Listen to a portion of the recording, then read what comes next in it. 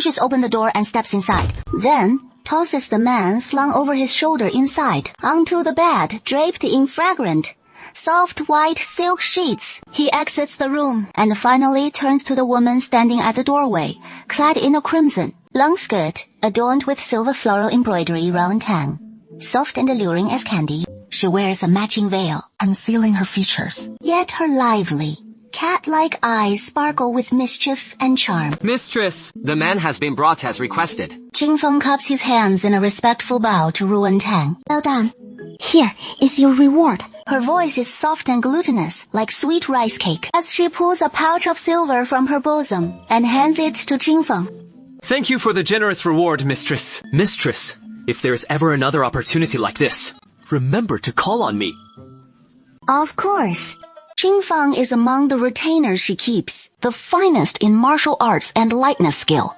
Then this humble one bids you farewell, and wishes you a night of blissful spring pleasures. The playful quip brings a flush to Rontang's cheeks beneath her veil. After a long moment, she turns back to her maid and issues a soft command. Shuha, Stand guard outside. yes, miss. After Rontang turns and enters the room, she strolls unhurriedly to the tea table, pours herself a cup of tea, and settles into a chair to sip it leisurely. Up until this very night, she has been in this dynasty for a full 5 years. Rontang finishes her tea, and only then saunters toward the ornate canopy bed in the inner chamber. Though she had seen his portrait before, Rontang is still stunned by the man's breathtaking beauty before her. Outrageously divine wouldn't even begin to cover it. His brows and eyes are profoundly deep-set, his nose bridge elegantly high, and he possesses a pair of exquisite phoenix eyes. Utterly captivating. Not surprisingly, he is the one you selected. His physique is truly exceptional. Combined with mine, you're bound to produce a breathtaking beauty. Beside the man, she leaned sideways, one hand propping up her chin, her eyes gleaming with a mix of chill and allure as she gazed at the man beside her. She adopted a soft, coquettish tone, innocent and alluring. Just relax, young master. I've taken the liberty of inviting you here tonight With no ill intentions, I simply wish to propose a transaction. I'd like to buy one night from you, in exchange for an exceptional seed. What say you? Rontang's voice was syrupy sweet. It hardly sounded like a negotiation, but rather an invitation to seduction. Not only had his acupoints been sealed, immobilizing him, but his mute acupoint as well. At this moment, he couldn't move a muscle, nor curse as he wished. Only his eyes could still glare fiercely at Rontang, conveying that his fury had reached its zenith. Yet the woman beside him remained oblivious. One hand began to roam restlessly over his body, starting with his cheeks, then sliding down to his jaw, shadowed with a hint of stubble, then his neck, Adam's apple, collarbone. As Rontang moved, her body pressed close to the man. Young master, you're truly handsome. Rontang's hand lingered on him. She couldn't help but sigh. With such exquisite features, not to sire a child would be a criminal waste of heavenly gifts. Young master, you can speak now. Freed from the bind, Chumyu roared in fury. Do you know who I am? What did you give me this time? Of course I know. You're none other than the mighty Prince of Ning, second to the Emperor and above all others in the Great Zhou Kingdom. Who in the Great Zhou doesn't know of you? Who isn't aware? Since you know this king's true identity, you still dare to abduct me. Aren't you afraid this king will have you executed? Chumyu gnashed his teeth in fury. Of course. I'm terrified. Rontang's hand drifted back to his cheek, so impossibly smooth and tender, she couldn't bear to pull it away. But in this vast expanse of the Great Zhou Kingdom, finding a man of both talent and striking beauty is no small challenge. especially one like you. As rare as phoenix feathers or unicorn horns. Desperate times, I had no choice but to invite you here personally. Rest assured, I only want to borrow a little seed from you. You're not losing out at all. and I swear, I won't cling to you afterward. If this era had sperm banks or IVF technology, why on earth would I have to throw myself into the fray like this? As for coming out on top, you're actually gaining more than me, aren't you? If you dare try anything foolish, this king will surely put you to death. What the hell did you feed this king? 阮藤这早 smiled, dismissing it lightly. Nothing serious. Just a smidgen of aphrodisiac, perfectly harmless to the body. You shameless hussy. This king commands you to release this king immediately, or else this king will have you cut into 1,000 pieces. Chu Miu struggled against the surging heat, grinding his teeth until his gums ached. Rong Tang acted as if she hadn't heard a word, her fingers gliding teasingly over a sensitive spot. She said with a sly smile, The young master sure talks a big game for someone in your position. With that look on your face, wouldn't it be cruel to let you go right now? Why not wait until we're done before I release you? Sound good. Arm painting. He pulls a book straight from his bosom, a tome titled The Fragrant Dragon Manual, which he went to great lengths to acquire from Granny Snapdragon. Tonight, it is his lifeline. He flips it open, rich with illustrations and text, vivid and tantalizing. This isn't his first time perusing it, but flipping through it beside a man now. As a modern soul like him, he can't help but blush and feel his heart race. He skims a few pages, landing on a section led by the woman, and studies it closely. He needs to memorize the steps and moves, though he won't fumble when the time comes. As he reads, he murmurs softly to himself, hand slipping under the garment, caressing. Ooh. So this is what it feels like. Feels so good. He fights back the urge, his breath ragged as he speaks. Remove your filthy hands at once. Release this king, and I may yet spare your life. Her fingertips brush just below his abdomen. Your Highness, Prince Ning, are you sure? Do you really want to leave right now? Chu Mu's heart turned to ashes, closed his eyes, and gritted his teeth in a curse. This mad woman has truly lost her mind. Yet Rong Tang couldn't care less. Your Highness, the rumors say you harbor a penchant for the cut-sleeve vice, and I've always believed them. But tonight, I'll shatter that rumor for you.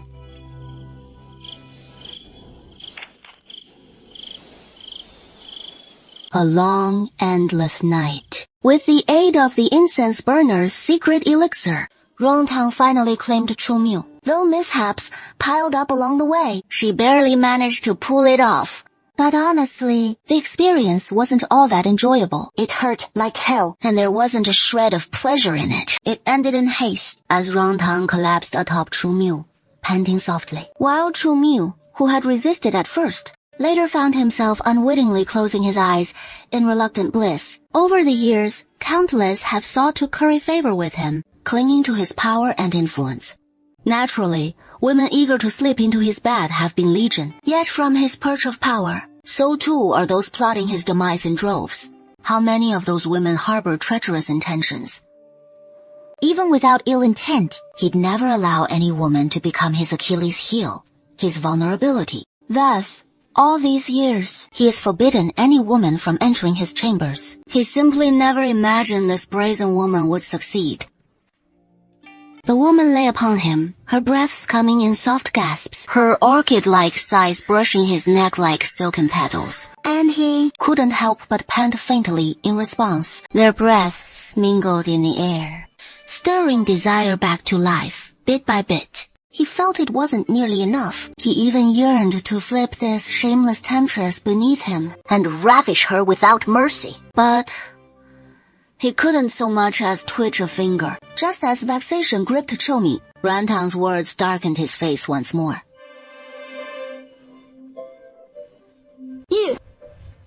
Why are you being so pragmatic again?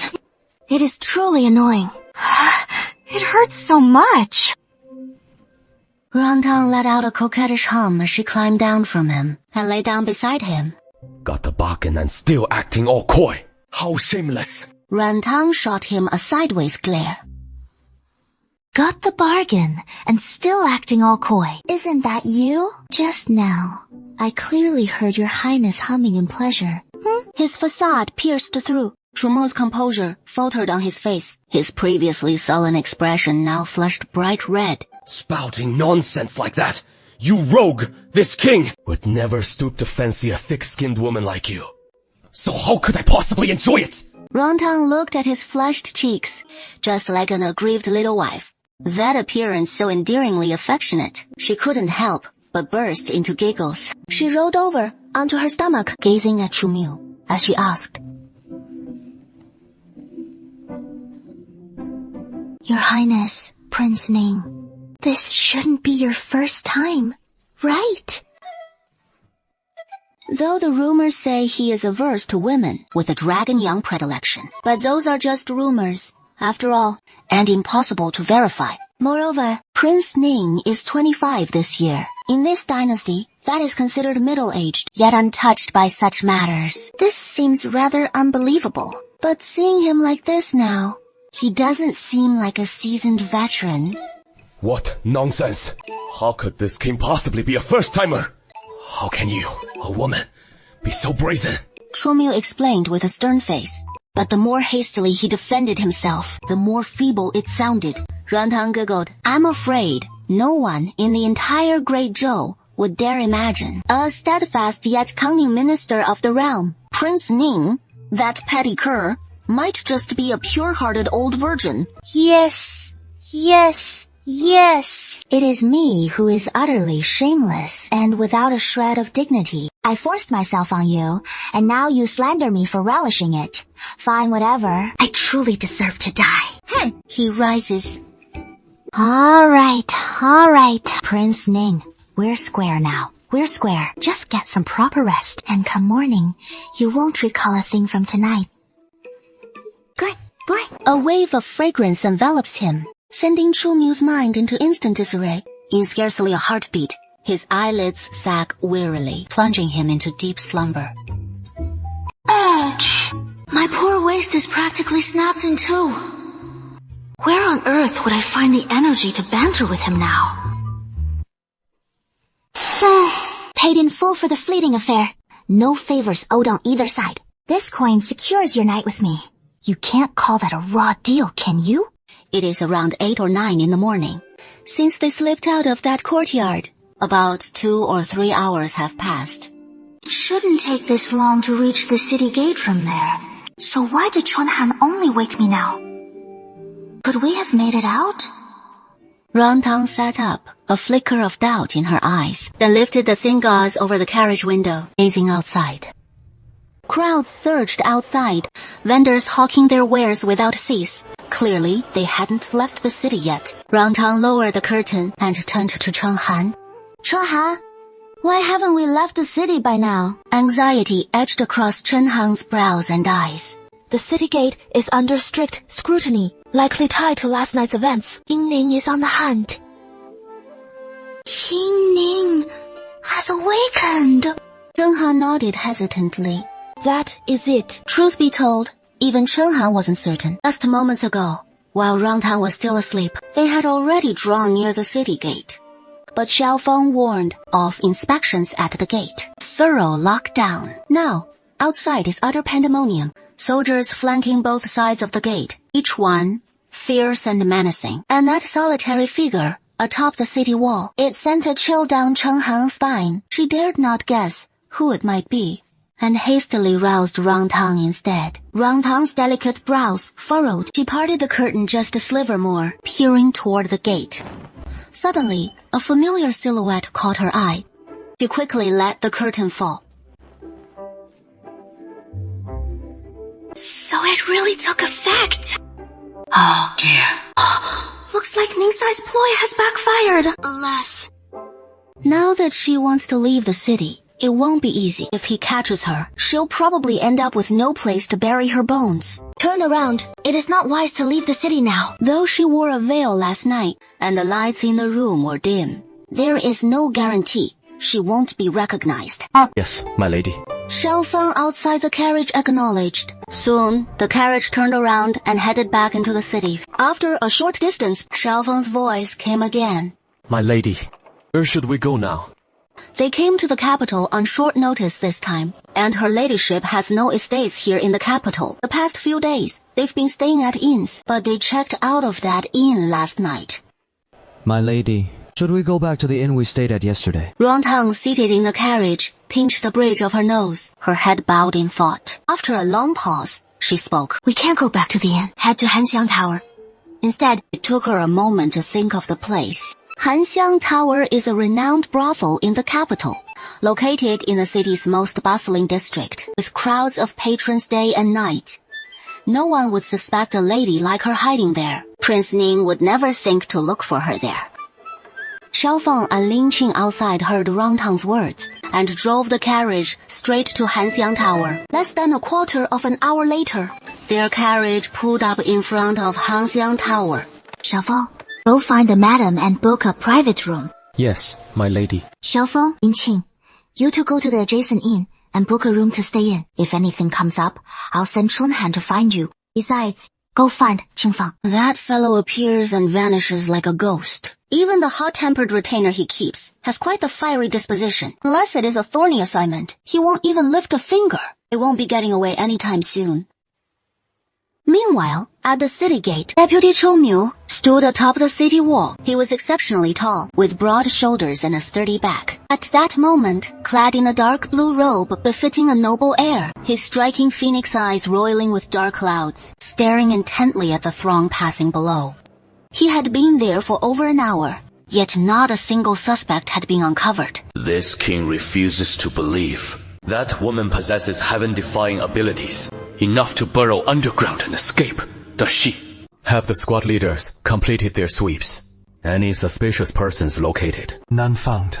Nanfeng reported truthfully, a fine sheen of cold sweat beading on his back.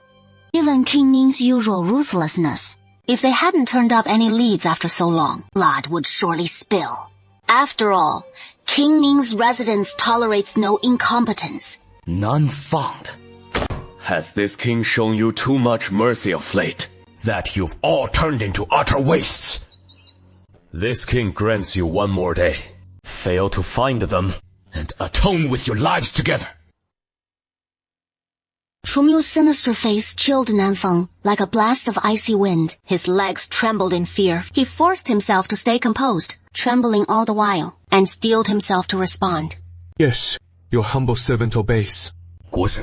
Nanfeng, upon receiving the order, hastily retreated, and only turned to open the door once he reached it. But before he could open it, Chu Miu's voice rang out from behind him again. Hold on. Nanfeng dared not open the door, and quickly turned back around, bowing slightly, head lowered, awaiting further instructions. Chu Miu's heavy gaze fixed on the few banknotes scattered across the desk, which that woman had stuffed into his hand just before fleeing, though he'd already been drugged and dazed by her, completely senseless, or else he'd have surely flung them right in her face. A paltry 3,000 taels to bury me for a night and all my future heirs. What utter nonsense! A pipe dream! He hurled the book toward the south. Go investigate where this came from. He refused to believe that woman could sprout wings and fly away. Nanfeng Ying acknowledged with a murmur, then crouched down to retrieve the book, only to catch sight of its explicit contents at a glance. Bold and unabashed illustrations, depicting all manner of seductive poses, which flushed his face crimson in an instant. He hadn't expected his master to be investigating a book like this, but he dared not comment, nor steal another glance, so he snapped it shut and hurried out. This time, his search was swift. Within half an hour, he returned to the study. To report to the prince. I've traced the book to Zensmao Pavilion, compiled by that scholarly old madam, specially for the courtesans of Hanxiao Pavilion to study. At last, some useful intelligence. Chu Miu's stormy face finally twisted into a sneer.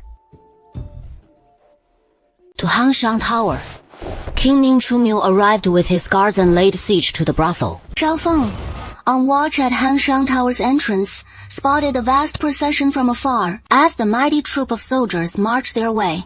He slipped in through the back door to alert Rantang. Mistress, King Ning's closing in on Hangxiang Tower with his men. What do we do now? Rantang reclined on the divan in the side chamber, clutching a portrait in her grip. It was Chu Miu's own sketch, meant to hunt her down. Ling Qing had just torn it from the street's wanted posters. Rantang hadn't anticipated this sharp-eyed schemer's cunning mind, nor his uncanny photographic memory. Even in that chaos, he'd scrutinized her every detail. Rantang's heart jolted as the brothel's secret manual flashed to mind. I completely forgot about that book. An uncharacteristic anxiety creased Rantang's brow. She rose and paced the room restlessly.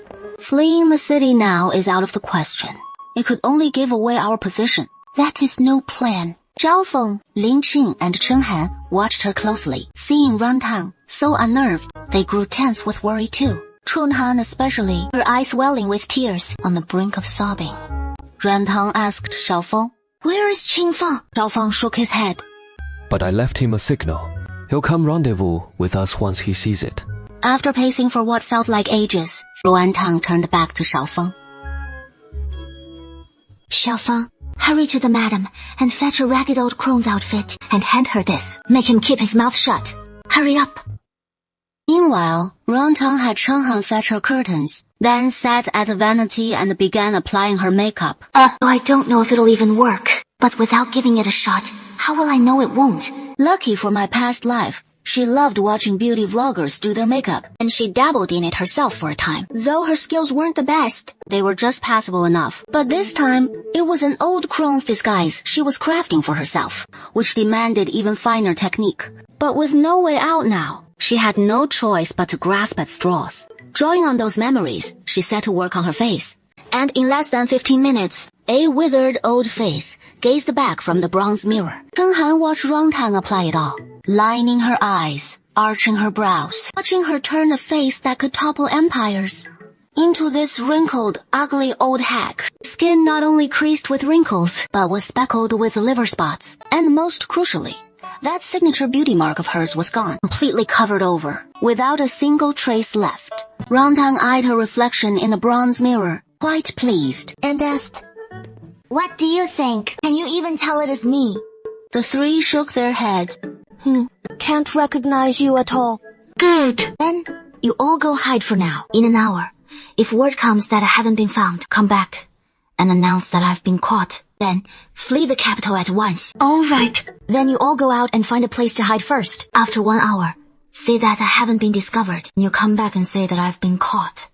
And you all flee the capital at once. Chu Mo has never seen the three of them, so he naturally won't suspect you're with me. But when the three hear Rantang telling them to leave, they grow anxious at once. Miss, in your current state, even King Ning wouldn't recognize you, so why not seize the chance to slip out of the city? It is not that I haven't considered using this disguise to leave the city. But right now, the entire capital is under King Ning's tight guard, making it hard to evade his spies. So escaping the city will be no easy feat. Besides, the city gates are under strict scrutiny now, requiring exit permits for all. And without one, forget about leaving. You might even get arrested on the spot. I do have a previous exit permit, but in this appearance, it doesn't match the description at all. And getting a new one wouldn't happen in a flash. Plus, there is no time left to arrange it. By now, King Ning's men have likely reached Hangxiang Tower. It is too late. You all go hide somewhere else first. Trust me. I'll be all right. No, we can't abandon you, miss, no matter what. The Chu forces won't retreat. We'll stay right here with you. And if we die together. Chen Han is stubborn, her eyes rimmed with red. Mistress, I'm not leaving either. Having you here would only put me in greater danger. Trust me, I'll be fine. Now go quickly. Zhao Feng, Ling Qing, Han Chun Han hung their heads low, deeply reluctant, but they didn't dare disobey Rantang. Sure enough, no sooner had they left Hanxiang building than King Ning's men had the whole place surrounded. Emerging from the wing room, an old procuress's maid, sent by Mama Zhang, was already waiting outside for her. The maid was momentarily stunned upon seeing her. For these two rooms had always been where she delivered meals to the guests in this wing. Though she only ever left the trays at the door, she had still caught glimpses of the interior from outside. She knew a young lady resided here. But now, an old crone had emerged. Still, working in a brothel as she did, she was quick to read the situation. The maid glanced at Rangtang, then lowered her gaze, and spoke with utmost respect. Mama Zhang sent me. Mama Zhang certainly knows how to handle things. Once paid, she delivers. Rangtang deepened her voice, hoarse and gravelly, truly like that of an aged woman, and replied, Thank you for your trouble, miss. The fewer who know her true identity, the safer she is. Besides, this young maid had never seen her real face anyway. Why not let her believe she was just an old woman all along?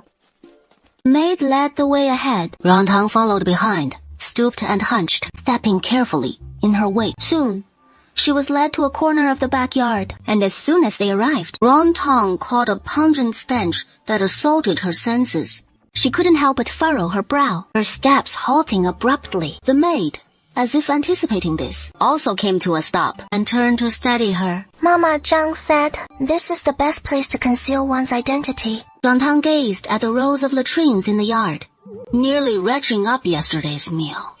But, to be fair, the spot Madame Zhang chose for him might just be the safest hideout after all. Oh, all these biohazards. Qingning would probably hurl before even crossing the threshold, let alone think to search inside. Just go through the motions here, and once the Lord's gone, I'll come fetch you.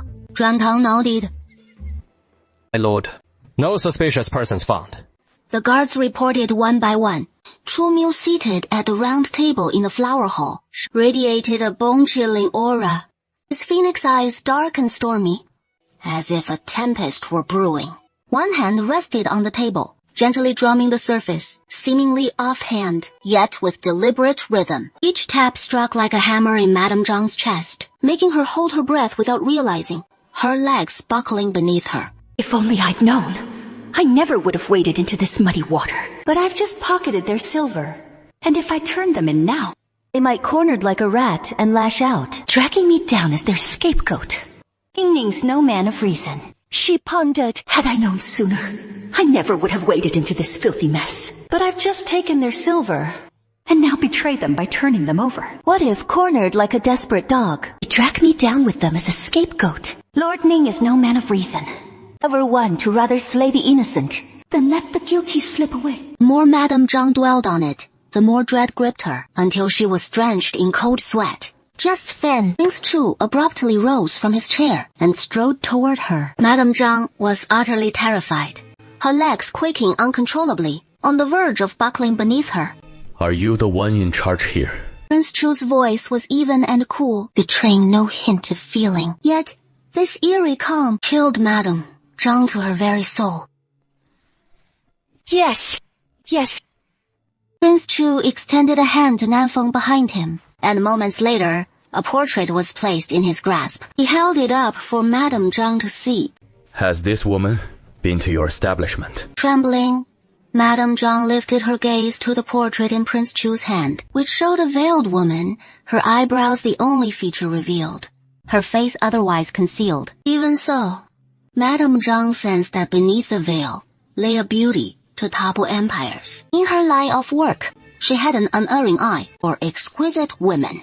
Yet, this one she had truly never encountered. And none of the guests in her private chambers these past 2 days had borne any resemblance. Xi Zhenrong had passed as a youth, though known to be a woman. Perhaps this wasn't the one Lord Ning sought after all.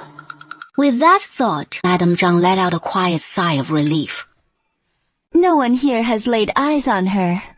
Every quiver and glance was noted by Prince Chu. Upon hearing his response, Tomiu's pent-up fury suddenly flared up. As he spoke, laced with thick, unrelenting ire. I advise you to be honest. This king asks once more. Is this woman here with you? Madame Zhang hadn't anticipated her words would provoke such fury. She hurriedly dropped to her knees, kowtowing heavily on the floor. Your Highness, spare me! This servant truly has never seen this person. Chumu glared down at Madame Zhang kneeling on the ground, his gaze profound and dark. Then, he drew the Xianglong's secret manual from his bosom, squatting down, and tossed the book before her. Explain yourself. Upon seeing the Xianglong's secret manual, Madame Zhang's heart sank. Yet you claimed it was our house's secret treasure. Not for sale to outsiders. So how did it end up outside before? She reached out to pick up the book, wanting to check if it truly came from their Xianglu, or if it was a forgery. But before her hand could touch the book, Chumu's fingers pressed down upon it, halting her attempt. Madame Zhang withdrew her hand and stammered in reply. This book is indeed from our Xianglu. But we do not sell it to outsiders. It is only for the girls in the house to study. Only for the girls in the palace courtyard to read. Chumu's gaze grew ever colder. He pressed. If that is so, why do you deny knowing the woman in the portrait? By this Madame Zhang's own words, that audacious woman must be one of yours. You must know of this king's methods, as the rumors have surely reached your ears. Since you're so stubborn, then taste the punishments of this king's estate. Lately, this prince has devised a new pastime, just lacking a willing subject to try it on. An icy voice resonated through the air, thin bamboo strands like spider silk coiling inch by inch around Madame Zhang's throat, leaving her gasping desperately for breath. Nanfeng, take her away. Yes, Your Highness. Upon the command, he swiftly hauled the groveling Madame Zhang to her feet. How could Madame Zhang possibly endure such terror, her body instantly going limp, as she cried out in frantic plea, Mercy, Your Highness! Mercy, Your Highness! I'll confess! I'll tell you everything! Chumu's lips curved into a chilling, mocking sneer. He waved his hand dismissively, and Nanfeng promptly flung the captive back to the floor, where Madame Zhang once again prostrated herself before stammering out her words in trembling fear. Well, that girl in the portrait truly isn't one of ours from Hangxiang Pavilion. Though yesterday, someone did approach me, offering 100 taels to discreetly book a wing room. Was it the woman from the portrait? No, it was a young lad. But that wing room is indeed fit for a lady's stay. Though I never glimpsed their true face, so I couldn't say if they're the one Your Highness seeks. Once Madame Zhang had spoken, she dared a fleeting glance at Chumu, then hastily bowed her head again. And where is that woman from the wing room now? She is in the backyard now.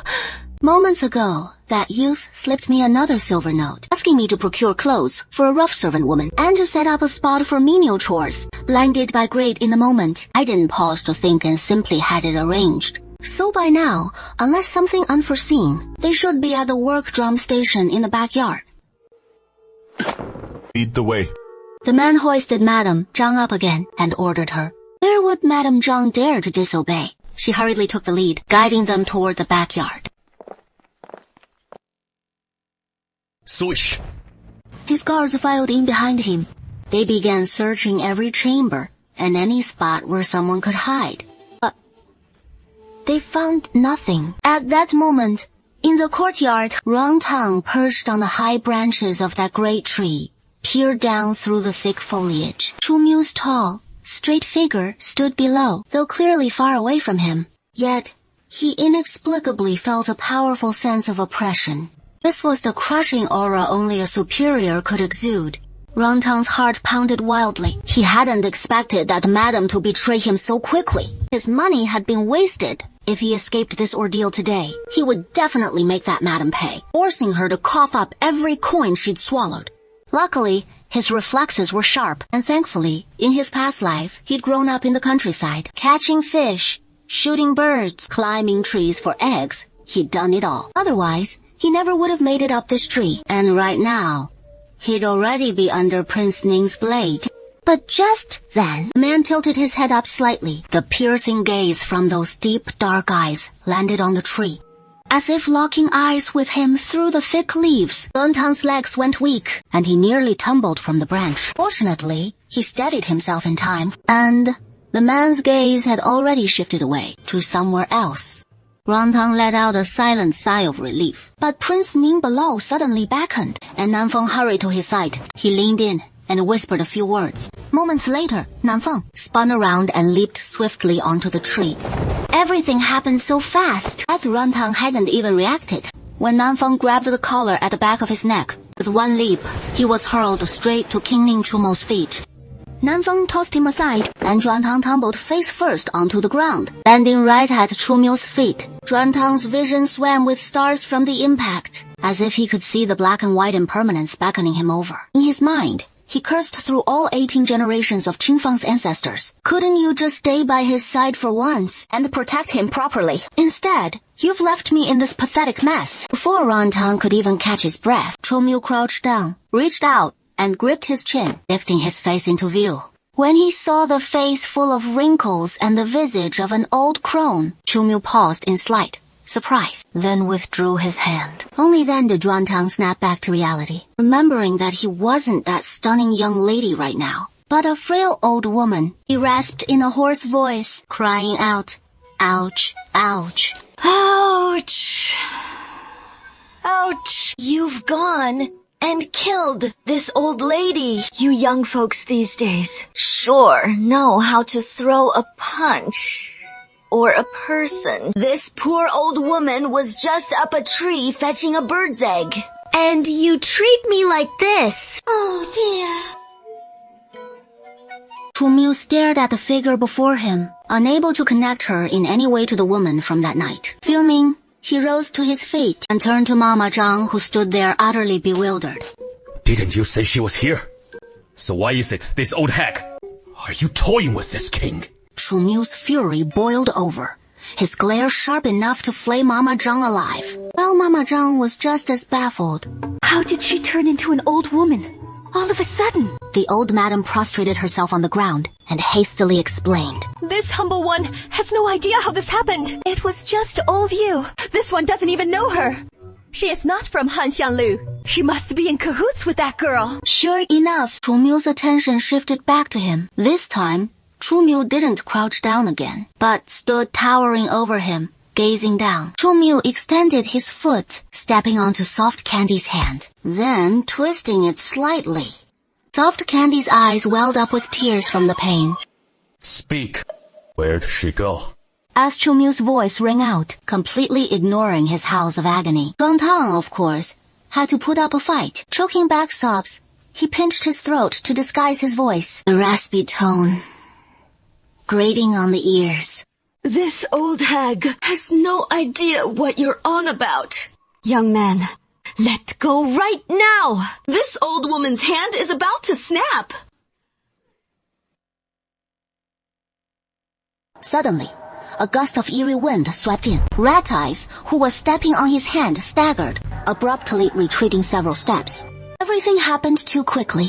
No one had a chance to react. By the time they snapped to, that black shadow had already lunged straight at Chumio. Having been repelled by the gust, Chumio was already on high alert. As the shadow closed in on him, he swiftly sidestepped, evading the shadow strike. The two then tangled in fierce combat. Soft Candy, sprawled on the ground, clutched him with that pitiful little hand still smarting from being stepped on, sat up from the ground, gazing at the two locked in battle, and broke into a grin. Ah! Heaven hasn't forsaken me. In his heart, he silently apologized to Qing Fen and all 18 generations of his ancestors for his earlier curses. Qing Fen moved with graceful power, and in mere moments, Red Eyes was forced back several steps by his blows, dropping to one knee on the ground. Not lingering in the fight, Qing Fen darted to Soft Candy's side, grabbed him, and leaped into the air, soaring away from Hanxiang Tower. From Qing Feng's sudden arrival to their escape, it was all over in an instant. Chumio scrambled to his feet in disarray, staring in the direction where Rangtang and the others had vanished, blood rushing to his head. Compounded by the palm strike from Qing Feng moments ago, he suddenly spat out a mouthful of blood. It was Soft Candy's first time being hauled through the air like this, a sensation utterly thrilling, but for someone with a fear of heights, it was a whole different kind of thrill. His screams hadn't ceased since takeoff, buzzing annoyingly in Qing Feng's ears, utterly irritating. Qing Feng glanced down at him, and immediately furrowed his brow. If it weren't for knowing that this guy is his master, He'd really want to toss him right off. especially with a mug like that. Ugly face. Finally, The two of them landed in a bamboo grove on the outskirts, and Xiaofeng, along with Lin Qing and Shen Han, their eyes lit up at the sight of them, faces breaking into excited grins as they all rushed forward to meet them. yes. Shen Han hurried over and steadied Rontang's arm. Well, Rontang was still reeling from the dizzying heights. Propped up by Chen Han, but after, swaying unsteadily for just a moment, couldn't hold it in anymore and bolted to the side, where he started hurling with a vengeance.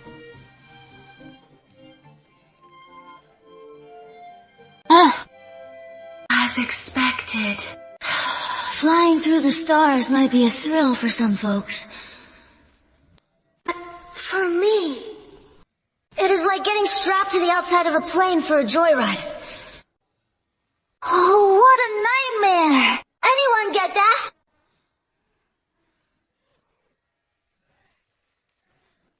Shen Han stood by Rontang's side, Gently patting his back, a look of pure concern on her face.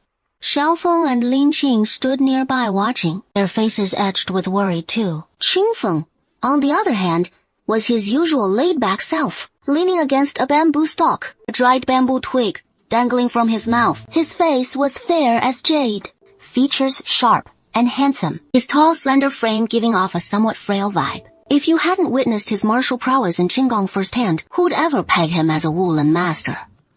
Once Rontang had emptied his guts of all that bile, he finally straightened up, casting a resentful glance at the utterly relaxed Qingfeng, and as their eyes met, Qingfeng straightened up, flashing him a cheeky grin. Master, so, when do I get my reward for this one? Rontang spat inwardly at him, having never met such a money-grubbing guy before. This doesn't look like a martial arts master at all. Besides, I always keep him well-fed and clothed. Have I ever skimped on his meals or outfits? So petty and calculating. No wonder you've got no girlfriend. Rontang could only gripe to himself. After all, he'd need this rascal's help plenty more down the line. With a touch of frustration, he waved to Cheng Han, who caught on quick and fished a money pouch from his bosom. Tableau snatched it up with a nimble flick, gave it a quick wave, and broke into a grin. Thanks, boss. Zhang Tang tugged at the corners of his mouth and said nothing, then strode toward the nearby carriage. Shen Han, Xiaofeng, and Ling Xing 性感奔上, hurried after him. Qingfeng, of course, did not follow, for his movements were elusive, appearing and vanishing like a ghost, never lingering by Rontang's side, save when Rontang truly needed him. Then would he emerge. Soon, they boarded the carriage, heading deeper into the bamboo grove. Having escaped the capital's hidden cellar, no narrow-eyed foes gave chase. Zhang Tang let out a sigh of relief and bade Xiaofeng and Lin Qing gallop back to Suzhou with all haste. Once safely ensconced in his own residence, only then did his heart fully unwind. Month later, Zhang Tang hurriedly set out with Cheng Han to the Miaoshu Hall nestled at the street's bend. The physician there was famed far and wide as a master of women's ailments, so diagnosing a pregnancy must come effortlessly to him. Zhang Tang, veiled in a curtained hat, sat before the consultation desk at Miaoshu Hall, extending a slender hand, pale as fine jade, as Cheng Han swiftly draped a silk cloth over his wrist. The physician inquired, Madame, where do you feel unwell? Nearly all who came to Miaoshu Hall for treatment were married women, not innocent young maidens who would seek a gynecologist's care. Thus, Rontang saw no need to correct the physician's form of address. My monthly letter has been delayed 7 days. I beseech you to take my pulse, to discern if there is a joyful pulse. The physician listened attentively, then chuckled softly, stroking his long chin beard, before placing his fingers upon Rontang's wrist. After a moment, he withdrew his hand. Well, physician, Zhang Tang asked anxiously, a look of eager anticipation. However, the physician shakes his head. Madam, there is no pulse of joy. However, your pulse feels weak. With some deficiency in your qi and blood. You've likely been overexerting yourself lately, causing your monthly cycle to be delayed. That is most probably the reason. Upon hearing the physician's words, Zhang Tang's head droops instantly. The spark of energy on his face vanishing in a moment. The physician assumes he is anxious for a child and offers some comfort. Ah, I see your constitution is fundamentally strong, madam. Conception is just a matter of time. Don't fret. Keep a relaxed mindset and avoid overworking yourself. You'll soon have your heart's desire, I'm sure. Zhang Tang smiles, but says nothing, knowing full well the state of his own body. But fulfilling that wish will surely be no easy feat. King Shuining offered only one chance, and he'd already seized it. Yet conception had eluded him. If only he'd known. That night, despite the pain, he'd have insisted on a few more rounds. The physician has encountered many anxious women seeking heirs. He naturally understands Rontang's feelings in this moment, and can't help but console the madam. In quiet reflection, this old man will prescribe a few doses to replenish your qi and blood. Nurture yourself with them. And later, I'll prepare some decoctions to aid conception. My decoctions are quite effective, and many women have conceived as desired after taking them. Zhang Tang merely smiles in silence, allowing the physician to prescribe the remedies. With the medicines in hand, he has Chenghan support him back to the residence. Zhang Tang's face is etched with dejection. I never thought my bed would gather dust for so long. I've poured out so much wealth, and nearly lost my life. Yet in the end, my hopes have fallen through. Xiao Feng and Lin Qing watched Rontang in this state, and couldn't help exchanging worried glances. Finally, Xiao Feng couldn't hold back and spoke. Master, if you truly crave a child so much, I'll go out again and find you a fine specimen of a man. Surely across this wide world, beyond that King Ning, there must be even worthier ones. I'll help find one too, Master. Lin Qing chimed in. Zhang Tang turned back to look at them and gave a wry smile. There is a saying that is pure truth. It is easy to go from frugality to extravagance, but hard to go from extravagance back to frugality. Once you've tasted dragon meat, who'd ever crave pork again? But he is no quitter halfway through. Now that this quest has begun, until the goal is reached, it is far from done. So this lavish pursuit of an heir he must carry on. It is just a shame. He still feels the king of the underworld is the perfect match. But stroking a tiger's rump once is one thing. Doing it twice is a death wish. This time, second best will have to do. Sai, find someone a shade below King Ning, that'll suffice. Get on it with all haste. Xiao Feng and Lin Qing exchanged a glance and smiled, then replied in unison. Yes, we won't let you down like this. We'll put our hearts into finding an outstanding man for you, for your enjoyment and future heir. Zhuan Tang frowned and shot them a sharp glare, Playfully scolding the irreverent bunch for their cheek. With the order given, Xiao Feng and Lin Qing sprang into action and soon returned with portraits and dossiers in hand. Yet none of them caught Rontang's eye. Left with no choice, she had them keep searching. Meanwhile, on her end, business at her shops had been slumping lately, so she'd sold off several of them, recouping a modest sum of capital, all while eyeing a bold expansion into the capital. Her previous trip to the capital for a fleeting romance with King Ning had given her a true glimpse of its dazzling prosperity and lavish excess, and if she could open a shop of her own there, it would rival several of the ones she ran here. But even after offloading many of her current holdings, her funds still fell short. The capital demanded more than most. Prime locations came with exorbitant rents, not to mention the small fortune needed to cultivate the right connections. Desperate times called for desperate measures, so she resolved to venture to Dianzhou. She dispatched Xiao Feng to summon Qing Feng, then departed with Qing Feng and Shen Han in Tao. Xiao Feng and Lin Qing, meanwhile, remained in Suzhou to continue scouting promising young men across the lands. The caravan rattled along the roads for nearly a month before reaching Dianzhou. Throughout the journey, Zhuan Tang guided the caravan through craggy mountains and secluded trails, deliberately skirting the official highways for an utterly bone-jarring ride. Now that they'd arrived, a long-lost smile finally broke across her face. Zhuan Tang led us a caravan into a dense thicket, halting at last in a level clearing nestled in a mountain fold. The site was ringed by sheer cliffs and thick woodland, a perfect venue for their clandestine deal. Secluded yet secure, and the contact on the other side had received word of their arrival days earlier. already waiting at the rendezvous point.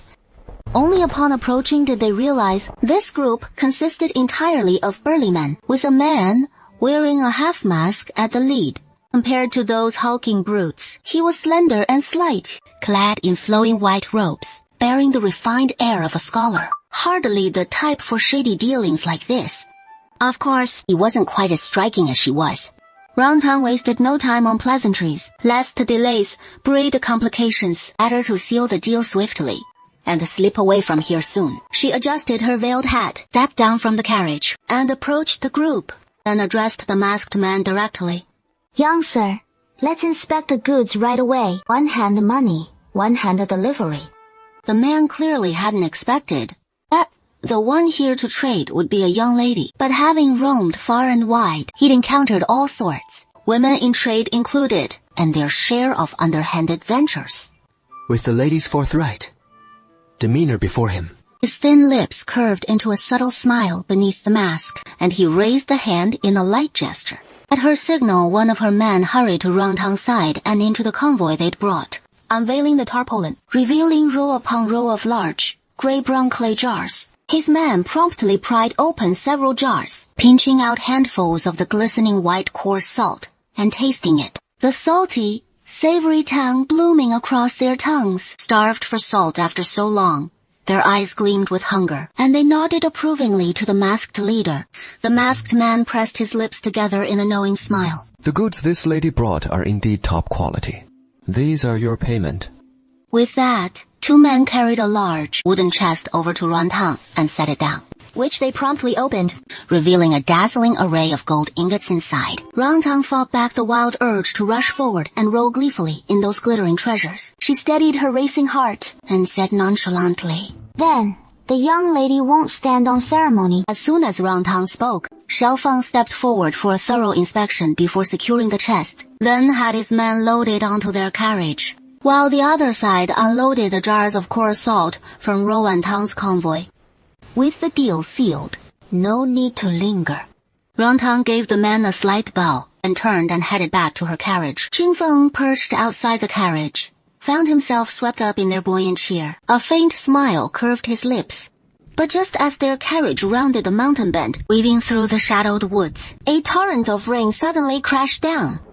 Night had fallen long ago, and now this relentless downpour shrouded the entire forest in swirling mist, blinding the path ahead. Master, the rain's pouring fierce, and these mountain trails are treacherous enough, so why not seek shelter till it eases, then press on once it clears? That deal spot we just left, there is a cave nearby. Shall we hole up there? Roundtongue parted the carriage curtain, peering into the gloom, his brow furrowing deeply. Camping here overnight is the worst risk, but forcing our way through this deluge likely spells trouble too. These paths are rugged and unforgiving as it is, and with the rain hammering down, they'll be near impossible. Weighing it all, Sigh. Fine.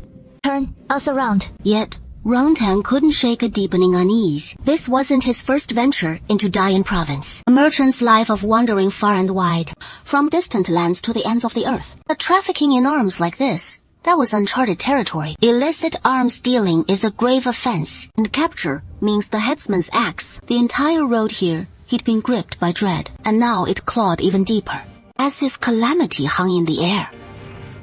Sure enough, they'd scarcely turned and covered a short stretch, when from the rainy darkness, 5 or 6 burly figures in conical hats charged out. In an instant, they blocked the carriage dead. Qingfeng yanked the reins to halt the horses, and only then spotted the escorts who've been trailing right behind them are all gone now. Qingfeng's senses went on high alert, and he drew the longsword hidden beneath the carriage seat. Master, we're surrounded. If I'm not mistaken, it is that gun we just handed the goods off to. As Qingfeng reined in the carriage, Roundtongue had already sensed something was off. Sure enough. He was glad he'd brought Qingfeng along. And you take them all down. Of course. These few aren't even worth his concern. Bamboo, you two stay inside the carriage. Don't come out. I'll be right back. With that, Qingfeng leaped into action. Moments later, cries of agony echoed from outside, but they didn't last long. Soon, all that remained was the patter of rain on the trees. Qingfeng returned to the driver's seat, but before they could set off again, another band of burly thugs charged out. They're back! Qingfeng, with so many of them, do you have a plan? Naturally. As one of the realm's top martial artists, how could he not? He leaped out once more, and soon clashed fiercely with the thugs. But outnumbered as they were, no matter how skilled Qingfeng was, he couldn't dispatch them all in an instant. Moreover, these men were clearly elite, specially trained, fierce, and battle-hardened, with razor-sharp instincts. It wasn't long before a cluster of them pinned Qingfeng down.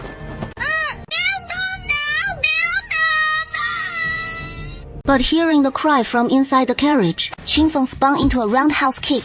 He kicked two of the men, encircling him, flying away, only then managing to leap into the air. A dozen black-clad men astride their horses suddenly appeared before them.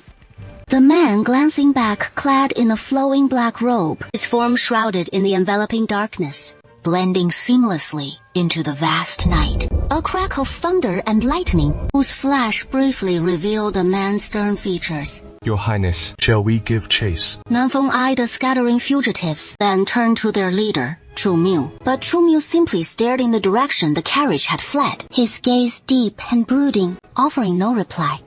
Moments later, the man pressed on. One in that carriage must be the man Xiyun summoned. Your Highness, why not take them down first?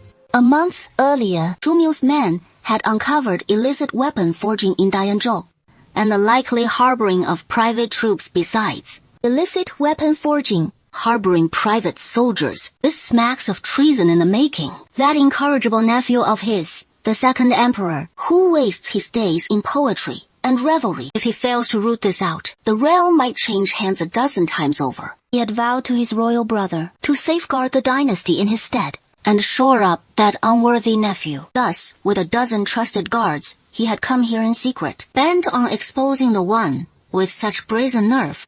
Pursue, Chu Miu ordered, then spurred his horse alone toward the fleeing carriage. Nanfeng and a dozen guards behind him galloped swiftly after. Even in the darkness, even with low visibility, the men emanated a chilling aura, still sending shivers down their spines. Especially for Rongtang, that familiar oppressive presence made him instinctively clutch Qingfeng's arm. Qingfeng sensed his tension and instinctively put him behind himself. Chen Han stayed close by his side, instinctively guarding him. Chu Miu sat astride his horse, looking down imperiously at the three figures on the ground, his gaze deep and shadowy. Don't want to die. Then cooperate nicely. Chu Miu's voice pierced through the veil of clouds into their ears, cold as frost. The deepest chill pierced soft candy, for that voice was all too familiar to him. And just then, a roll of thunder crashed with a flash of lightning. The lightning's glare momentarily illuminated the face of the man on horseback. Duan Tang's heart jolted fiercely. Isn't this the very lord whose seed I received?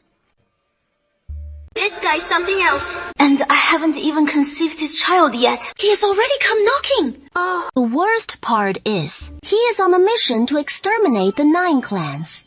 Rongtang's body began to tremble instinctively, even as he tried desperately to suppress it. Unsure if it was from fear or the drenching rain, his whole body felt icy cold. This is just damned. I finally understand what it means to be down on my luck. Even drinking water gets it stuck between my teeth. Xinfeng, can you stall them? Rongtang whispered urgently into Qingfeng's ear. What he needed now was to flee at once. Could he? But Xingfeng hesitated for a moment. His gaze locked on the compact crossbow in Chu Miu's hand. What is it? He has a crossbow. Even if I hold them off, you probably won't get away either. He could pierce you with a single arrow. Xingfeng spoke the plain truth. He had just witnessed that crossbow's fearsome power firsthand. In this rainy night, even a zhang away, it is impossible to see clearly. Yet, That archer effortlessly gravely wounded several burly men. One can only imagine his archery has reached divine mastery. Though I could deal with these men, but as the saying goes, 2 fists can't beat 4 hands. While I'm occupied, it is hard to guarantee soft candy's safety. If that indoor archer seizes the chance to loose an arrow at Ruantang, Rongtang won't stand a chance. My ultimate goal is to keep Rongtang safe. Of course, I can't let him die. So, now I'm truly caught in a bind. Rongtang swallowed hard.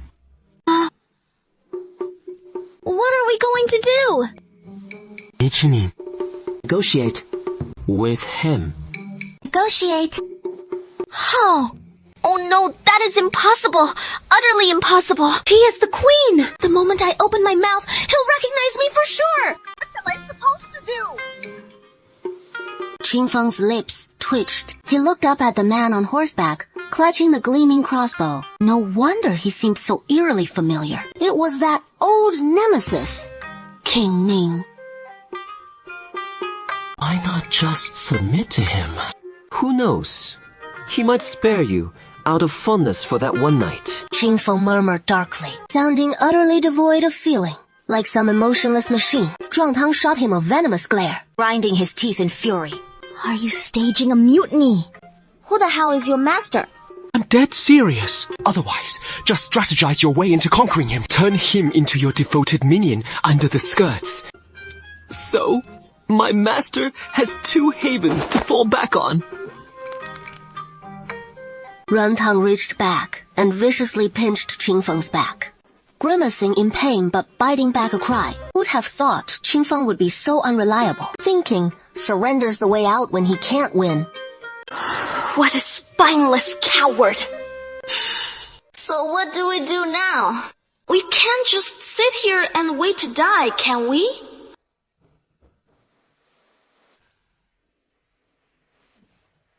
Death. Coaching death! Rentang stepped aside as Qingfeng and Chunhan advanced a few paces, head held high, boldly eyeing Chumiu astride his horse, then wiping the rain from his face with a sweep of his hand. Just as everyone braced for him to unleash a torrent of words against the foe, a sudden thud, Rentang dropped straight to his knees, kissing the rain-soaked, muddy ground without a second thought. Mercy! Great hero, spare my life! Next up, Rongtang starts spinning lies. Young master, have mercy! We're no villains! I'm a proper lady out for a leisurely trip. When I got lost in these woods, little did I know we'd catch the eye of those mountain bandits. I can tell you're a man of upright character with an air of authority that screams you're no crook. So please, spare our lives. Life's worth more than gold, no matter how precious it is.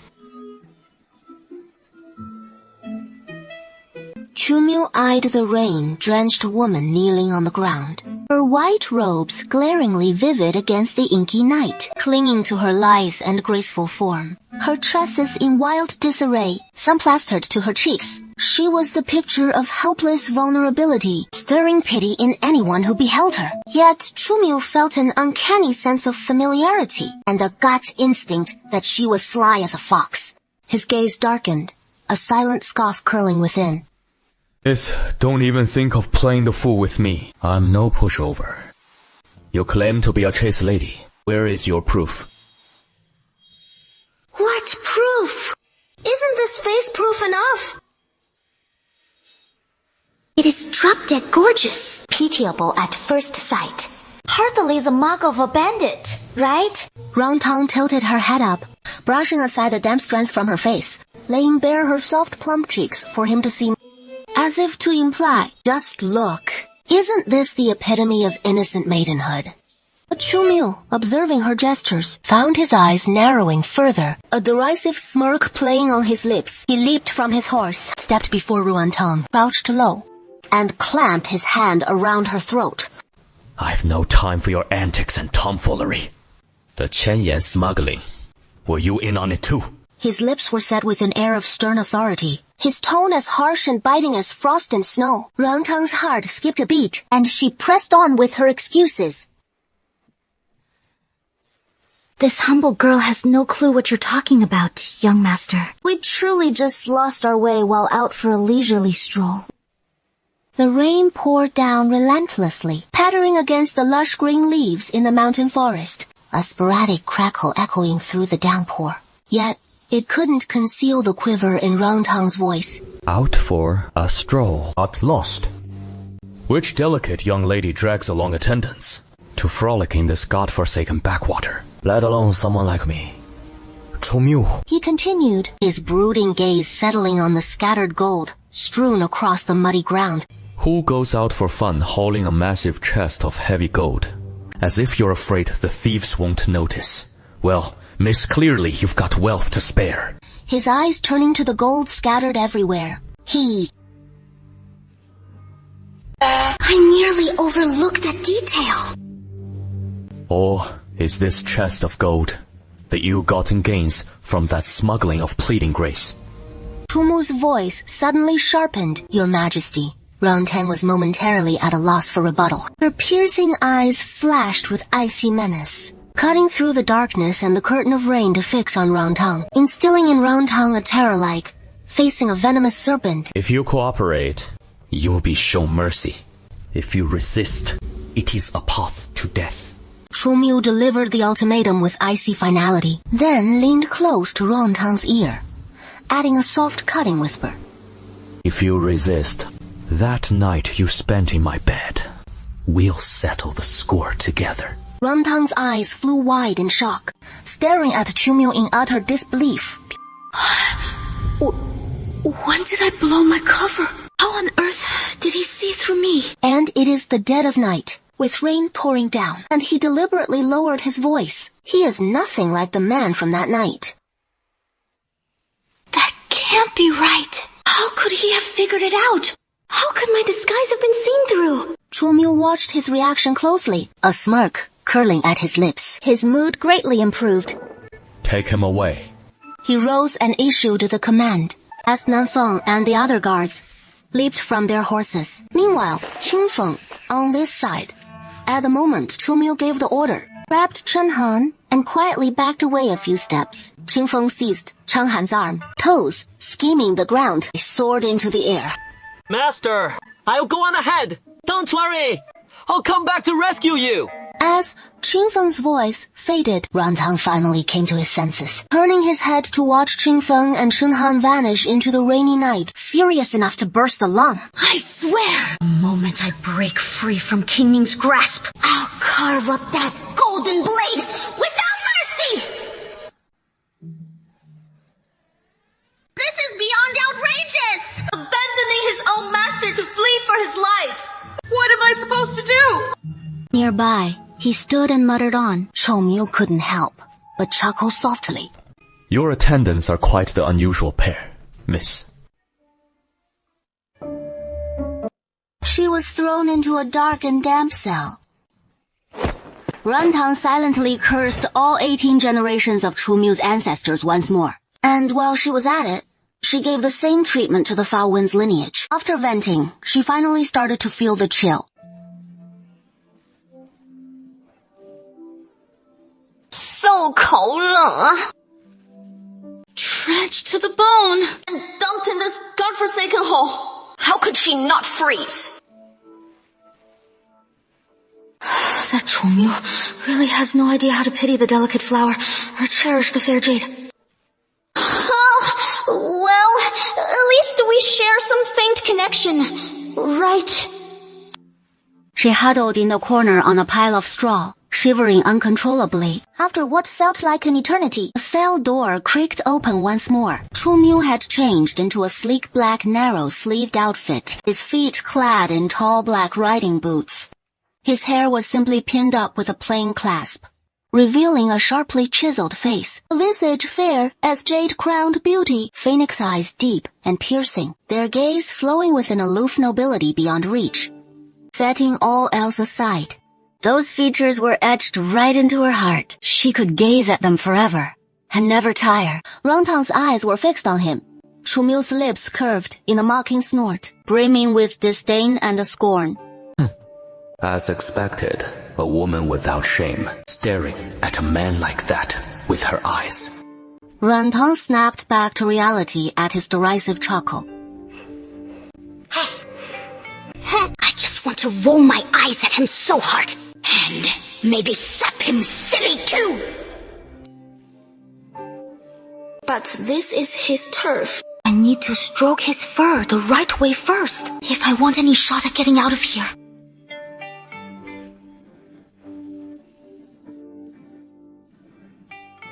Rantang forced an awkward smile.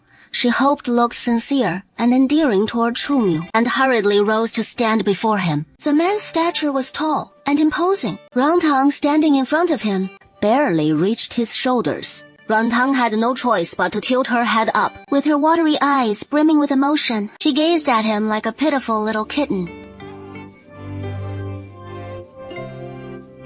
Your Highness, Prince Ning, I know everything. Could I not stay in this place? This dreadful place isn't fit for humans. It is freezing and damp. Not to mention, I just heard a mouse squeaking. There are two things I'm most terrified of in this life. One is turning from a beauty into a mouse. Chumyu looked down at her from on high. By the dim light of the cell, he finally got a clear look at the woman before him. Her brows like emerald feathers, her skin as fair as fresh snow, almond eyes and rosy cheeks, slender neck and narrow waist. Her figure gracefully lithe, charmingly alluring beyond compare, especially that tiny beauty mark beneath her eye, which added an irresistible allure to her. He had to admit, this woman truly possessed a beauty that could topple kingdoms. A faint, almost imperceptible curve tugged at Chumyu's lips. Want to get out. Then beg properly. If this prince is pleased, I'll naturally set you free. He'd captured plenty of criminals before, but a bunch of cowards like this woman, confessing so swiftly, that was a rarity. As Chumyu spoke, he turned and sat down on the chair his men had just brought in. Your Highness, you're absolutely right. That chest of gold was indeed the proceeds from smuggling the salt. That money isn't mine. I only took a small fee for my trouble, for helping transport the goods there. At the start, I had no idea it was salt inside. If I'd known earlier, I never would have taken such a risk. And smuggling salt is a capital crime, punishable by beheading and exterminating one's entire clan. I'm just a frail woman, timid as a mouse. How could I ever dare to get involved in something that could cost him his life? Rantang spoke with such deep sincerity and affection, revealing a pitiful expression with tears welling in her eyes. A sight so heartbreaking that even I couldn't help but pity her, paired with her stunning otherworldly beauty. Falling into the eyes of any man, it would surely shatter his heart with tenderness. But who is Chumyu? After all, he has already witnessed Rantang's shameless side, so how could he possibly be fooled by her petty little tricks? Looks like she hasn't suffered enough hardship yet, or else she won't come clean with the truth. Guards, bring in all the torture instruments. Rantang was stunned. What the hell is he trying to do? I haven't even finished making my excuses! And now this is about to happen all over again! As that table laden with an array of torture instruments was wheeled in and positioned beside Chumo, Soft Tongue's legs finally buckled. With a body as delicate and pampered as cassia flesh, he couldn't endure even one of those tools. With a thud, he collapsed to his knees before Chumo once more. Your Highness, spare me! Mercy! Your Highness, mercy! Mercy! Yet Chumo ignored his desperate wails, waving a hand to signal his subordinates, who promptly lifted Soft Tang from the floor. They then swiftly bound him to the beast rack. Once he was secured, Chumo finally rose and began selecting a tool from the table. Moments later, he picked up a small dagger. Compared to the other instruments, this should be the most merciful. Chumo stepped up to Rantang, pressing the dagger against his cheek. Rantang recoiled in terror, his soft flesh quivering. Shall I make my first cut on this tender face, or along this graceful form? No wonder everyone in the capital dreads him. He shows no pity for the delicate and fair. Before Rangtang could cry out for mercy again, Chumo twisted the hand gripping the dagger, the tip now poised beneath Rangtang's shoulder blade, and without granting Rangtang any chance to plead, he drove it in forcefully. The razor-sharp tip pierced straight through Rangtang's skin and flesh, blood spurting forth in an instant, staining his robes crimson. Rangtang's once faintly flushed cheeks drained to a ghostly pallor. Your Highness, mercy! Everything I've said is the truth! Rangtang was already struggling to breathe from the pain, yet he still couldn't help but plead for mercy. But the knife's tip, pressed deep into his flesh, showed no sign of being withdrawn. The truth is, you know what I despise the most? Chumo leaned in close to his ear. I loathe above all those who spew nothing but lies. Who else claims involvement in the illegal salt trade? And who is the one hoarding the salt? Beyond these schemes, do you have any other shady dealings? Rangtang was already dazed from the agony, his delicate frame utterly unaccustomed to pain. A mere paper cut would have him whimpering, and now he'd been stabbed clean through. How could he possibly endure it? At that moment, hearing Chumo rattle off a barrage of questions, a surge of fury boiled within him. Is your Highness not bullying me too harshly? After all, we shared that one night together. As the saying goes, a day as husband and wife brings 100 days of grace. Yet, you won't even grant me a chance to explain. Striking me with a blade the moment we meet. Aren't you going too far? What of before? As he spoke, the corners of Rangtang's eyes reddened, tears clearly welling up within, his lashes quivering like a startled butterfly, yet his expression remained stubbornly defiant, refusing to let the tears fall. To Chumo, this display seemed nothing but a deliberate act of feigned innocence and pity. The dagger in Chumo's grip tightened with added force. This time, Rangtang could no longer hold back.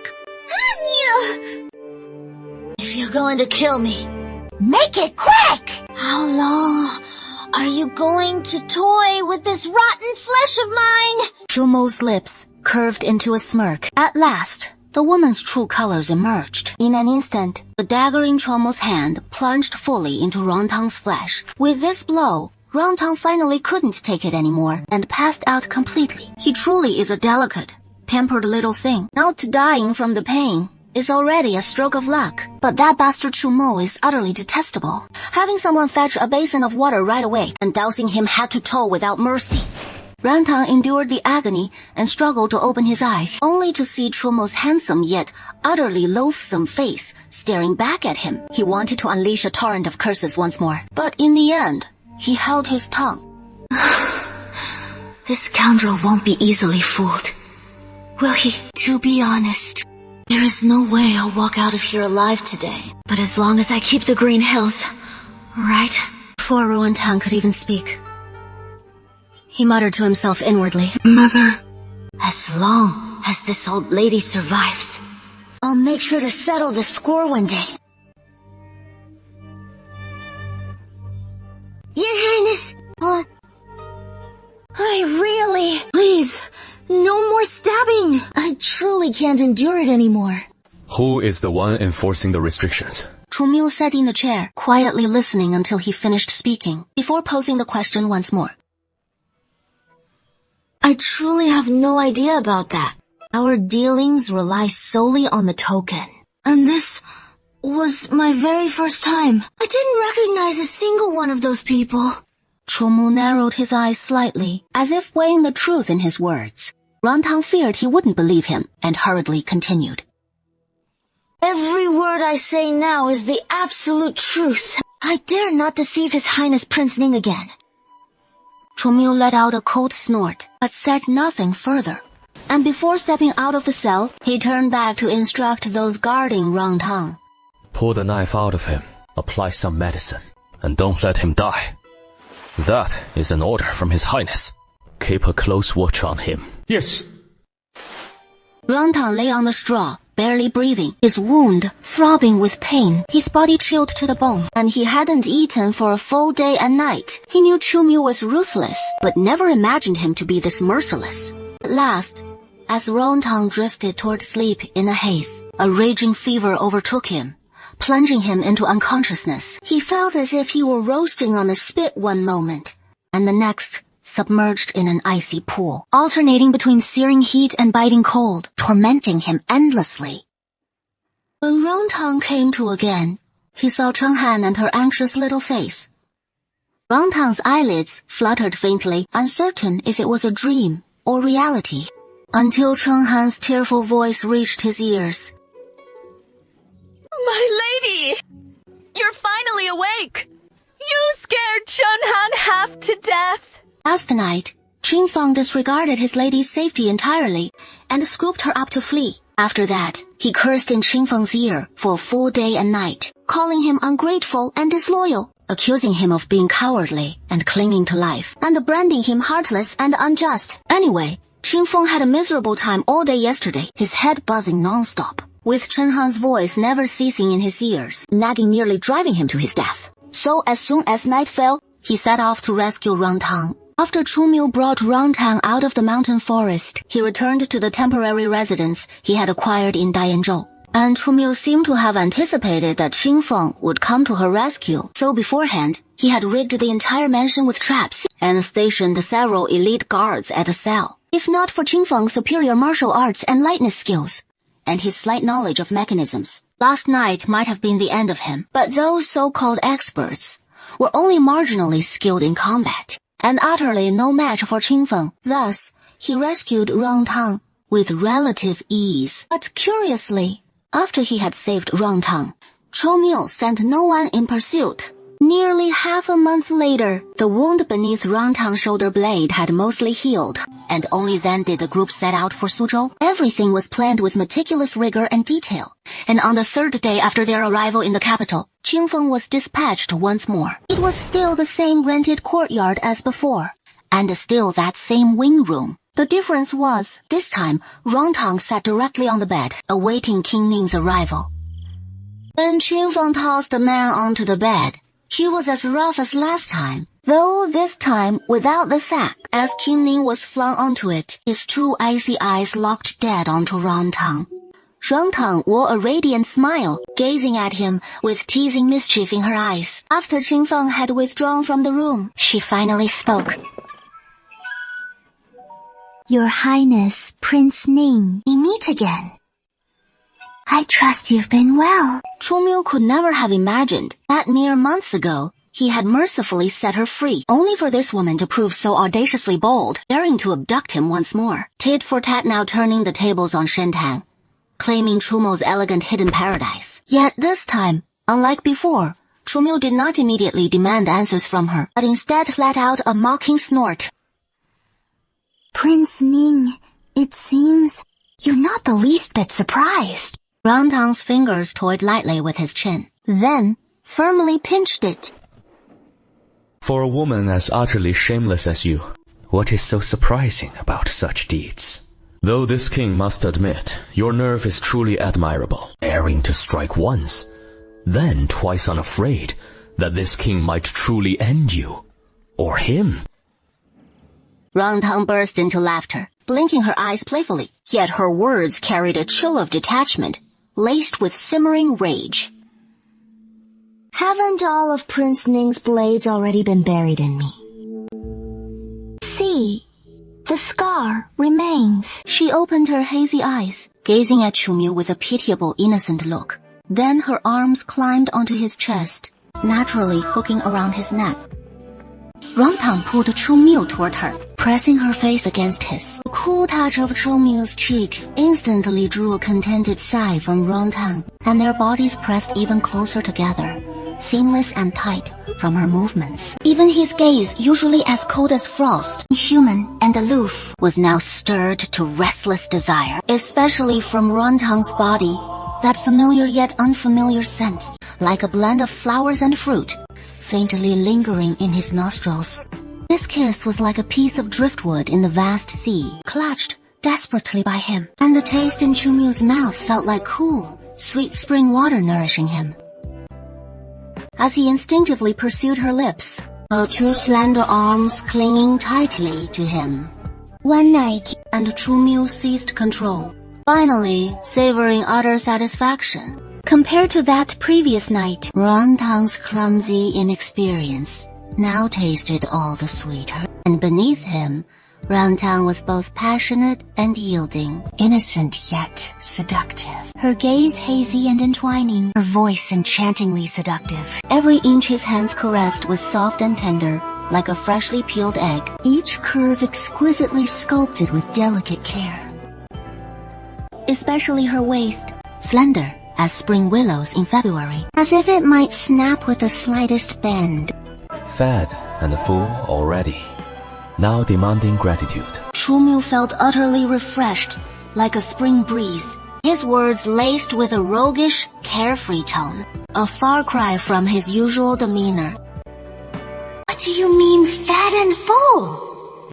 Making me sound like some ravenous wolf. Rantang's cheeks flushed a deep red as she furrowed her brows and said, Didn't you get your fill last night too? So why are you still lingering here? You want to stab me again?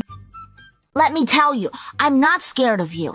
My guards are right outside. If you dare lay a hand on me, they won't let you get away with it. Rantang spoke with unyielding conviction, yet utterly devoid of any real menace. Oh, is that so? Well then, this prince would like to see just how your guards plan to make me pay. With that, he rolled out of bed, took a few steps forward, and picked up the small dagger from the floor. He then turned and sauntered slowly back to the bedside. Under Rantang's watchful gaze, he began to toy with the blade, the dagger seeming to come alive in Chomiu's hand, as he flipped it through a dazzling array of maneuvers. Rantang had seen Chomiu's darker, twisted side before, and knew full well that one wrong move could end with a blade in her.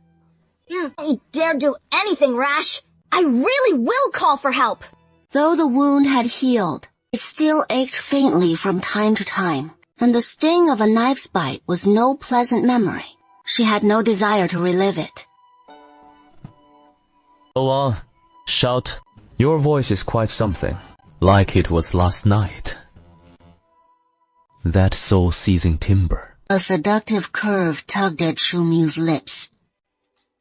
Rantang could never have imagined that one day she'd find herself teased by this ruthless, bloodthirsty, heartless traitor of a prince, her cheeks flushing crimson in an instant, a storm of shame and fury brewing within. Sweetheart, your reputation is that of a man who shuns women, cold and unfeeling. Care to hear what you're saying right now? But she caught on quickly. You! What have you done to my people?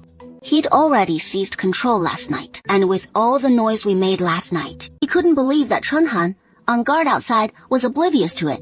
Since he knew, why take no action at all? And this time, completely unharmed. There is only one explanation. His men have been seized by Chumiu. But that kid Xingfang, no one could possibly capture him. So there is only one possibility. He must have escaped. That wretched boy is truly callous and disloyal, abandoning everything in the critical moment to save his own skin. Chumiu chuckled softly, clearly in high spirits. Your people are all safe and sound, but if you don't behave, I can't guarantee what might happen to them. Your people are all safe and sound, but if you don't behave, I can't guarantee what will happen to them.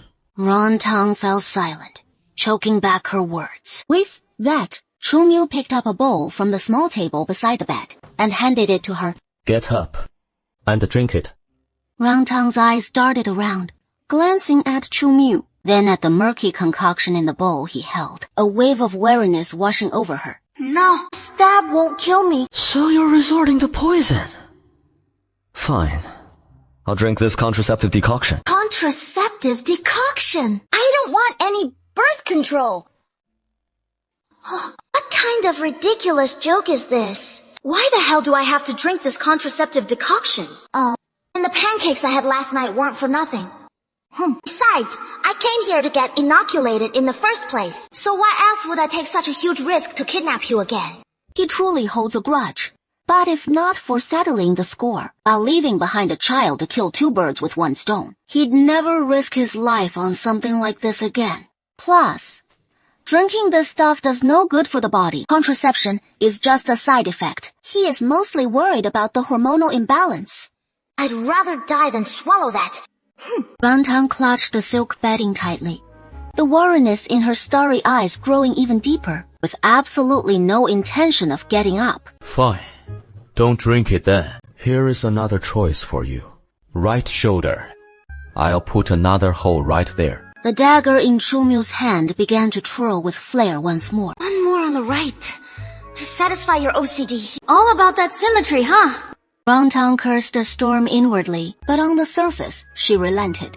She couldn't take another hole like that. Well, it is just a contraceptive decoction. Fine, I'll drink it then. At worst, I'll just keep my distance from this scum from now on. And this sort of thing, at most, I'll find someone else to inoculate me again.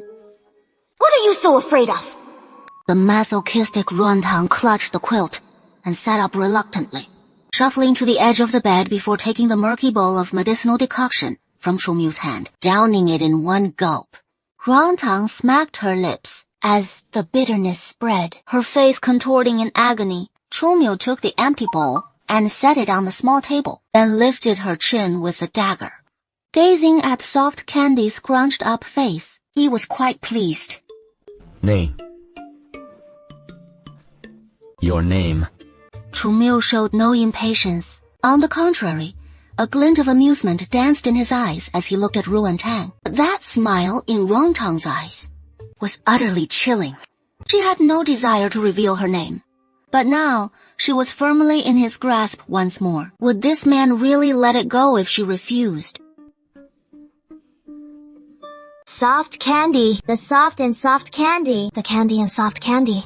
Rantang reluctantly uttered her name, and the amusement in Chumyu's eyes deepened. Soft candy. Hard to swallow. Perfect. I'll remember that. These 2 utterly proper words, yet ringing in her ears with a lewd undertone, inevitably sparking indecent thoughts, especially those moments from last night that suddenly flooded her mind. The flush on Rantang's cheeks had only just subsided when it surged back. Chumyu finally departed, but not before leaving her with one last remark. Stay obediently here. If you dare try to escape, I'll snap your legs like a dog's. Rantang remained lost in thought until Chen Han entered to assist with her bath and dressing, still unable to grasp the meaning behind Chumyu's parting words. It wasn't until Chen Han mentioned that the courtyard outside was crawling with King Ning's guards that he realized he was being held captive by Chumyu. He knew full well he'd crossed his bottom line time and again, and that Chumyu not throwing him into a dungeon was already a profound act of mercy. Being locked up here was practically a vacation. But who the hell cares to dwell on that? Yeah. The turtle who hides in his shell, Qingfeng, slunk back an hour after Chumyu had left. Of course, he'd snuck in on the sly. You'd better come up with a way to bust me out of here. What? Did I sneak back just to chat? I'm here to save your skin. Relax. I've already got a plan to get us out. I was drugged by that guy Ning Wang, sealing off my 7 layers of internal power, with no clue what the heck that stuff even is. Lin Qing, you still haven't whipped up an antidote for me yet. So you might not be able to carry the mistress and fly your body can handle it. Right. Is that your excuse for making the mistress crawl through a dog hole? You can't fly. What are you doing back here? I'd rather just head back to my room and catch some shut-eye. Sure, I'm under house arrest, but those Chumyu servants only keep me from leaving this villa. They don't restrict my movements inside the courtyard. I eat when I want, sleep when I feel like it. It is not that bad at all. At least way better than scrambling through a dog hole. But then Qingfeng's voice drifted over, all ghostly and teasing. Mistress, you wouldn't have fallen for that guy Ning Wang, have you? You can actually utter something so jinxed. Better watch out for lightning to strike you down. Falling for Ning Wang, that Chumyu. PFFT. Am I blind? Or is there a hole in my brain? But yeah, that guy is pretty damn handsome. His This looks really strike right at my heart. And he has got a sharp mind to boot. But a man with domestic violence vibes. Quick to pull a knife. That is an absolute deal breaker. I'm no masochist. You know, I'd never fall for trash like that. She released her hand from covering Qingfeng's mouth and clutched her own chest instead, still reeling from the shock. Amitabha. Thank goodness. I drank that bowl of contraceptive soup. Or else if I'd gotten knocked up with that guy's kid, wouldn't the poor thing inherit those domestic violence genes too? What a relief. I reined in at the cliff's edge just in time. Looks like I still need to find a guy with a truly pure and kind heart. Of course. Looks and talent can't be lacking either. Let's go. Rangtang grabbed the hem of her butterfly, begonia gown with both hands, hiked it up a bit, then strolled boldly toward the dog hole. Though Chenghan hated the idea of crawling through that dog hole, since her lady was doing it, she had no room to fuss. She hurried past Rangtang, got there first and cleared the weeds by the hole, so they could move together.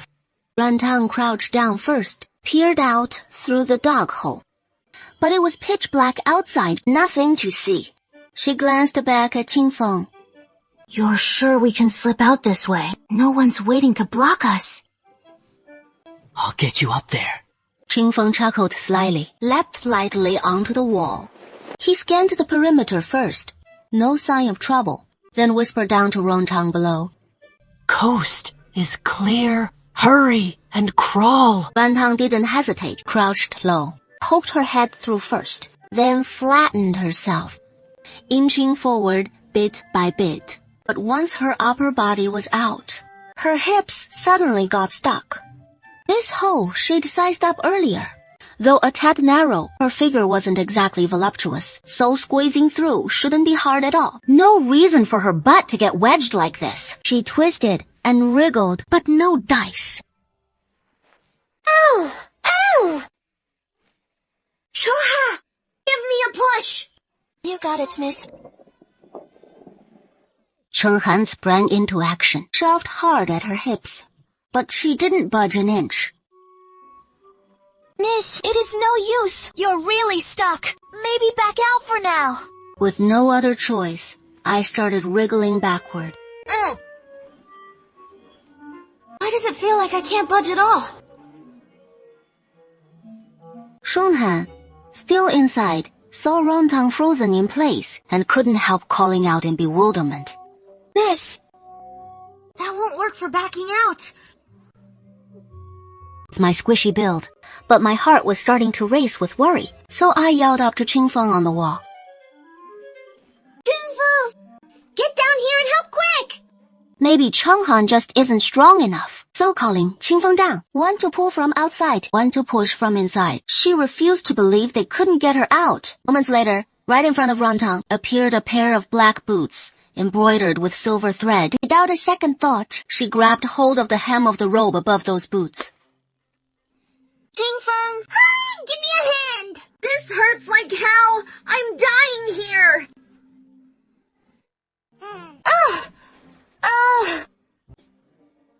Though the process was pretty rough, my butt got scraped sore by the edge of the dog hole. At least I made it out. Rangtang crawled up from the ground and dusted off his clothes, about to celebrate with Qingfeng. Finally, I escaped, but the face that met his eyes upon looking up wasn't Qingfeng, that roguish jade-like handsome visage. No, it was Chumo's smirking, punchably handsome face. He said, Missy, out here in the dead of night, not sleeping, crawling through dog holes to get things done. Asking the obvious. You're really a dog. I like it. I want to. What business is it of yours? Your Highness, how did you get here? At that moment, Rangtang had switched to his fawning lapdog mode. Who could blame him? He wasn't a match for this guy, and no need to even check on Qingfeng. That mutt had probably scampered off ages ago. All that money I wasted feeding him. What a sin. Forgot what this king told you. Chumu countered without answering, his face still wreathed in smiles. That smile made Rontang's blood run cold. What words? Chumu arched a brow, his gaze dropping to Rontang's legs. If you behave here and still dare to run, I'll break your lapdog legs. Break your lapdog legs. Break your lapdog legs. Chumu's words echoed relentlessly in Rontang's mind. No! But the next second, he hooked the corner of his mouth, revealing a very sweet smile. Your Highness must be joking. Why would I ever think of running away? Impossible! Absolutely impossible. I just has to stretch my legs a bit. It is all on me. Huh? As he spoke, Rontang raised his hand for a stretch, casually twisting his hips. But before he could finish, he noticed Chumu's dark eyes turn icy in an instant. The next second, his collar was seized by someone, dragging him toward the main gate of the courtyard. Being hoisted up, only his tiptoes could touch the ground, so along the way, his long, graceful legs looked like stubby corgi ones, in comparison to Chumu's height, flailing wildly in the air. Rontang was dragged back to the courtyard, heading to that room where they had tangled passionately twice before. As soon as they entered, someone closed the door behind them. Chumu immediately pinned him down, trapping him between the bed and his embrace. They were pressed close together, their skin almost touching. Chumu's tall frame loomed like a mountain, in contrast. Rontang's nearly 5-foot frame seemed utterly petite. Their position was intimately suggestive, leaving Rontang breathless. Though they've done everything they should and shouldn't have, this kind of intimacy still made his heart race inexplicably. Unwilling.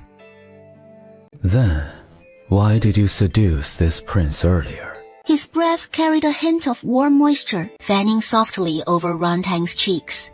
Rontang felt that even a light breath would draw in all of Chumu's scent. His closeness flushed Rontang's face, but Chumu's words left him utterly baffled. And did I ever seduce him? And why is the person involved? Do I have no idea? Is he out of his mind? I was just trying to move around, yet he twisted into me, seducing him. Though I do have a history of that. This time, I really didn't. All right. I didn't. You've wronged me, Your Highness. Chumu's gaze darkened, but Rontang's denial echoed in his ears. He found them rather grating. No. What were you twisting about in front of this king for? Did he not realize how brazen and wanton that behavior of his was just moments ago? Even if he did twist so alluringly, especially after beholding her exquisite form, that sight would only fuel even wilder fantasies. That is no excuse for such reckless, flirtatious antics. Rontang turned around, turning back to face Chumu, his eyes brimming with bewilderment. It took a moment for him to realize that Chumu was referring to his actions by the courtyard wall earlier to prove he had only stepped out to stretch his limbs. Right then, he had merely twisted casually. That wasn't... I was just stretching! I truly had no intention of seducing Your Highness. Just a little hip wiggle. In my era, it is nothing but a perfectly ordinary move. But here, he had forgotten.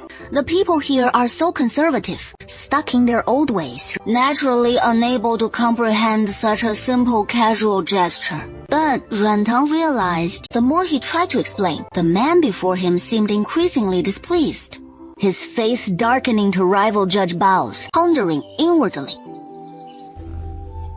What could he say to lighten that scowl?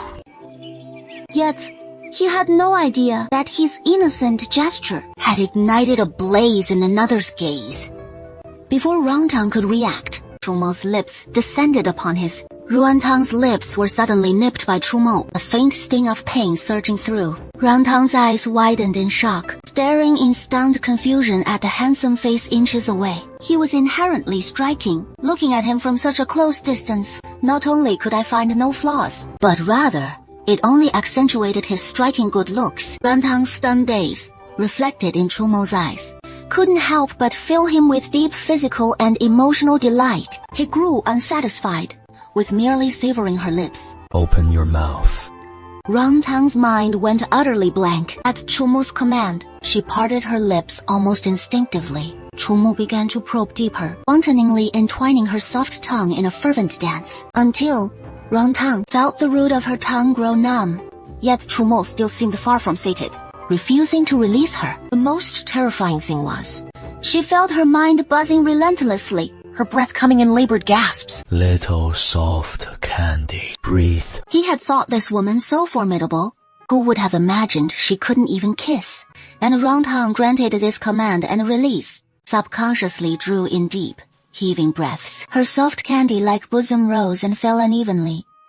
Just so, now brushing against Chu Mu, now drawing away. Breath like Yolan wafted into the little soft candy's nostrils. Surprisingly, it bore the mingled scents of them both entwined. Chu Mu found himself enchanted by this fragrance, and instinctively claimed her lips once more. Ruantang had yet to recover from that previous surge of sensation when Chu Mu seized her breath anew.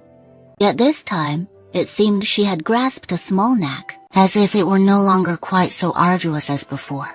Chu Mu sensed her shift as well, a teasing smile flickering in his eyes. Not entirely witless, after all. As the saying goes, practice makes perfect. Ruantang felt her breaths come more freely now, her senses sharpening ever more acutely. That night, she remained qingxing, yet seemed all but intoxicated, as Chu Mu relentlessly toyed with her, round after endless round. And in the chamber's quiet alcove, the hot water was refreshed again and again.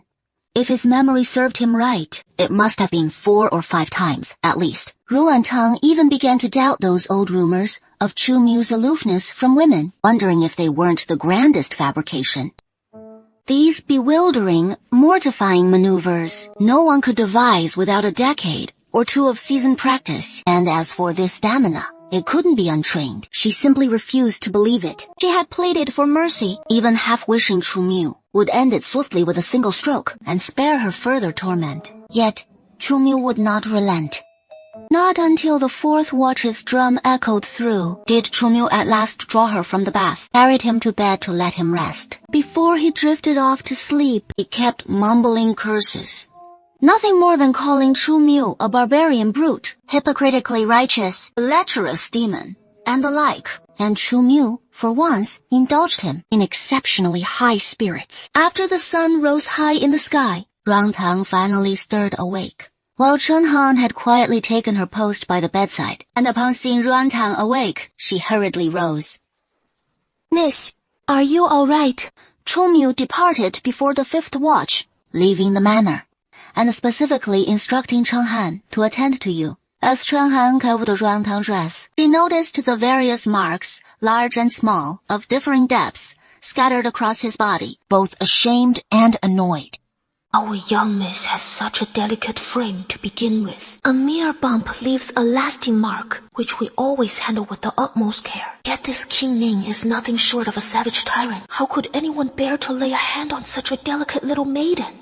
Her entire body bears no patch of unmarred skin. One glance reveals the fresh pinches and twists. I can scarcely imagine the torments our young miss has suffered these past 2 nights. No wonder last night I heard her sobbing and railing once more.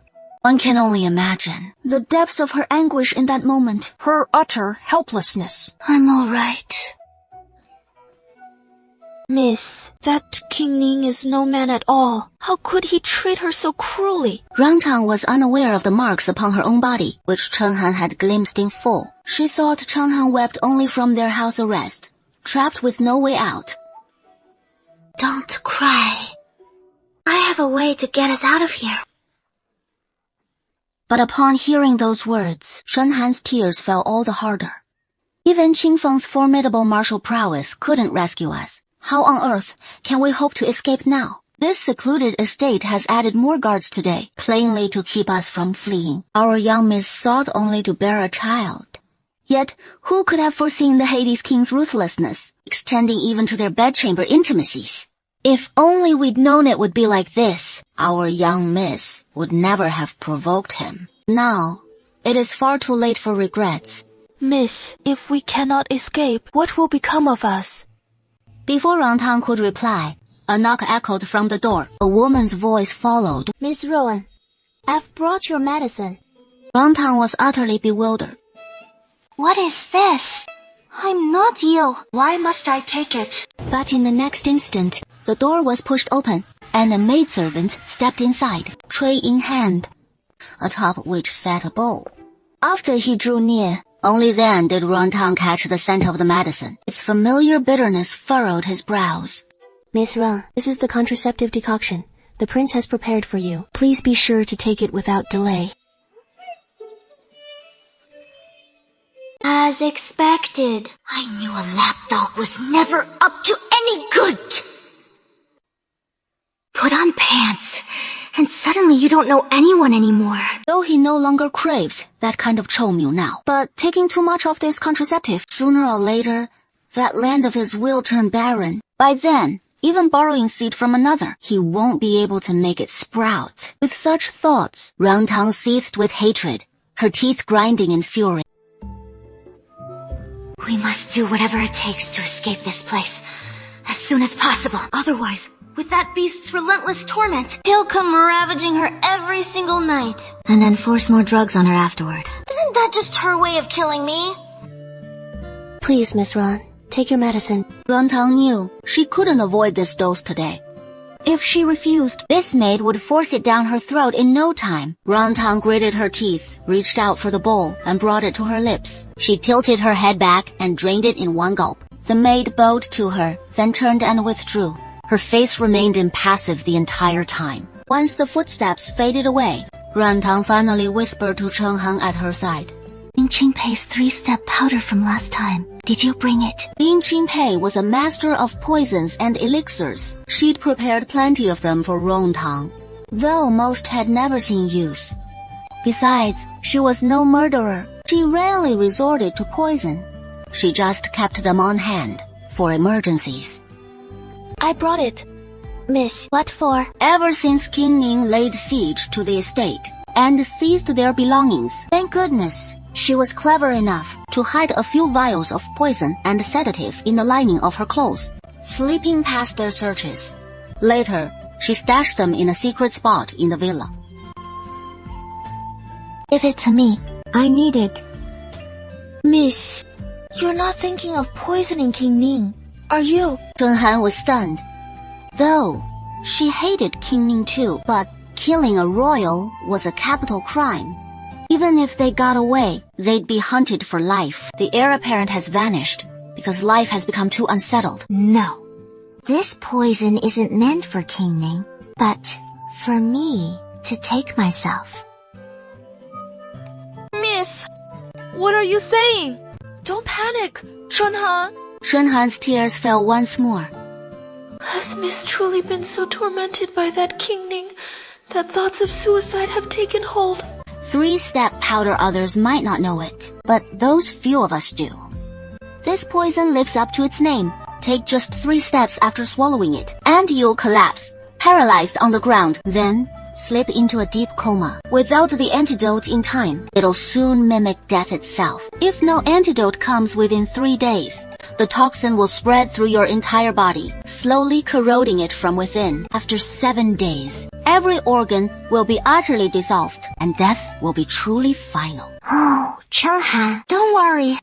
Doesn't this poison spirit azure have an antidote? As long as we make it in time to see Lin Qing, I won't actually have to die, right? Cheng Han didn't approve of this plan. King Yan isn't so easily fooled.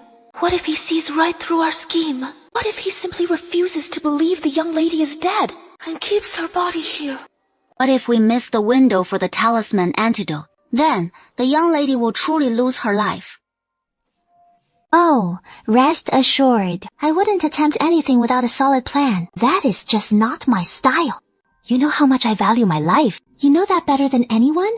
This isn't our only path. We'll wait 2 more days. If Qingfeng doesn't show, then we'll resort to this. Though he claimed to have a surefire plan, in truth, it was just a gamble against Du Chumo, all because he'd outmaneuvered him before. It was an unprecedented affront to his authority. Du Chumo kept him close by his side, solely to break him down, to make him understand he was not to be crossed.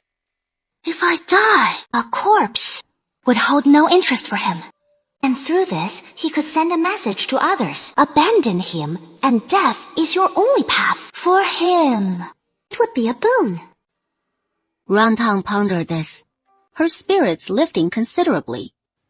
That evening, yet sleep eluded her entirely. She tossed and turned in bed, all the while anticipating Du Chumo's arrival. But to her surprise, Du Chumo never came, nor did he appear in the days that followed. Qingfeng remained unconscious. Could it be the poison still lingered, yet to be lifted, and Rantang could no longer contain herself? She began carrying out her plan. She first summoned Chen Han, giving her all the instructions, then poured the poison into her mouth and swallowed it. Chen Han watched the entire process, her heart pounding with terror. After Rantang collapsed onto the bed, she burst into tears.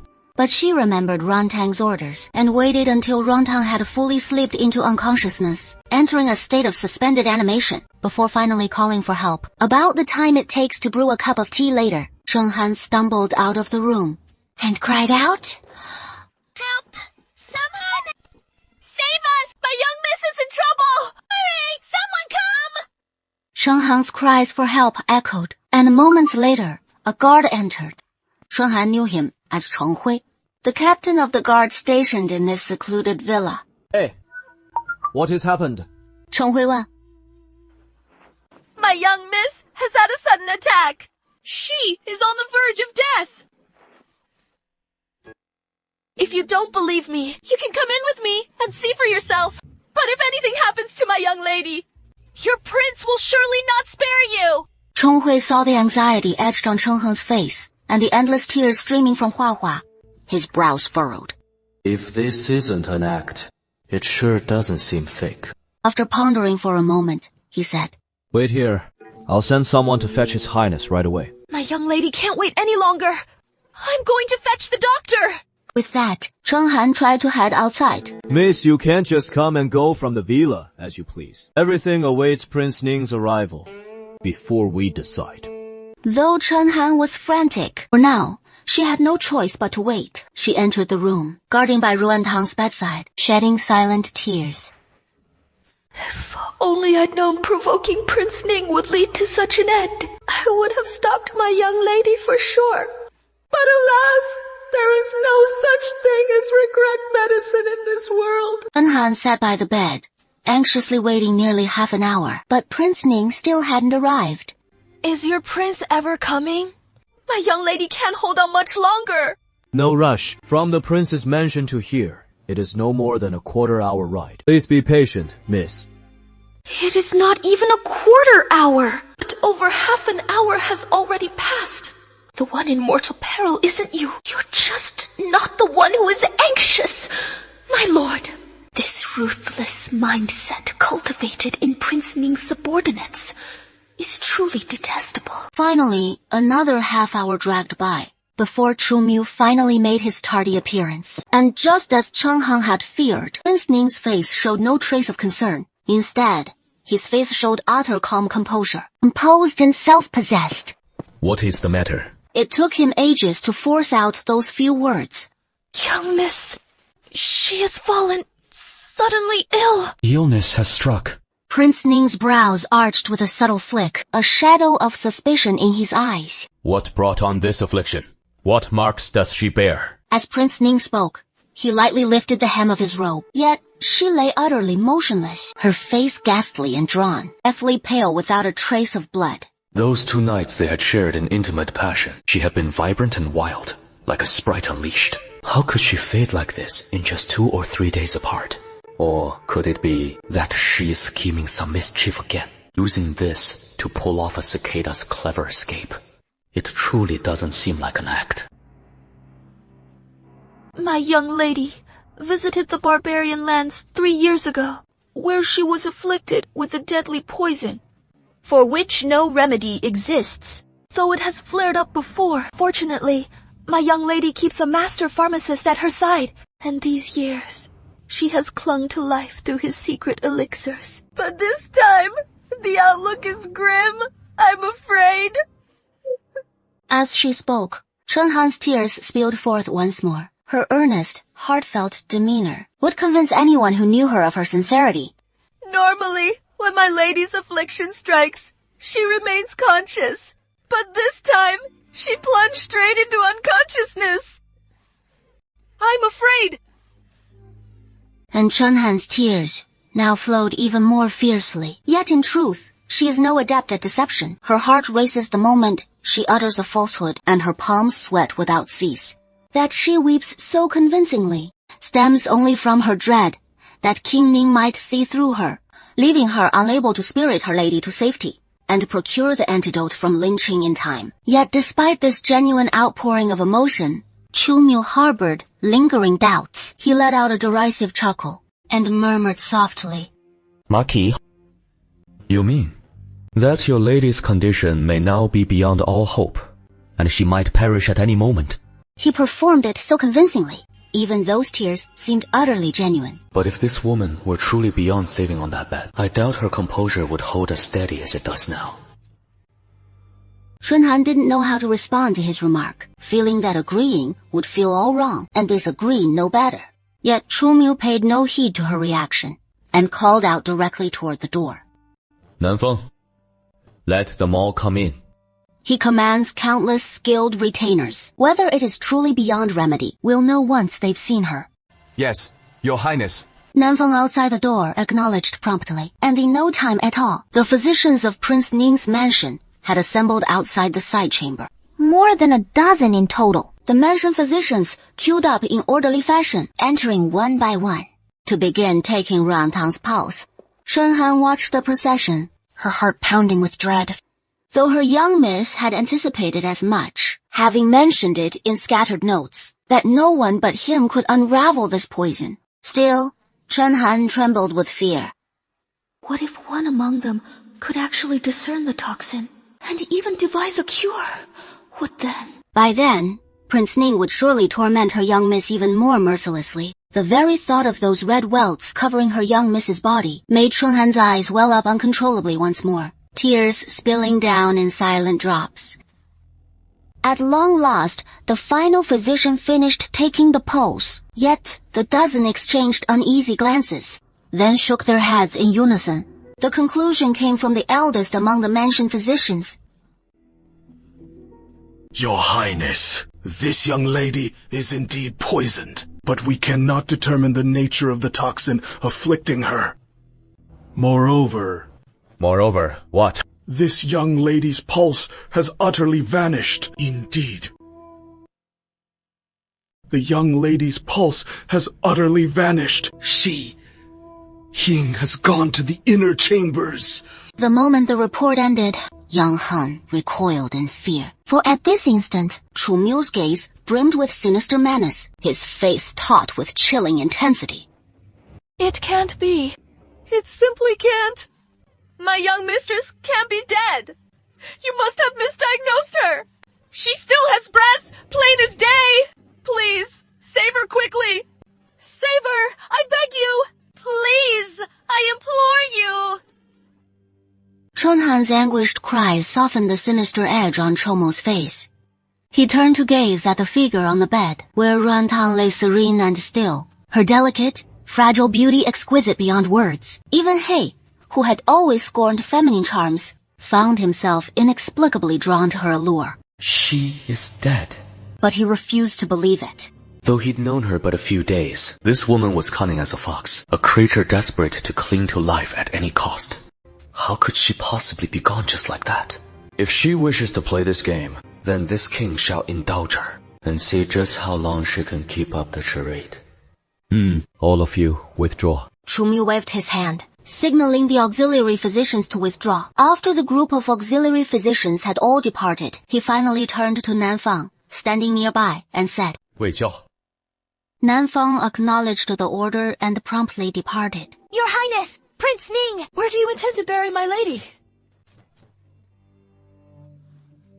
Chen Han froze in her tracks, terrified by those two words, but soon regained her composure and hurriedly chased after him.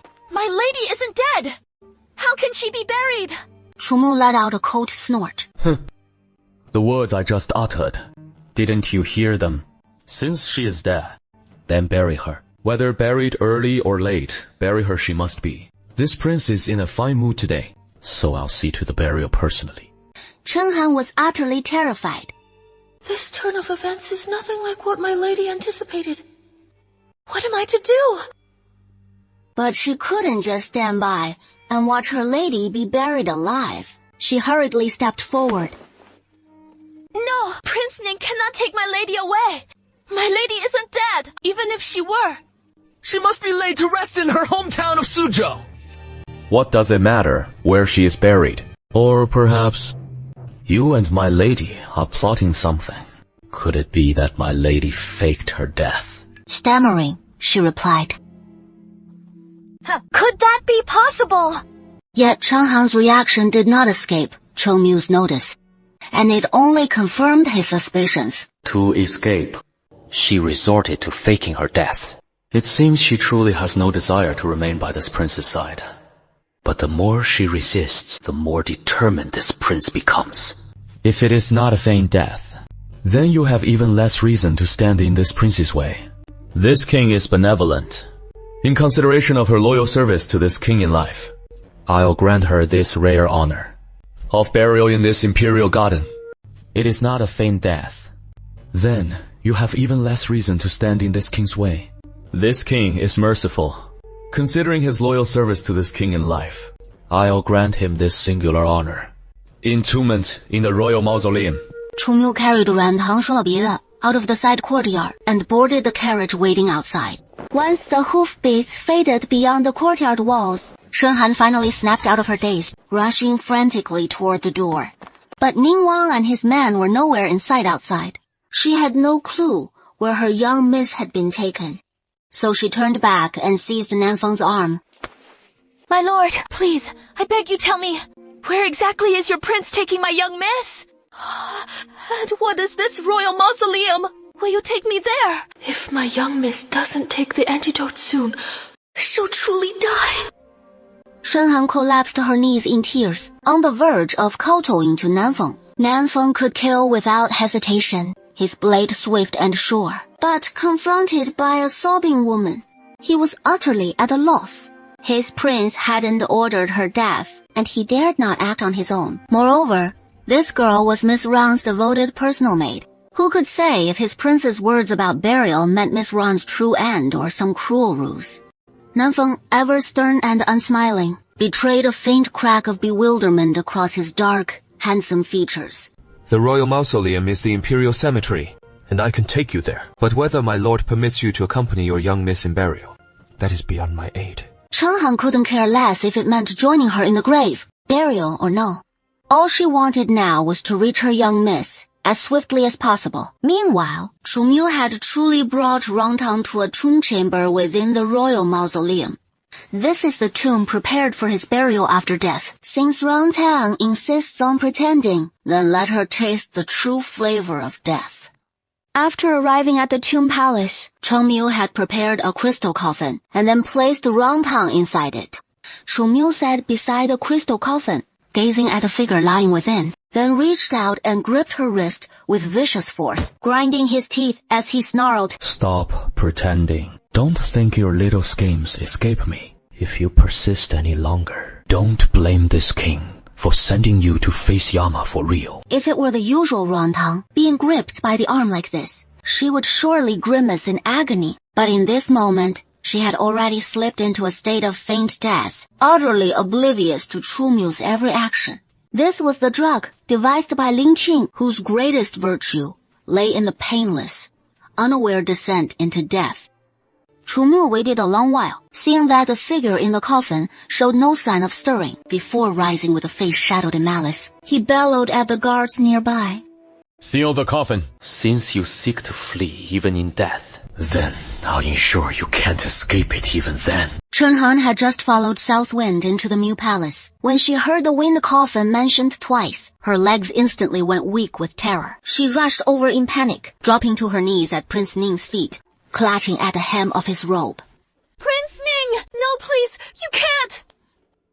Yet, Chu Mu remained utterly unmoved by her desperate pleas. Shen Han watched in horror as the crystal coffin's lid descended, a rush of blood surging to her head in overwhelming anguish, until she blacked out completely. When she came to once more, the first thing she saw was South Wind. She struggled up from the bed and threw herself at South Wind's feet, kowtowing relentlessly. My lord! Please save my young mistress! She is not dead! I swear, she is truly alive! Please, take me to see the prince! I beg you, please! South Wind gazed helplessly at the young maidservant kowtowing before him, his face etched with uncertainty.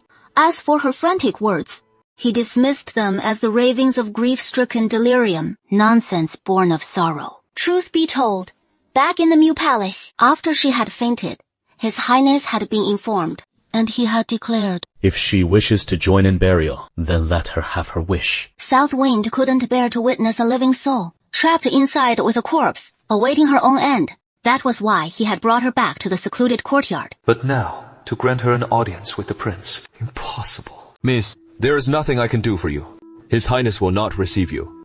If you value your life, leave this place at once. With that, South Wind turned away, heedless of her further pleas, and departed the courtyard without a backward glance. Chen Han collapsed to the ground once more, and it was only after a long while that she dragged herself to her feet, stumbling unsteadily as she left the courtyard behind. I went to a coffin shop in the south of the city. This is the meeting place Miss agreed on with Lin Qing and Xiao Feng. Chen Han arrived there, and sure enough, she found Xiao Feng and Lin Qing waiting. Chen Han clung to them both and broke down in tears, pouring out everything that had happened these past few days. The master is acting recklessly. How could you just let him? Xiao Feng couldn't help but reproach him. Xiao Feng was the oldest among their group, with the steadiest temperament. They all looked up to him like an elder brother, including Rang Tang. At Xiao Feng's rebuke, Shen Han offered no defense. I know where that royal garden lies. We'll fetch Chu Feng and go rescue Miss together. I'll go find him right now. With that, Xiao Feng left the coffin shop, while Lin Qing seized the moment to prepare the antidotes they'd need. By the time Xiao Feng returned with Chu Feng, dusk had already fallen. I keep telling you, hotheads, to rein it in a bit. Just give me a day or two more, and I'd have come to save you myself. But now look, you've stirred up all this trouble. That royal garden isn't easy to breach, with all its hidden traps and poisons. It is anyone's guess if we'll even get out alive. No, there won't be. I went inside today, and I didn't spot any traps or poisons. Shen Han recounted everything she had seen and heard that day, but Qing Feng just chuckled at her innocence. Back when King Ning was alive, of course, there were no traps or poisons to speak of. That was his own tomb after all. But now that he is gone, do you really think it is still the same as what you saw? So what do we do now? In the end, Chen Han was just a young maid, and she panicked right away. What else can we do? We'll meet force with force, and block water with earth. They soon reached the Imperial Gardens. Where night had already fallen, it hadn't seemed eerie during the day, but now, with shadows enveloping everything, a creeping chill suddenly settled in. Shen Han couldn't help but shudder. Chen Han, you wait out here, while the rest of us go in. There could be traps inside, and you don't know martial arts, so it might be dangerous for you. The moment Chen Han heard she'd have to wait alone outside, she grew frantic. I don't want to. I want to go in too. Qing Feng eyed her with bewilderment and resignation. You'll only slow us down if you come along. Be a good girl. And wait outside. I'm scared. Reluctantly, Shen Han admitted the real reason she didn't want to stay outside. It is too dark here, and I'm afraid to be alone. Qing Feng fell silent, at a loss for words. How about You stay out here with her? Xiaofeng shook her head. I have to go in and save our master. Qingfeng sighed in resignation. Then you look after her. And keep her from holding us back. If there is any poisonous gas inside, this pill will neutralize all toxins. They swallowed the pills, and only then proceeded inside one by one. At the start, they clutched their tinder sticks, treading with extreme caution. But after covering some distance, they found the way ahead brightly lit, with no barriers in their path, no traps or mechanisms at all. They exchanged puzzled glances, a creeping sense of unease settling over them. Qingfeng couldn't help but caution. Watch for ambushes. Yet even as they reached the main tomb chamber holding the antidote, nothing stirred. All remained deathly still.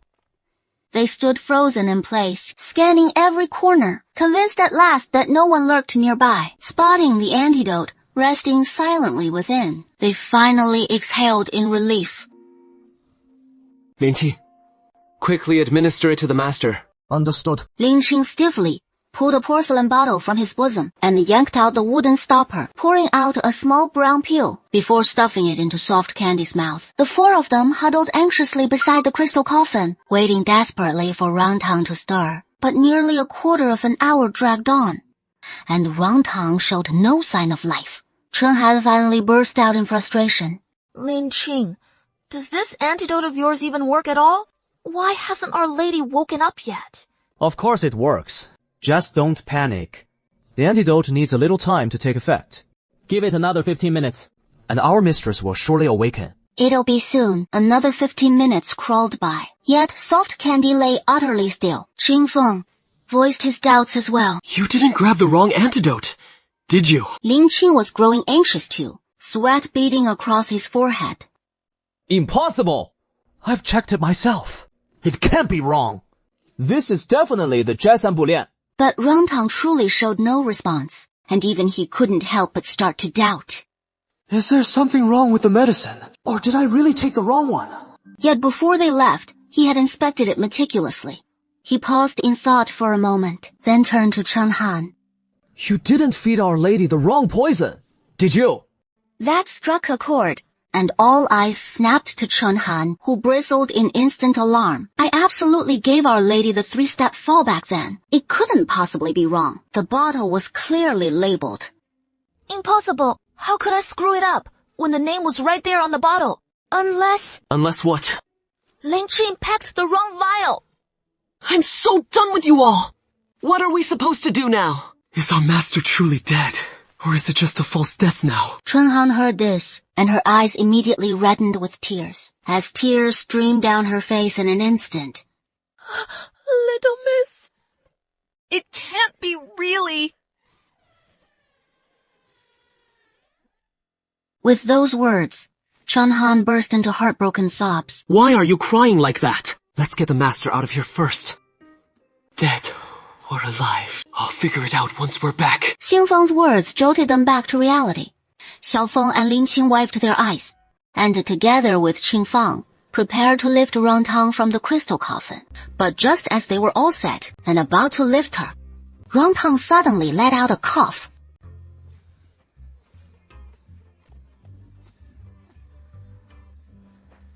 She looked as if she'd been holding her breath, and suddenly gasped it all out. Seeing this, they exchanged stunned glances once more, then erupted in joyful shouts.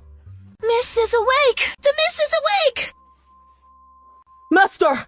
You're finally awake! We thought you'd...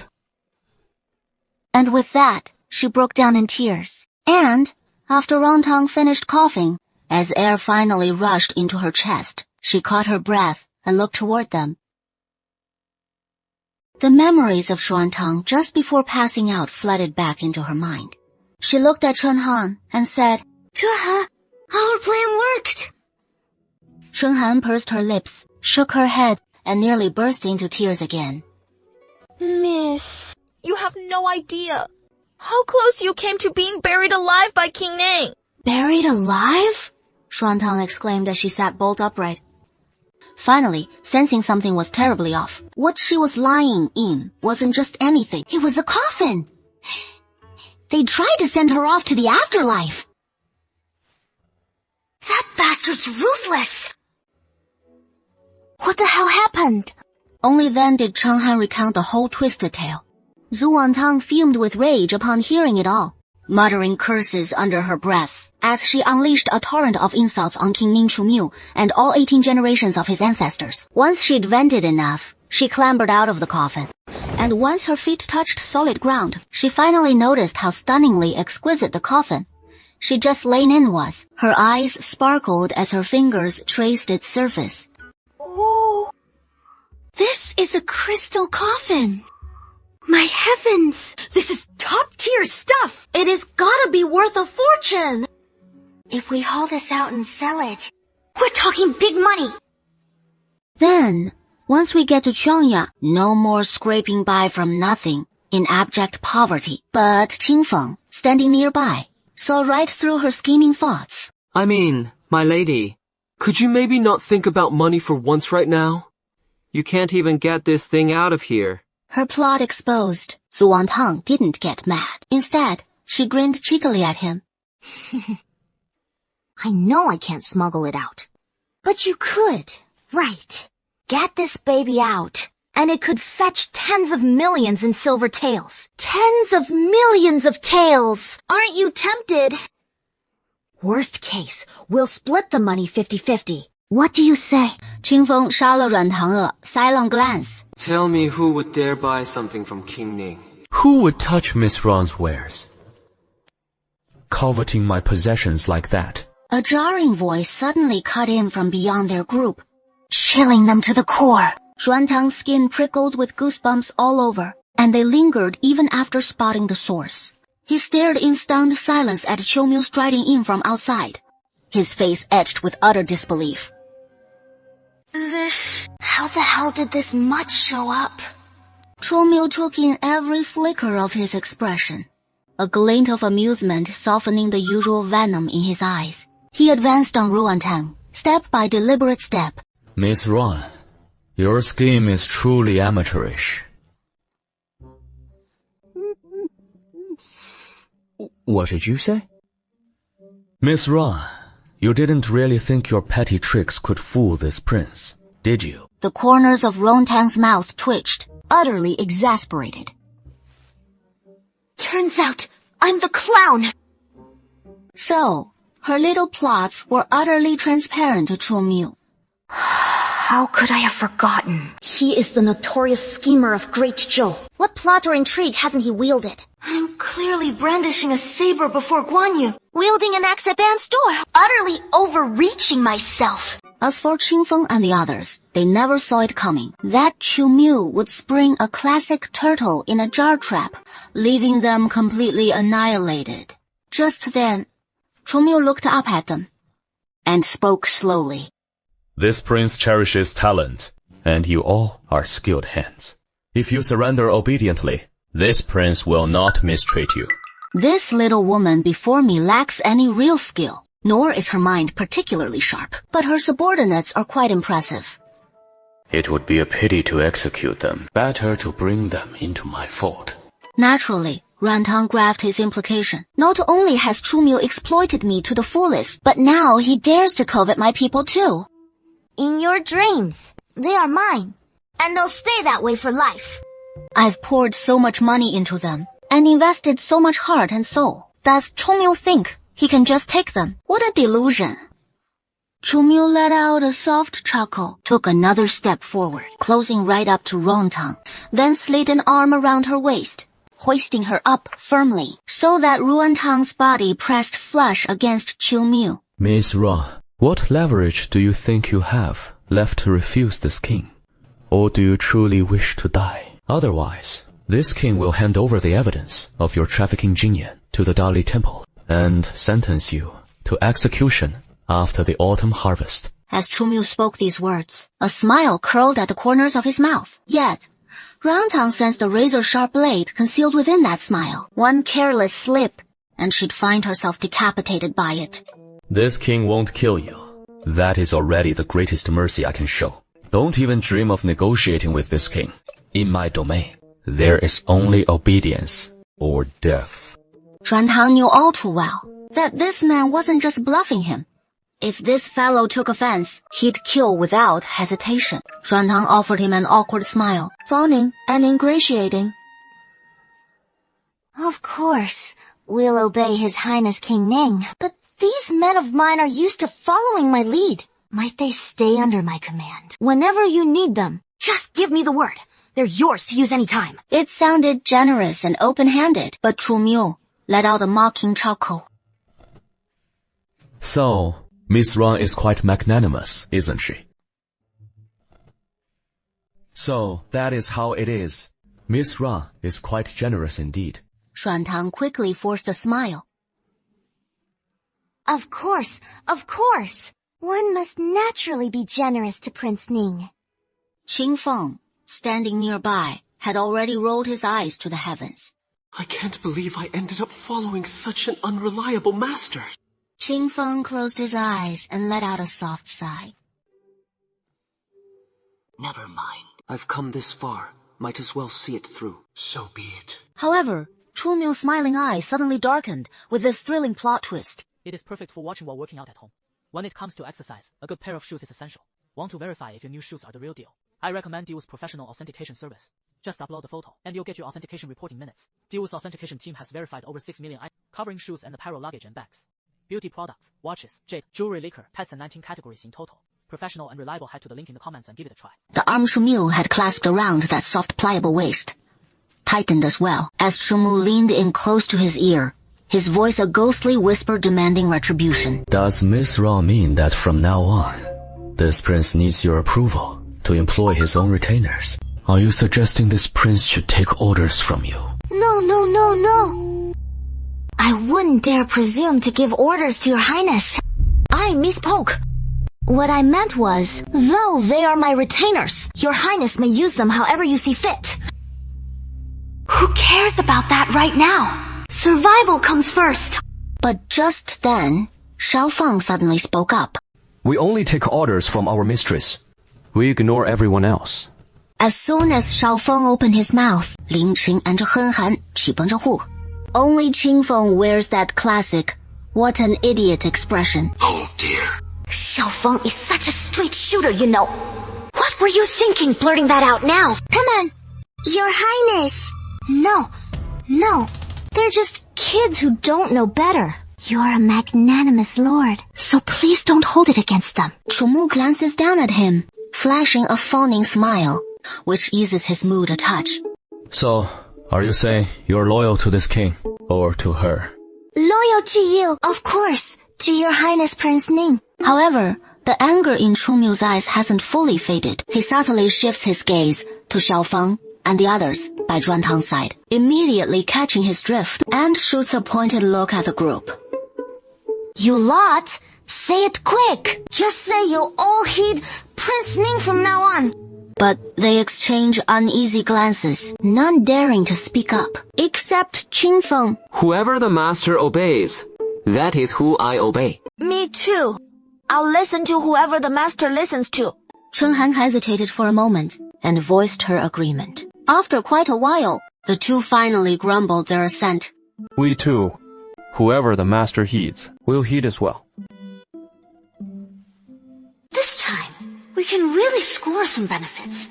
Exactly. Ever since we entered this tomb, Chu's been glued to my side. What a sanctimonious old lack. Rantang thought to himself, but the very next second, Chu Miu's words nearly made him bite his tongue. What are you cursing me about in your head now? This gripping storyline is perfect for watching at home while you work out. Speaking of workouts, you can't skip a solid pair of shoes, and if you want to check if yours are legit, I recommend Duo's Pro Authentication service. Just snap a pic and upload it. Get your authenticity report in as little as a few minutes. The Duo's team has verified over 600,000 items so far, spanning footwear and apparel, luggage, beauty watches, jade, jewelry, wines, pet supplies, and 16 more categories. Totally pro and trustworthy. Head to the link in the comments and try it out. Rantang looked up at Chu Miu, his heart surging with shock. This creep's got mind-reading powers. Lately in time travel novels, the male leads all have telepathy, and this cheatability trope is blowing up. I'm a time traveler too, though not into a book. But could this gimmick actually be for real? Shen Chang instantly felt a chill creep up his spine. He stared at Chu Miu, not daring to entertain another wild thought. Curse me again, and I flay you alive. But before Rantang could even steady himself, Chu Miu's hand clamped onto the back of Rantang's neck. He shoved and hauled him out of the tomb chamber. The others were politely escorted by the guards and trailed behind them. Rantang stumbled along as he was pushed. But before exiting the tomb palace, Rantang couldn't help but linger reluctantly, casting one last glance back at the crystal coffin in the tomb chamber. What is the matter? Reluctant to leave this place?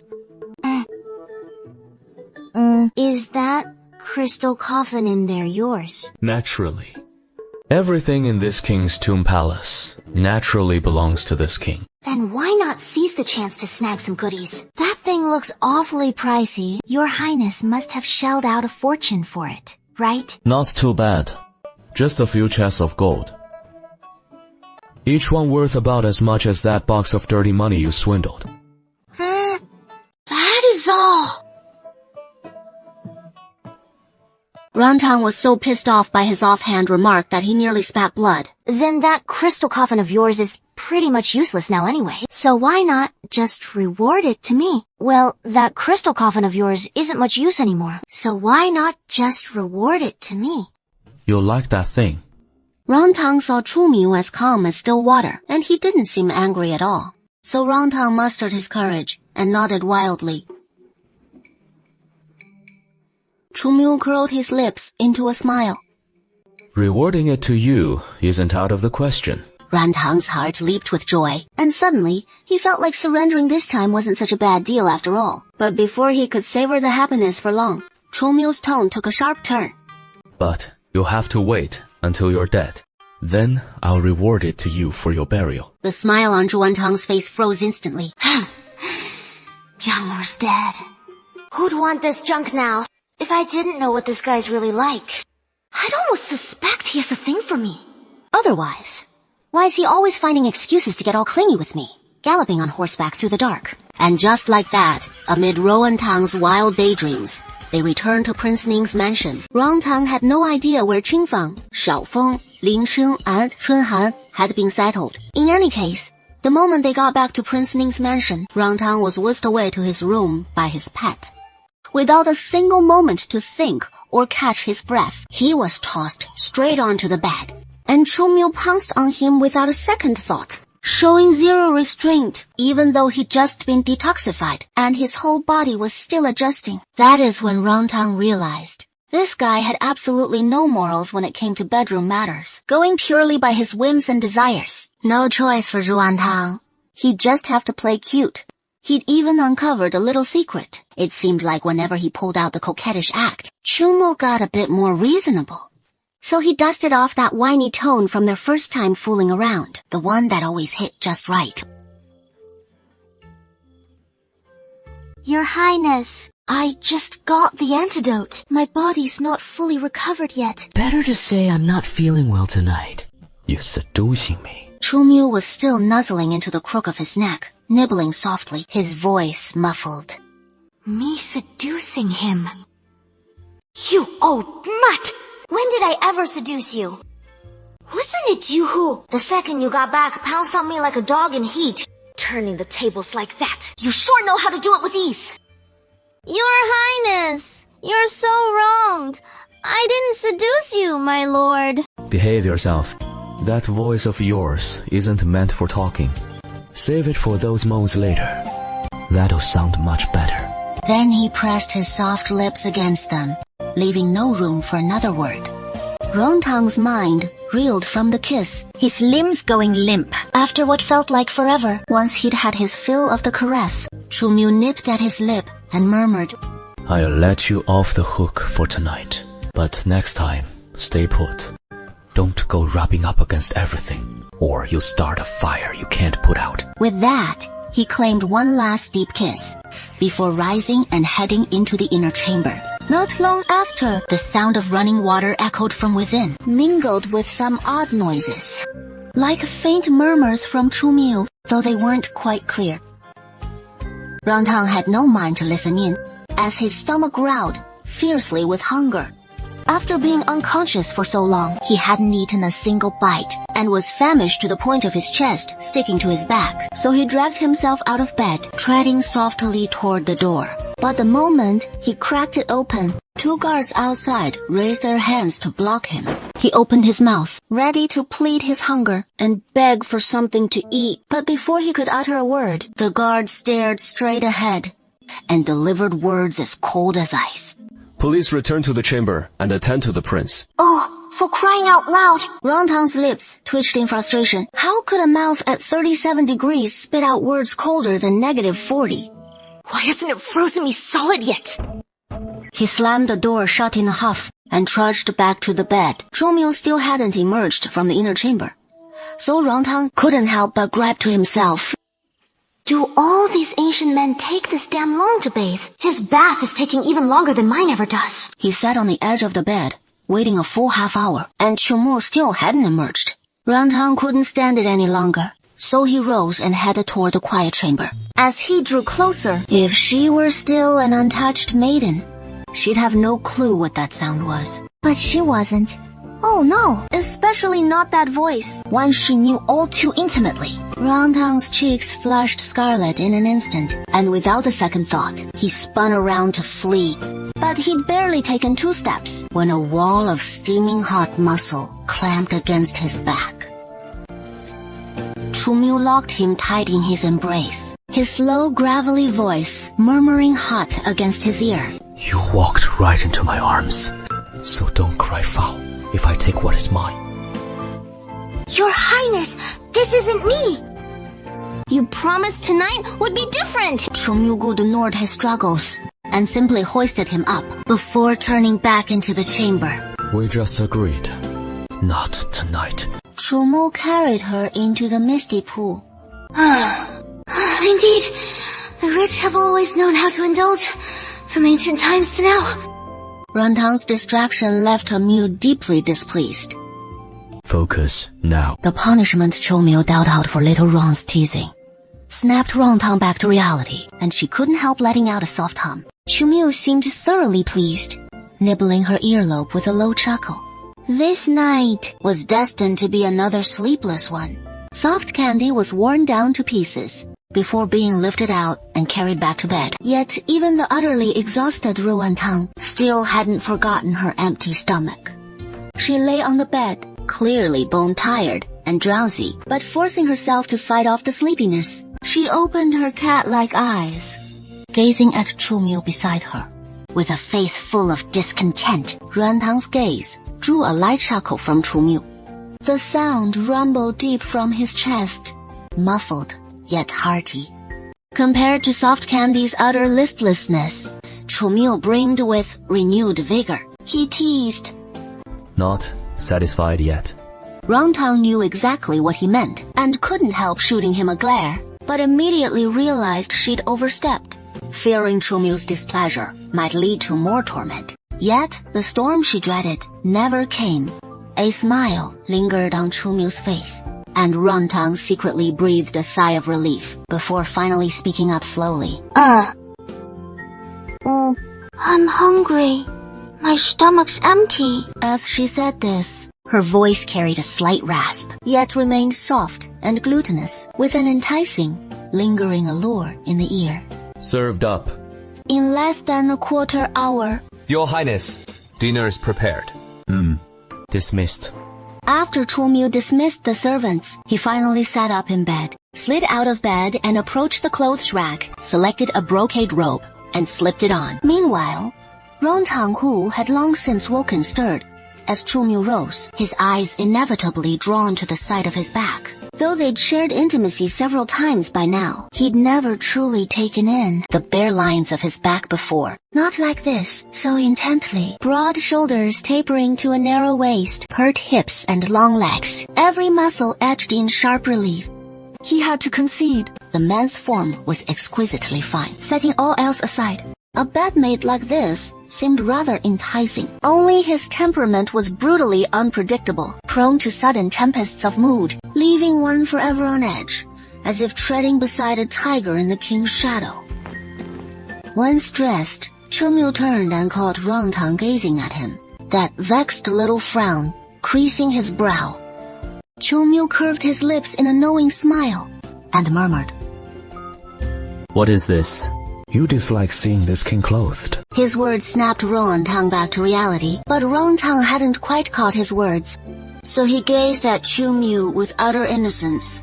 Chu Miu strolled back to the bedside and sat down, leaning in close to him. How can you be so utterly shameless, without a shred of a girl's restraint? Though his words carried a note of reproach, a faint smile played at his lips all the while. He fired back, How am I shameless? Clearly, he is the one whose beastly urges took over. So how did it suddenly become me being shameless? Seeing soft candy in such a frenzy, Chu Mu Genglei grew more delighted. In my presence, you needn't put on an act, nor resort to clever excuses. This king knows precisely what you are. What sort of person am I? Naturally, one who knows no propriety or shame. But this king doesn't mind. Just next time, if you don't desire it, then don't tempt me. Indelible. Tonight, he has already claimed twice that I seduced him. Where on earth did I seduce him? When have I ever seduced you? Rontang fumed, his retorts laced with resentment and frustration. When? You really don't know. Or are you playing hard to get? Really don't know. Your Highness, don't wrongly accuse me. I don't know. Then why did you lean so hard against me on horseback? And deliberately rub against me? If you're not trying to seduce this king, how do you explain these actions? And what did you mean by peeking at me just now? Don't you know how quick your damn bath should be? Do you understand inertia? Inertia! If I didn't lean back, how was I supposed to stand up? With the horse being so bumpy, could my body possibly control itself without rubbing against you, old man? And what I did earlier wasn't peeking. I just wanted to go in and check if you died in that chamber. Otherwise, how could a grown man take such a long bath? But who knew you'd be up to that damn nonsense in there? She's even more wronged than Dao Yi. But Rontang couldn't be bothered to argue with him anymore. This king won't blame you. Get up and eat. But Rontang pulled the quilt tighter over herself, without budging. Didn't you say you were hungry? I'm not eating anymore. Don't throw a little tantrum. Chu Miu furrowed his brow slightly, thinking Rontang was upset by his words just now. Rontang gazed at Chu Miu, his expression shifting subtly, and finally stammered hesitantly. I have no clothes. The only clothes he was wearing had been ruined by Chu Miu in the bath earlier. Now floating in tatters in the pool, Chu Miu's lips curved into a knowing smile, suddenly tempted to tease him. This king doesn't mind at all. I suggest turning away. And shot him a sharp glare, then turned his head away in mild annoyance. Chu Miu chuckled softly, walked back to the clothes rack, grabbed one of his own night robes, and tossed it to Rontang from the bedside. Here, it is this king's. I'll have a few more sent over for you tomorrow. Your Highness, could you turn around first? Even after sharing the most intimate moments, even though Chu Miu had already seen him bare, Rontang still couldn't bring himself to dress so openly in front of him. What part of you haven't I seen? Getting shy on me now. Chu Miu teased. But he turned and walked out anyway. He headed to the table in the outer room and sat down. Rontang hastily scrambled up from the bed and threw on Chu Miu's robe. But this robe of his was really too thin. And white at that. And awfully loose to boot. He couldn't shake the feeling that wearing it was no different from being naked. Since his doodoo and underdrawers had already been tossed into the bath by Chu Miu, and now here he was, in this state, practically walking around in the buff. Chu Miu was already seated at the dining table, nibbling away with his chopsticks. But the moment Rontang stepped out of the inner chamber, Chu Miu looked up at him.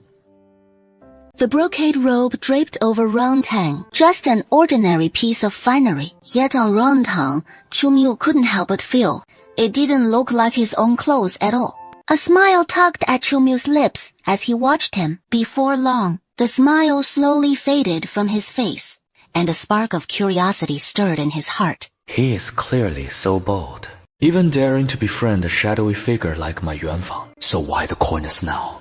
Is he putting on an act, like some blushing innocent maiden? But that flustered look of his doesn't seem feigned. He just couldn't quite see through it. Which side of this enigmatic woman was the real him? What are you thinking about? Not hungry anymore. Your Highness, I'd better do it myself. She spoke with utmost caution, then quickly lifted her gaze to glance at him. Rontang's every fleeting micro-expression was caught in Chu Miu's keen eyes at Rontang's sudden display of such wariness, and the way she seemed to regard him as poison, desperate to keep her distance. A flicker of displeasure stirred in Chu Miu. He said nothing, neither consenting nor refusing. How could I dare keep resisting you like this? Am I just tired of living? I, Rontang, hurriedly opened my mouth and took the morsel between my teeth. Just a little test. It is quite delicious. Rontang mumbled through a mouthful of meat. As expected, a subtle, almost imperceptible smile tugged at Chu Miu's lips. Only after a long moment did Chu Miu draw her into his arms. He carried her into the inner chamber, then tossed her onto the bed. Chu Miu gave her no chance to react, his body pressing down upon hers in an instant. You can't escape now time to serve this king his due. Soft candy wailed silently in her heart.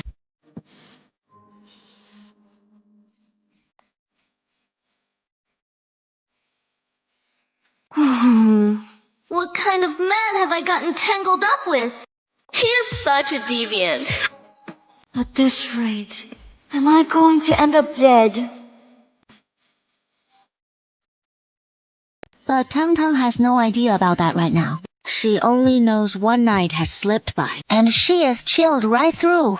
She even feels like her whole body might shatter if she so much as wiggles a toe. But that certain someone, before stepping out, glowing with smug delight, brimming with high spirits, then promptly dozed off, unaware of the time or day, until Chen Heng's gentle call drifted into her ears. Only then did she slowly flutter her eyes open, Chen Heng's look of heartache filling her vision.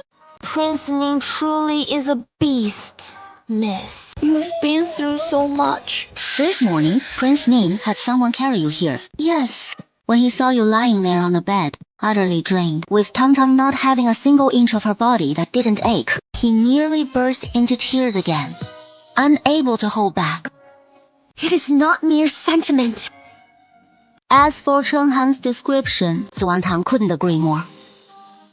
Miss, you should get up and have a bite to eat before dozing off again. The sun's already high in the sky. Shuhan, what about Xiao Feng and the others? I have no idea. After we were brought back to Prince Ning's mansion yesterday, we were taken straight to the maid's quarters. It was just before dawn this morning, when Prince Ning sent someone to bring me here. He is still in Chu Miu's room now, gesturing. As he sits at the dining table, the memory of last night's awkward dinner with him floods back, leaving her feeling both embarrassed and irritated. But once the dishes are served, Ruantang pushes those thoughts aside for the moment.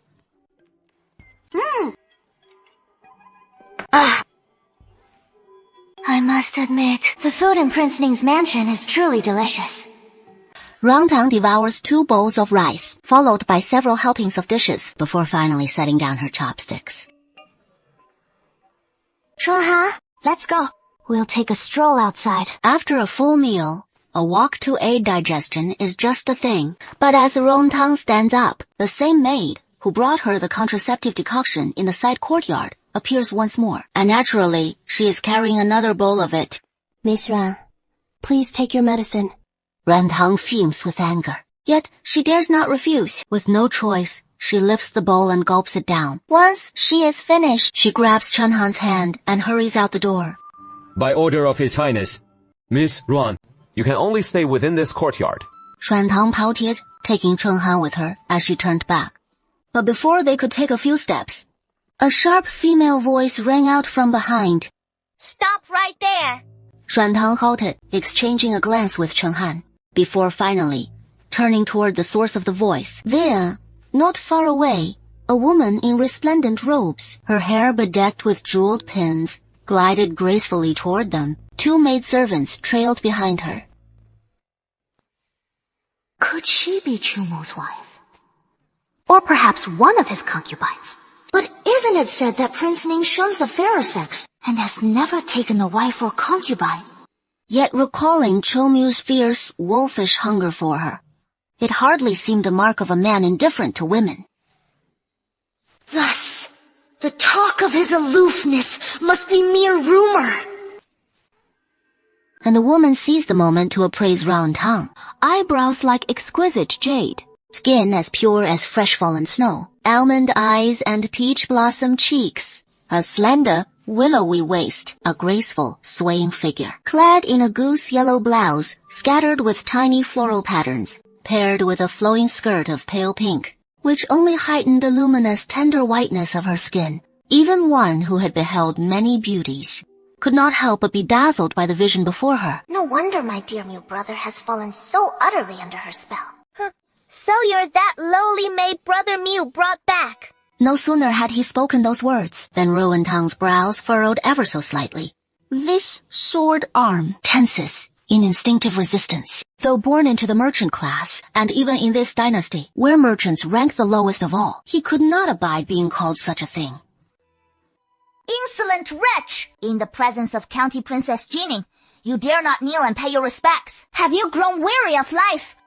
So the princess turns out not to be some wife, her concubine after all? But how is there a princess in Prince Ning's mansion? Paying respects to the princess. Shenghan, standing behind him, mirrored his gesture. Just as expected from a merchant's lowly maid. You don't even know the 3 kneels and 9 kowtows. Are you trying to show disrespect to the princess? It was that very maid who had just spoken, who struck first, and in retaliation he slapped her right back. You still dare to strike me? How dare you lay a hand on something belonging to a superior's envoy? The maid hadn't anticipated Rantang's sudden counterstrike and shot him a venomous glare. The princess's brow furrowed in displeasure as she stepped forward she stopped just a few steps away from Rantang. Without uttering a word, she raised her hand and delivered a resounding slap. However, the slap didn't land on Rantang's face, but struck Chenghan's cheek instead. Insolent wretch! How dare you lay hands on this county princess? This county princess will see you cut to ribbons! With that, she bellowed toward the courtyard beyond. Are you all corpses? Your county princess has been assaulted! Can't you see it with your own eyes? As the 2 guards entered, Jining jabbed a finger at Rantang and Shenghan, snarling, Execute them at once! The 2 guards exchanged uneasy glances. How could they possibly dare? Seeing their hesitation, Jining flew into a frenzy. This is a direct command from this county princess, and you dare defy it! Don't think that being a county princess entitles you to run rampant here, for this is Prince Ning's mansion, and they answer to Prince Ning alone. What right have you to command them? Then, this county princess will do exactly as she pleases. What can you possibly do about it? Besides, Brother Mew's retainers are as good as mine. You wretched maidservant! You imagine that, by slinking into Brother Mew's bed, you can claim the throne of this prince's mansion. In your dreams. With your baseborn origins, you're fit only to warm Brother Mew's bed. Not even worthy of the title of lowly concubine. Today, I'll end you myself, lest you'll continue bewitching Brother Mew, you vixen! Kill him. Then no one would dare seduce Brother Mew! With that, Jining lunged a Tangtang sword in hand, her stance fluid and precise, clearly honed by years of martial training. Chuantang wasn't one to stand there dumbfounded. She couldn't just wait to get skewered. Grabbing Chenghan, she bolted straight for Qiu Mew's room, while Jining, eyes blazing with fury, gave chase without mercy. The 2 guards froze in terror at the sight. Both women far too powerful to cross. Whichever side caused trouble, they'd be the ones paying the price. You, hurry and fetch His Highness.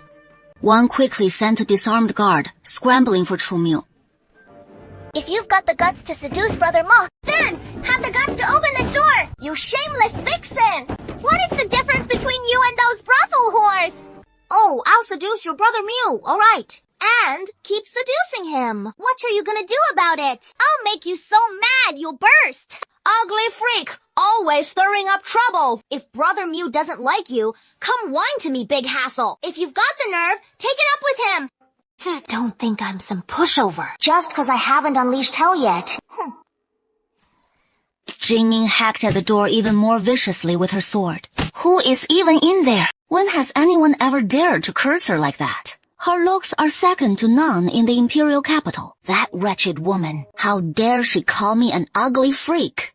You vixen! You little harlot! You dare call this county princess an ugly freak! Come out here! This county princess will have your head! I won't! No way! I'm not coming out! I'll just sit here and make you mad! You ugly freak! Come on, come on, come on! Hit me if you dare! Only a fool would step out now. You, lowly wretch! You're nothing but a bedwarmer! And yet you dare to challenge this county princess! I swear I'll kill you the day after tomorrow! Or, my name isn't Jinging! Oh, right. I am just a bedwarmer. But at least, that is better than some people who don't even qualify to warm his bed. You. What is your problem? Sure, I'm a lowly maid, but Chumyu just can't get enough of me. But you're not even worth a lowly maid like me. Do you know how much pleasure he gets from me on my couch every day? Ecstatic to the point of dying, get it? Oh, dear. Never mind. How could someone like you ever understand that kind of bliss? How utterly pitiful. You shameless wench! Hey, yeah, I'm totally shameless. So what are you gonna do about it? Besides, your brother Mew loves me just like this, shameless and all. Think you can compete with that? No. Stop it. You just wait. I'll tell Brother Mo and have him kick a wretch like you read out. Go ahead. I can't wait for that. If you can actually get him to throw me out, I'll thank your ancestors for 18 generations. Just then, as Chumyu approached, the two were locked in a fierce spat. But clearly, Rangtang had the upper hand. Gotta admit, Rangtang's lips aren't just made for kissing. They pack a punch in the fight too. And the best part, zero shame. Words like that, a dainty girl wouldn't dream of saying them, let alone 1,000 times over. But they clearly hit Soft Candy hard, since Soft Candy had nothing fresh to fire back. Just that same old wench on repeat. Brother, you're finally here. The woman in there was bullying me. How did she bully you? Chumyu's face remained impassive, betraying no hint of emotion. Though Jingning had the Empress Dowager's backing, Chumyu's face remained impassive, betraying no trace of joy or anger. Though Jingning relied on the Grand Empress Dowager's favor, she frequented Prince Ning's mansion, moving through it as freely as her own home. Yet, deep down, she harbored a quiet fear of Chumyu. He cursed me, calling me worse than a lowly wretch. And more. He even said, No, it was Mew Gao Gao who mocked at this king lay in ecstasy on her bed, dying of bliss.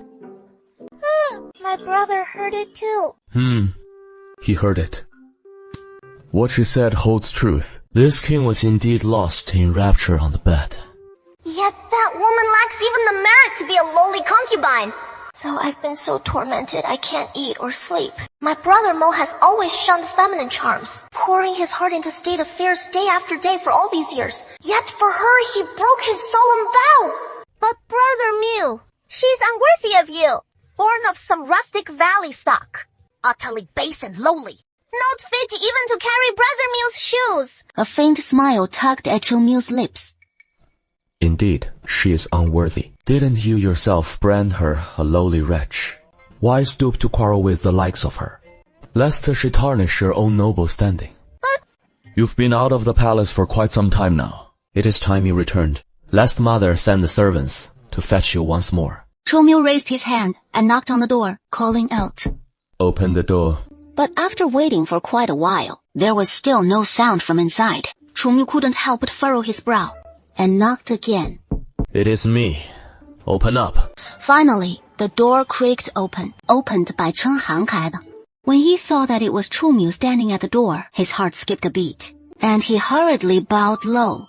Greetings, Prince Ning. Chunmu waved him off dismissively. Chen Han cast a worried glance at Li Jin before reluctantly stepping out of the room and closing the door behind him. With the door now shut, Chunmu finally stepped toward the inner chamber.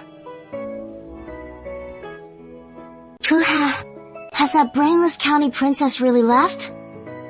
I have to say, without that fool Chunmu stirring things up around here, it is rare to enjoy a proper soak in this grand bath. But soon, his mouth was gently covered, and in his ear came Chunmu's voice, tingling and seductively husky. It is me, your little soft candy. Feeling so playful in the middle of the day, Yet you didn't even call for your king at the end. Am I out of my mind or what? Or do I just want to die young? Die a glorious death on the battlefield? But when facing him like a pet, he has to slap on that fake mask again. Your Highness, don't do that. You're doing this on purpose. Trying to seduce me all over again. Me seducing you? I didn't. Your Highness, could you let me go first? No way. But how come I overheard you telling Jingning you just love seducing this king? It is like you're stepping all over this king, driving him to ecstasy and agony. He made me bump into you. No, I'm not feeling well. It hurt the whole night last night. Can we not go for round after round? Fine. But you have to help me out. We're leaving. Alright. If you won't help me with this, I'll just handle it myself. Chunmu's scarlet eyes gleamed with a dangerous glint. If he does it himself, won't he just devour me whole all over again? Might as well just die right here in bed. Better just me dying. Me alone. Otherwise, this old lady's gonna end up as that brainless lord's bed warmer plaything for real. If this keeps up, it won't be long before this old lady ends up barren and broken. But I won't. I'll teach you. After the two emerged from the bath, it was already nearing dusk. They had lingered inside for a full half hour. He turned toward the hall and sat on the canopied bed, resting his hands on his knees. Get some good rest, and serve this king well tonight. Indifferent to women. Who on earth started that rumor? He is clearly a stud in heat, demanding it day and night. Where does he even get all that stamina? Not afraid of wearing himself out to death. After Chunmu left, Chen Han fancy entered, and upon seeing Round Tang, she wore that same pitiful look for her young miss again. Chen Han, go smooth things over a bit. Ask Xiaofeng where they've been placed, and find a way to bring Lin Qing to see me. What is the matter? Very difficult. Chen Han nodded. No one here will give us the time of day, and we're not allowed to leave. So I'm afraid it is going to be tough to grease any palms. Why not ask His Highness, Prince Ning, miss? That evening, Round Tang had her meal, bathed, and quietly dismissed Chen Han. She lay alone on the bed, waiting for Chunmu. Chunmu did not return until the second watch of the night, but upon his return, he did not seek out Round Tang right away. Instead, he went straight to the study. He settled into the taishi chair before the writing desk, and before the desk stood two men attired as guards. One was Nanfeng. The other was Beiyue. Your Highness, lately the prefect of Dianzhou, Wang Ang, has been exchanging letters frequently with the second son of the Duke of Zhenguo's mansion. This subordinate suspects that the second son is likely involved in this scheme of privately forging weapons. You've done well this time. Later, go to the accounts office and claim your reward. Then keep a close watch, and come report it at once if there is any news. Beiyue cupped his hands in salute, but he did not withdraw immediately. Chunmu looked up, gazing at him with a puzzled expression. There is another matter. To report to your highness. On the road back from Dianzhou, it seemed someone was tailing me. I'm afraid. Was your identity exposed? Bei Yue hurriedly shook his head. They asked this subordinate if I had worn the mask the whole time, but I never removed it. And this subordinate swiftly dealt with the pursuers. But this subordinate is concerned that those men might know your highness was present. It could bring harm to your highness. You needn't trouble yourself over this prince. Just look after yourself. And carry out your duties well. Yes, your highness. Are the flowers in the estate blooming at their peak right now? I mean, the flowers in the estate are blooming so vibrantly. Perfect timing for your highness. Lately, most of the flowers in the estate have burst into bloom.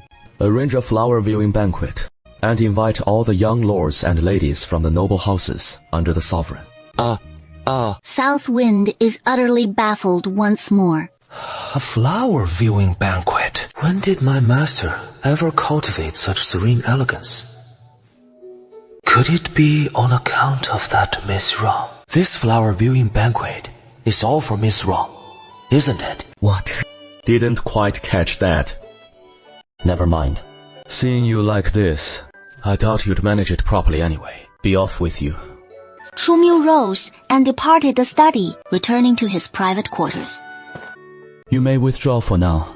No further attendance is needed here. Spring Chill nodded and withdrew, gently closing the door behind her. Chu Miu stepped into the inner chamber, where Runtang lay slumbering upon the bed.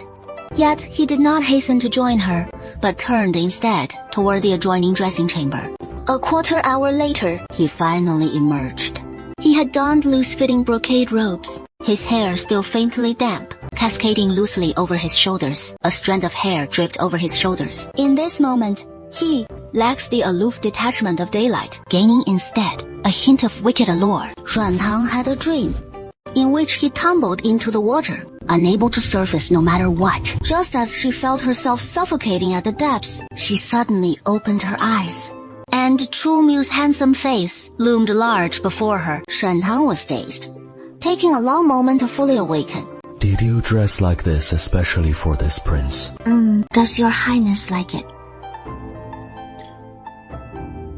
Your highness, tomorrow, might I see my attendants who've arrived at the prince's manor? I don't even know where they're staying, or how they're faring. Tomorrow, I'll have them come to see. Truly! Thank you, your highness.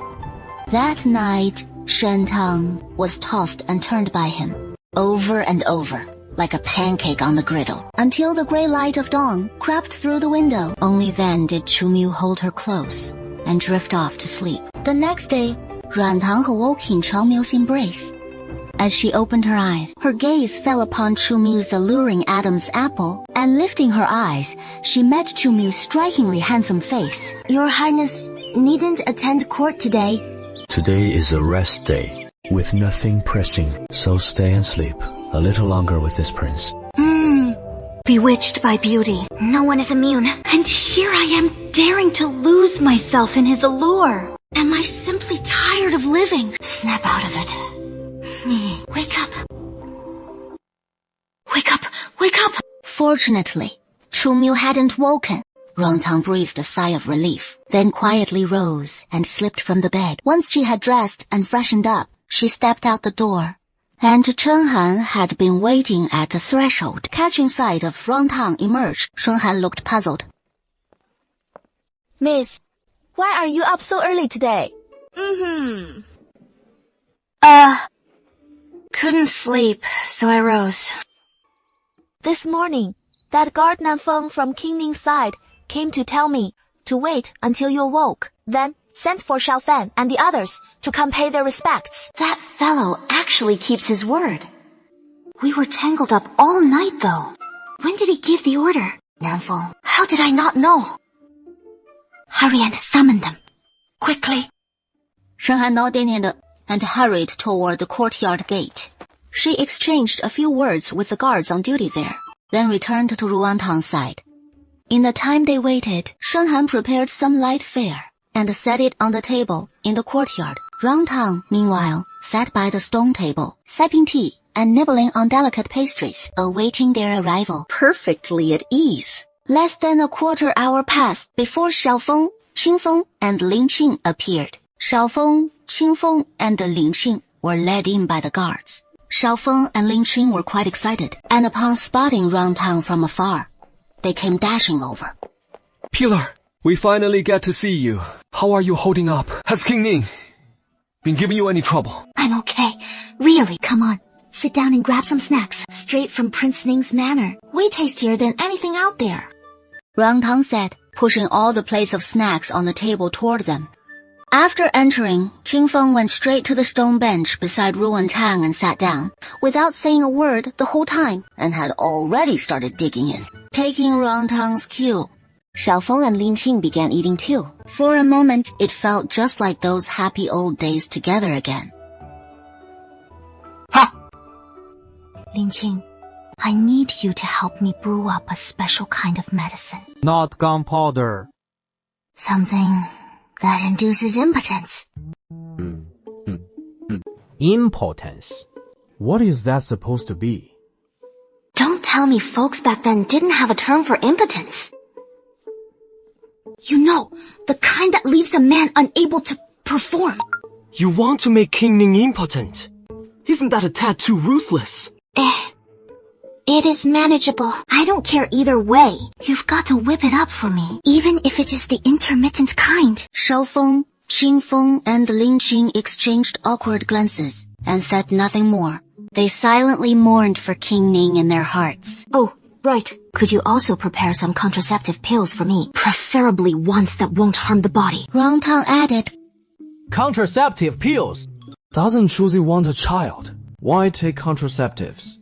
Bingqing asked, puzzled. It is just that I don't want to take that stuff. But King Ning forces me to drink it every day. So bitter and hard to swallow. And besides, I have no idea what he is giving me, or if it might harm my body. The ones you make, I feel much safer taking those. Lingqing pondered for a moment, then said, For women's contraceptive pills, it is hard to find ones that don't harm the body. But I do have some ready-made male contraceptives here, with the same effect as the women's.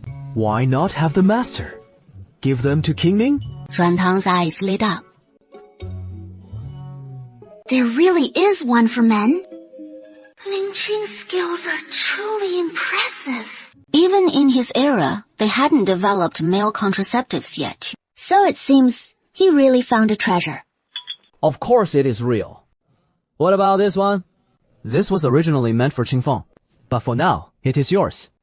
So tell me, how well does it work? Does it really do the trick? Qingfeng rarely betrays such embarrassment. After all, broaching such a topic with a young lady is truly hard to bring up, but it should be quite effective, as none of the women he has been with have ever sought him out afterward over any children.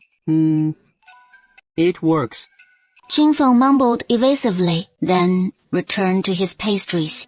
With Qingfeng's confirmation, Shantan grinned and slipped the medicine into his pocket. The group huddled together once more, chatting idly about this and that, until the nearby bedroom door creaked open as Chumyu appeared in the doorway, and they finally fell silent. Suantang seized the chance to dismiss Xiaofeng and the others, then, with a warm smile, rose and approached Chuma. Your Highness, you've awakened. Did you rest well? What were you all discussing? You looked so amused. Nothing much. Just some casual talk, swapping a few jokes. He strolled into the courtyard and settled on the stone bench by the table. This king has a matter that requires your arrangements. What could I possibly do to assist him? Calling it help would be far too distant. Whatever your Highness commands, just say the word. If it is within my means, I shall spare no effort. This king wishes to host a flower viewing banquet. I'd like you to see to the arrangements. What? Unwilling? If it weren't for that, he figured the other side's inner servant might botch the job. He wouldn't have entrusted such a crucial task to Rongtan. The flower viewing banquet is merely a pretext. He has a far more pressing objective. No, it is not that. Your Highness may not realize my humble station. I've never even laid eyes on a banquet for the nobility. I might not manage it well. Besides, here in the prince's mansion, I'm nothing but a nameless, titleless outsider, hosting a banquet for the household. I'm afraid I'd bring ridicule upon the mansion. Little Rantang, are you resenting this king for withholding a title from you? Their eyes locked, his gaze laced with danger. To become this king's concubine, one must have the proper standing. Yours falls short. So, abandon those idle fancies. For now, this king still holds some interest in you. Serve me well, and this king prizes substance above all else. He will not wed, nor take a concubine. Rangtang was an unforeseen twist, but even a twist cannot shatter his principles. Yet Chu Miu is certain it won't be long before she tires of him. But Chu Miu believed before long she'd grow tired of him. Then he'd set her free. Of course, without treating her poorly. Doesn't she love money? Then this prince will shower her with riches. For a woman like her, it is a generous favor, one she ought to be grateful for. Had this brazen woman not provoked him so recklessly, she'd never have the privilege of sharing his bed. As if I'd ever want to be your concubine. If Chumo weren't holding all the cards right now, keeping her stuck, she'd want nothing more than to flee far from him, never to cross paths again. Your Highness is overthinking it. Rongtang knew her place all too well. How could she harbor such sordid ambitions? Your Highness, I'd never dream of climbing a branch that high. You and I are just scratching each other's itches. Purely casual fuck buddies. Nothing more. So, Your Highness can rest easy. I'm not the type to cling and pester endlessly. The moment you tire of me, I'll slip away quick as a flash and vanish from your sight for good.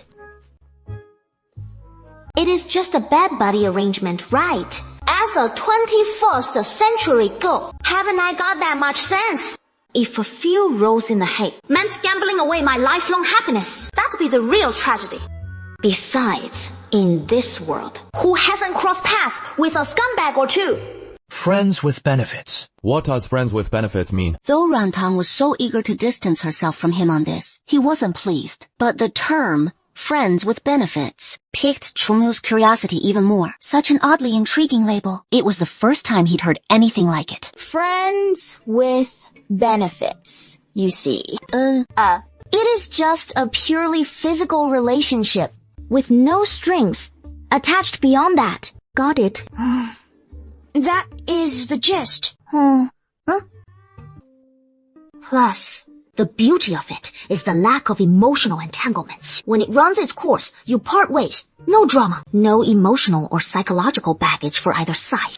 Yet, as soon as Rongtang finished her explanation, she could sense Chumu's aura turning icy. His dark eyes fixed on her, as if boring a bloody hole right through her. He hadn't expected friends with benefits to mean this, and while Chumu figured it fit them perfectly, it still grated on him deep down. In his mind, Rongtang ought to pull out all the stops to win his favor, and even if she couldn't become his principal consort, being a concubine in his estate would be a fine consolation. As a favored concubine to Prince Ning, she could practically strut through the capital unchecked. But this woman just wouldn't heed His Majesty's will.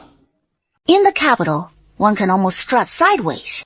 Yet this woman still refuses to believe it. Your Highness, are you angry? The banquet is entrusted to you to arrange, so make sure it is handled impeccably for this king. Not me! Did I even agree to that? What do you mean, not? This king is entrusting it to you. It is an honor for you. Don't be so ungrateful. Wait! Your Highness? Rounds the corner. She hurriedly stands and follows close behind. Think carefully about how you die before refusing. I'm not refusing. I just have one thing I'd like to discuss with Your Highness.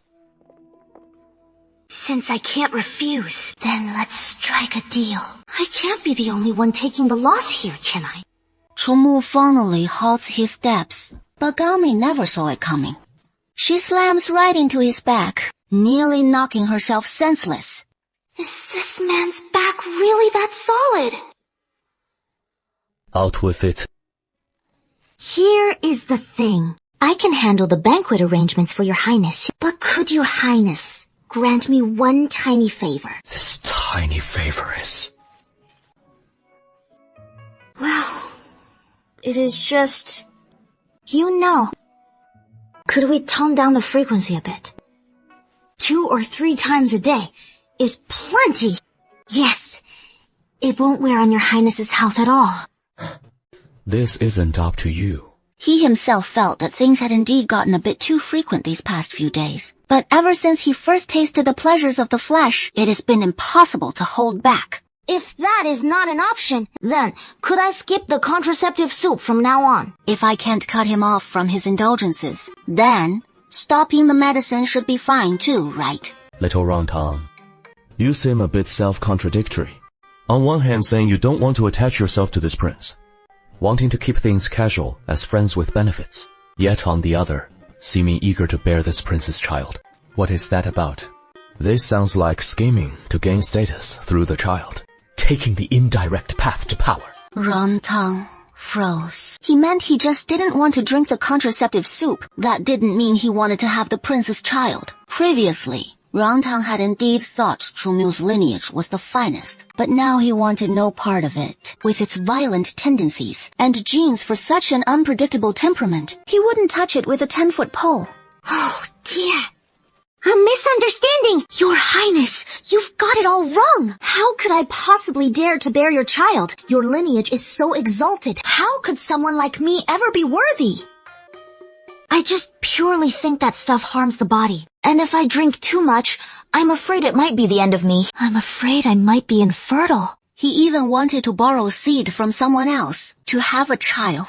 If I suffer from this infertility, his loss would be quite significant. Infertility?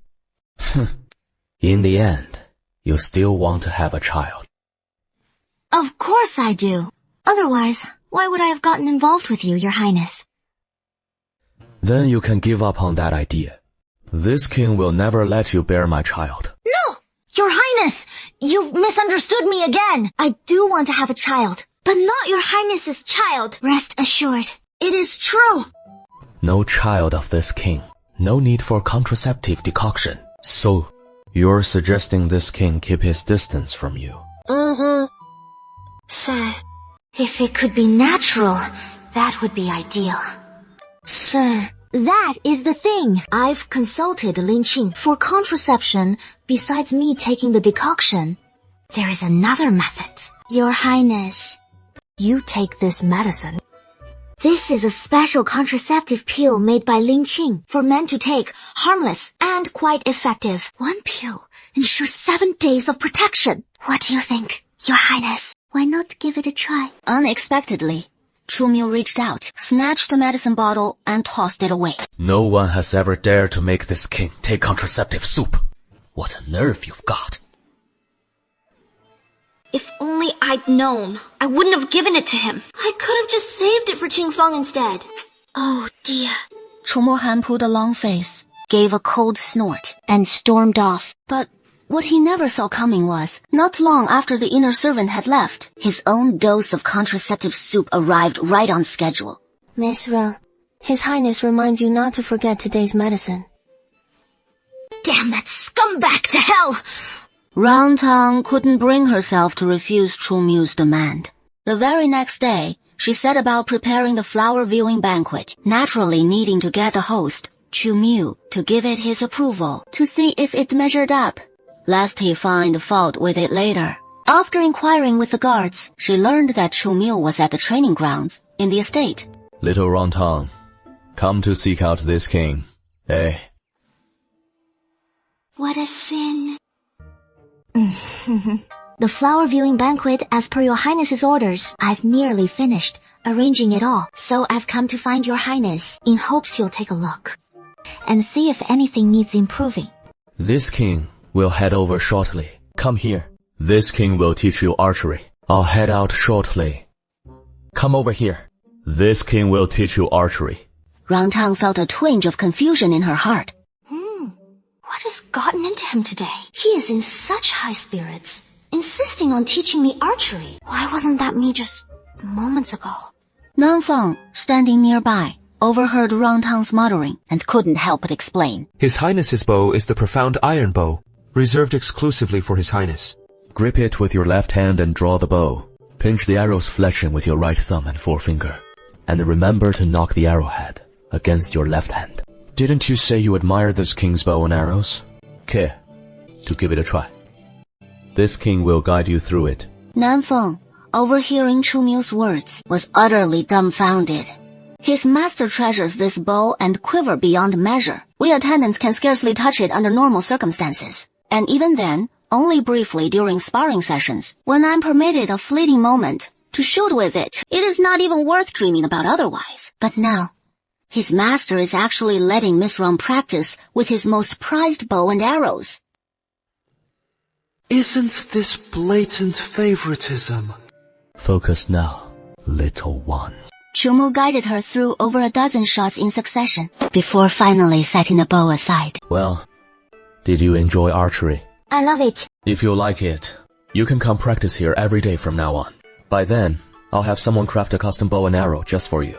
One suited for a young lady like you. Zhangtang wanted desperately to refuse. Yet, she couldn't resist the allure. She was simply too envious of those skilled in martial arts here.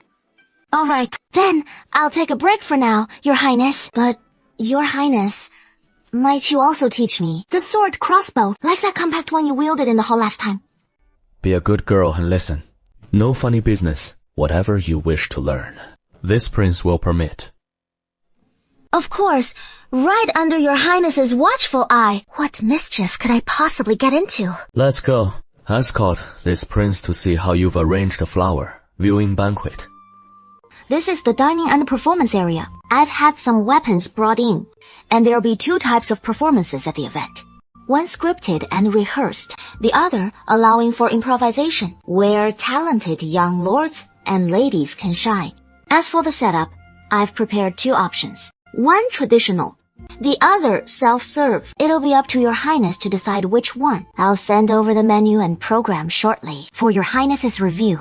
Chumiu follows behind from the moment Chumiu stepped into this garden. He knew entrusting this task to Rangtang was the right call.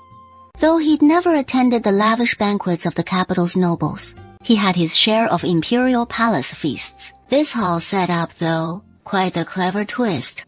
No need. These finer points, you decide them yourself. Since I've entrusted it to you, I won't meddle. Oh, so that is how it is. Well, since that is the case, how about we add a touch of novelty?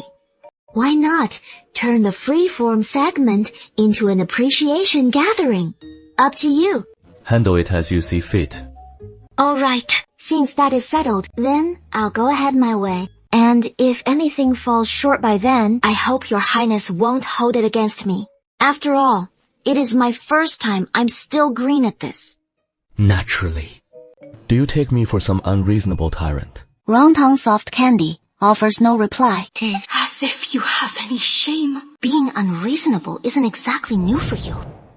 Time flew by, and before they knew it, the banquet hour had arrived. Your Highness, Lady Ruin's been at it all afternoon. Shall I send attendants to lend a hand? Go ahead. Head to the mansion gate and greet the guests. Yes, Your Highness. Nanfeng slouched dejectedly, reluctantly leaving the banquet. Oh dear, if only I hadn't pried. He truly has no desire to play host to guests. Around 3 in the afternoon, guests began arriving one after another. A lavish carriage pulled up at the mansion gates. Nanfeng stayed close by Chumiu's side at every moment, quickly recognizing it as a carriage from the palace. We pay our respects to the noble consort. May your ladyship enjoy peace and prosperity. Outside the palace. No need for such formalities. Rise. Why do I not see His Highness Prince Ning? In response to your ladyship, His Highness is receiving guests within. This servant shall summon him at once. No need. This consort arrives unannounced today, so I shan't trouble the imperial uncle to come and go. Escort this consort inside. Prince Ning's half-hearted flower viewing banquet. He only learned of it 2 days prior. Yet who doesn't know the true purpose of such a flower-viewing feast? It is nothing but a matchmaking gathering for eligible bachelors and maidens. Over these many years, Prince Ning has never attended such affairs, nor does he indulge in feminine charms. Word has it that recently he favored a lady with an injured arm. He even brought her back to the manor. Consort Wen seethed with rage over this for quite some time, secretly dispatching spies to investigate. Yet they were all barred from the prince's manor outskirts, unable to set foot inside even half a step, let alone glimpse that lowly wench's true face. She learned that Chu Miu was hosting a flower-viewing banquet, filling her with both joy and fury. Joyful that Chu Miu must have cast aside those two paramours, but furious that by hosting this banquet, he might be scheming to take a wife or concubine. Back when Chu Miu donned the bridal rags for his majesty in the palace, she had hinted to Chu Miu more than once that her heart secretly yearned for him. Yet, Chu Miu turned a willfully blind eye. Does she know how agonizing my days are in the secluded inner palace? Her Highness the noble consort arrives! Everyone startles in unison, but they swiftly rise to their feet, bowing low in deference altogether, as Consort Wen waves her hand dismissively. No need for formalities. I just don't understand. Other noble ladies dressing that way is one thing, but what could it mean for Consort Wen to appear so provocatively attired? Could it be that she has set her sights on that rogue too? Don't let such thoughts run wild, lest you lose your head over it. The reigning emperor is King Ning's nephew. This concubine Wan, in other words, is King Ning's nephew's wife. This nephew's wife fancies her uncle-in-law. Such a scandalous affair. How could that ever be? No way, absolutely not. Impossible. And then Chu Miu makes his entrance, drawing sidelong glances from the noble ladies at the banquet, their eyes lingering with subtle allure, sending flirtatious waves his way. Even concubine Wen herself, Runtang, had just shaken off that sordid suspicion, only for it to slither right back into his thoughts. He does have a hawk's eye for these things, so concubine Wen truly has eyes for that scoundrel Chu Miu.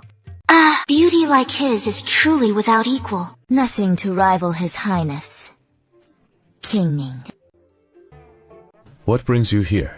That invitation of hers never even reached the palace, and the noble consort, gracing a mere princess flower, viewing banquet, that is more than a little suspicious. His Majesty sent me to lend you support, Your Highness. My imperial nephew hasn't the leisure to meddle in my flower-viewing festivities. This must be that woman's own scheme, wheeling and dealing to trick my nephew into letting her come. Find yourself a seat. Find a seat and sit down. Your Highness, may this consort sit beside you? No. But Lady Wan has just taken her seat. Then, another shrill voice rang out from outside. Princess Jining has arrived! There, a lady glided gracefully toward them from the West Garden entrance. It was none other than Princess Jining, dressed today in a white gown, embroidered with kingfisher feathers, its train trailing elegantly like a skirt. Princess Jining stepped onto the red carpet, heading straight for Chu Miu's side, and without a word of asking, plopped right down. Brother Miu, sorry, I'm late. You don't mind, do you? How did you end up here too? Auntie Guo sent me. She has had a sudden indisposition lately, making it hard for her to travel. But she heard Brother Miu was at the flower viewing banquet and couldn't rest easy, so she had me come take a look. Runtang, lingering in the corner, caught every suspicious glance in her sights. Who knew that rogue Chu Miu was such a catch? If these women could just snag him, maybe I'd finally be off the hook. Then I could taste the sweet relief of him tiring of me early and make my escape far away. As if reading her mind like an immortal, Chu Miu turned, his eyes landing straight on her face. And with that, the banquet commenced, and the program arranged by Soft Candy began. The first performance is a song, a duet rendition of the Pipa Player, by male and female singers. At Xunyang River's banks, we bid farewell to the guest at night. Maple leaves and reed flowers, rustling in the autumn chill. The host dismounts by the shore. The guest lingers in the boat. We raise our cups to drink yet lack music or strings. Unable to revel in our cups, we face a sorrowful parting. As we part amid the vast river, moonlit waves engulfing the night. In no time at all, the women's ensemble launched into their lilting ethereal operatic vocals, drawing secret admiration from all, their hearts wandering the grassy paths. Delicate like aesthetic, like silken strands.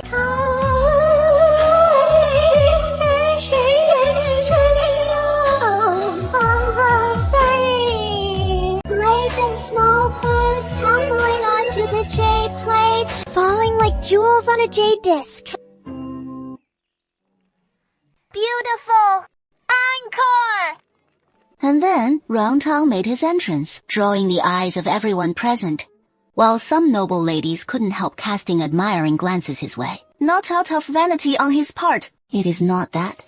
He is boasting, but with his striking looks, even as a man, he possesses an extraordinary air of elegance. Meanwhile, Jinling, seated beside Chumo, upon catching sight of Roundtong, leapt to her feet in thrilled excitement, pointing at him and crying, "Brother Mao!" Chumu, who had been lounging with a face full of boredom, noticed Jingling's sudden burst of fervor, and promptly turned his gaze toward the red carpet. Once he laid eyes on Roundtong in such finery, he straightened up in his chair, his eyes burning with intensity as he settled back down, fixed on him. Don't make such a fuss. We are deeply grateful to all you young lords and ladies for making time amid your busy days to join us at the flower viewing banquet in our Prince's Manor. Here, on behalf of His Highness, Prince Ning, I extend our heartfelt thanks for your gracious presence. His Highness Prince Ning, wishing for all to revel in delight, has specially instructed me to arrange an array of unique entertainments for you. If I may ask you all, did you enjoy that song just now? It was wonderful! Hey, of course it was. So, would you all like to hear more? Oh, hurry and bring on the next act. No more chit-chat. Yeah, get the show started already. All right. No need to rush, everyone. The finest spectacles are meant to be savored. So shall we venture into something fresh and exciting next? The one I just served to everyone is a new delicacy crafted by our Prince Ning's mansion. Unique throughout the entire Great Zhou. Please, everyone, give it a try. The guests exchanged puzzled glances and began whispering to one another. But soon one guest picked up his chopsticks and took a bite. After savoring it slowly, his eyes suddenly lit up. This delicacy is truly extraordinary. It melts in your mouth with a tender, fluffy texture. What a delight! As he praised it aloud and swallowed, he couldn't help but smack his lips, as if savoring the lingering aftertaste. So, how is it? Delicious? Delicious! So delicious! The guests nodded in agreement. Shuantang smiled contentedly. As for this cake, it is called the cream cake, made with cream, eggs, and flour. Then chilled to perfection. Its texture speaks for itself. But the process of making this cake is exceedingly intricate, demanding immense labor, and testing the master's craftsmanship. Which is why we can only offer you a small taste. However, as Shuantang said this, he paused briefly, piquing everyone's curiosity. Those who had tasted it were left craving more.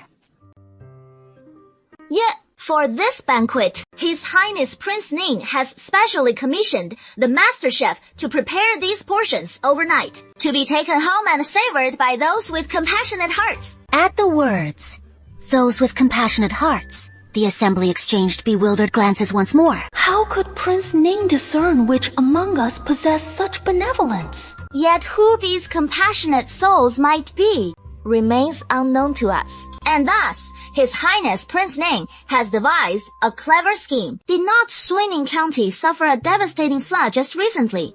Though the flood waters have receded from the fields, and the court has disbursed relief funds, many victims still endure great hardships, lacking even a place to resettle. Hence, His Highness seeks to rally us all in lending aid to these afflicted folk. His Highness has already pledged 1,000 taels. Yet, none of you need follow his example. His Highness merely asks that you join this evening's tasting and appraisal by bidding on these exclusive confections from Prince Ning's household. As Rangtang spoke, the guests began whispering among themselves once again, some lauding Prince Ning's compassion for the people's plight and his noble military bearing, while others sneered in secret, deeming it all a mere performance by Prince Ning, for how could a sycophantic schemer be so generously inclined? Now, allow me to explain the rules. With that, he clapped his hands, and soon a maidservant approached bearing a tray, which she placed upon the table before Ruantang, arranging the cakes upon it with care. There are 10 cakes here, 1 per bidder, starting at 10 taels, with increments of 5 to 10 taels per bid, awarded to the highest bidder, though not exceeding 100 taels. I'll bid first.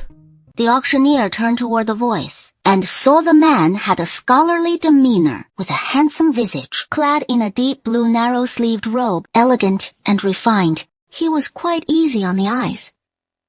Very well. The young master bids 10 taels. Any further bids?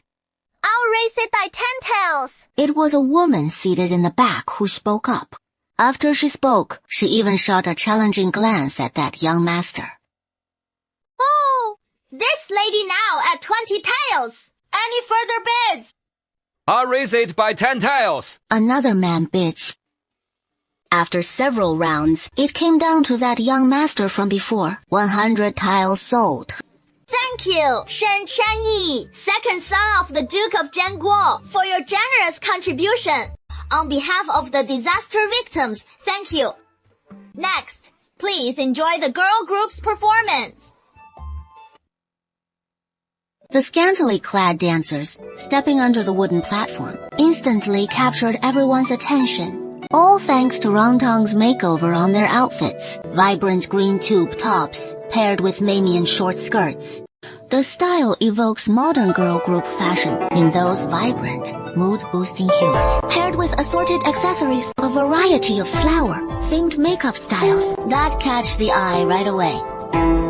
As everyone admired the dancing maiden's attire and makeup, the enchanting strains of drums and zithers filled the air. Several dancing maidens began singing to the melody of the chin, swaying their waists and hips in rhythm, occasionally shaking their bosoms. Their movements both sensual and alluring, leaving the men in the room utterly transfixed. While the noble ladies, the more reserved among them, couldn't help but bow their heads, blushing as they let out soft gasps. How utterly scandalous. But some of the bolder young ladies watched with keen delight. Even some dashing young gentlemen couldn't resist, standing up and edging closer for a better view. Zhang Tang watched the crowd's reactions from the side, a smirk tugging at his lips. But curiosity piqued. He wanted to see Chu Miu's reaction, his gaze shifting to him at once. There was Chu Miu, lounging lazily against the back of his low stool, haughtily at ease. But his eyes weren't on the dancing maidens. Instead, they wandered among the noble ladies and gentlemen at the banquet. Zhang Tang couldn't help but inwardly scoff. Quite the actor, isn't he? Ignoring those sultry beauties entirely. Could he have his eye on that noble lady at the table? I wonder who. But with so many young ladies here, Mom, I honestly can't figure out who has caught her eye. Rangtang's gaze drifted back to Changmo, but this time it collided head-on with his piercing stare. Rangtang froze for a split second. The moment she caught the sinister glint in Chumo's eyes, her heart skipped a guilty beat, overwhelmed by a wave of unease. All right. And then, Rangtang stepped onto the floor herself, taking Wu Qi's hand to begin a formal waltz. Partners pairing off gracefully. Your Highness, could our intelligence be off? Are they skipping the move tonight? Chumo's eyes swept toward the dance floor, circling the room, when a sudden flash of cold fury ignited in them.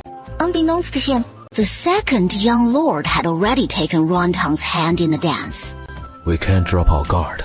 Chumo gave Nanfeng a terse reply, before his gaze locked fiercely on Shen Qianyi's hands, entwined with Rangtang's. Meanwhile, With Rangtang, they had begun with structured pairs in the waltz. But as the crowd surged in, it melted into a whirlwind of free-form revelry. Cousin, you've transformed so much, I barely recognized you. Rangtang, startled, met his eyes with a flicker of confusion. Dressed as a man in disguise, being spotted wasn't out of the question. But that word, cousin, threw her. So what does he mean by calling her his cousin? Could it be that she is the original owner's cousin? But he has no memories from his original self. Plus, when he transmigrated, his body was in a beggar's den, filthy and ragged, having starved for days on the brink of death. If he hadn't arrived, this person would have ceased to exist in the world. That doesn't add up. But if she is truly this second young master's cousin, by rights, her family background should be quite respectable. So, how could she end up in a beggar's den? Has the young master mistaken her for someone else? I am a servant of Prince Ning's mansion. How could I possibly be your cousin? Yet, the second young master merely gave a faint smile and said nothing more. Your Highness, the targets have arrived. Shall we strike now? No need. Wait until they've entered the garden. Then make our move. With that, Chu Miu rose from the low stool and strolled unhurriedly toward the parlor hall. And at that very moment, dozens of black shadows plummeted from the sky, their long swords gleaming with cold menace, all thrusting straight toward Chu Miu. Chu Miu was prepared, and as the assassin's blades launched at him, he swiftly dodged aside, then quickly drew the flexible sword concealed at his waist, engaging the black-clad foes in fierce combat. The male lead charged forward the instant the assassins landed, while the other guards split their efforts, one group aiding Chu Miu in fending off the attackers, the other shielding the dancing crowd. Help! Chu Miu heard his cry and turned to look. Xuan Tang felt a sharp pain in his chest and looked down to see the tip of a long sword protruding from it. Meanwhile, after Rangtang was run through with a sword, Chu Miu's eyes blazed with murderous rage. His surging killing intent enveloped Di Shui and Yanluo Liu Yu, the two captives. And in the midst of the slaughter, he knew Chu Miu felt nothing for him. Even if there were any, it was merely those fleeting moments in bed. In Chu Miu's eyes, he was nothing more than what the Princess of Jining had said. A lowly, wretched handmaid of base birth, not even fit to be his concubine. Much less worthy of his concern for my life or death. Not long ago, did the thief mercilessly drive a blade into me. Damn it all! What does blocking a sword for him matter? But this sword, unlike the one Chu Miu thrust into me before, this one left him gasping in agony, as if even his heart had been rent asunder. The wastrel second son of the Duke's household.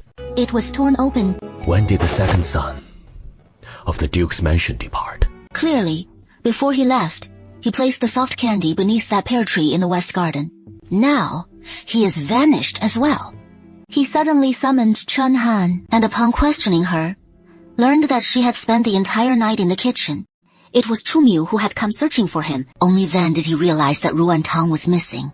Chen Han burst into tears on the spot, especially upon hearing that Ruan Tang had disappeared, while still wounded, and she wept even more fiercely. Chu Miu grew agitated by Chen Han's sobbing, and ordered the guard to escort her away, before carefully piecing together the events. It seems Shen Shen plans to use that soft candy to hold this king in his grip. But this king is not so easily ensnared.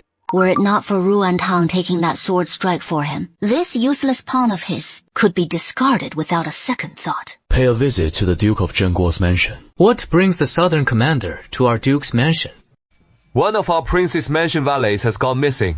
I wonder if the second son has laid eyes on him, or perhaps spirited him back to the Duke's mansion. A mere valet. The commander must be jesting.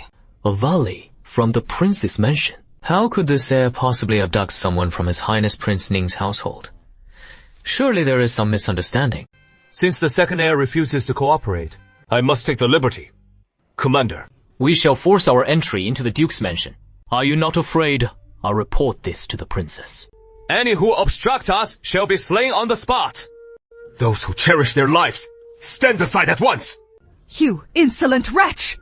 Do you think the Duke's mansion is a place for your ravings? By order of His Highness Prince Ning, Sula must die. A glint of murderous intent flashed in Southwind's eyes. Who does not know this personal guard of Prince Ning, who has followed him through the bloody fray of frontier battles, bearing an aura of dread from the killing fields? Grandmother, stay your hand. Let Prince Ning search, as he pleases. Our Duke's mansion stands upright. We fear no inspection. But tomorrow, this matter, I shall surely petition the Emperor. Southwind turned a deaf ear to their words, but only when all the guards reported back that no trace of Rangtang was found did he cast a piercing glance at Shen Qianyi, then led his grand retinue away from the Duke's mansion. This is an outrage! Utterly intolerable! Grandmother, do not fret.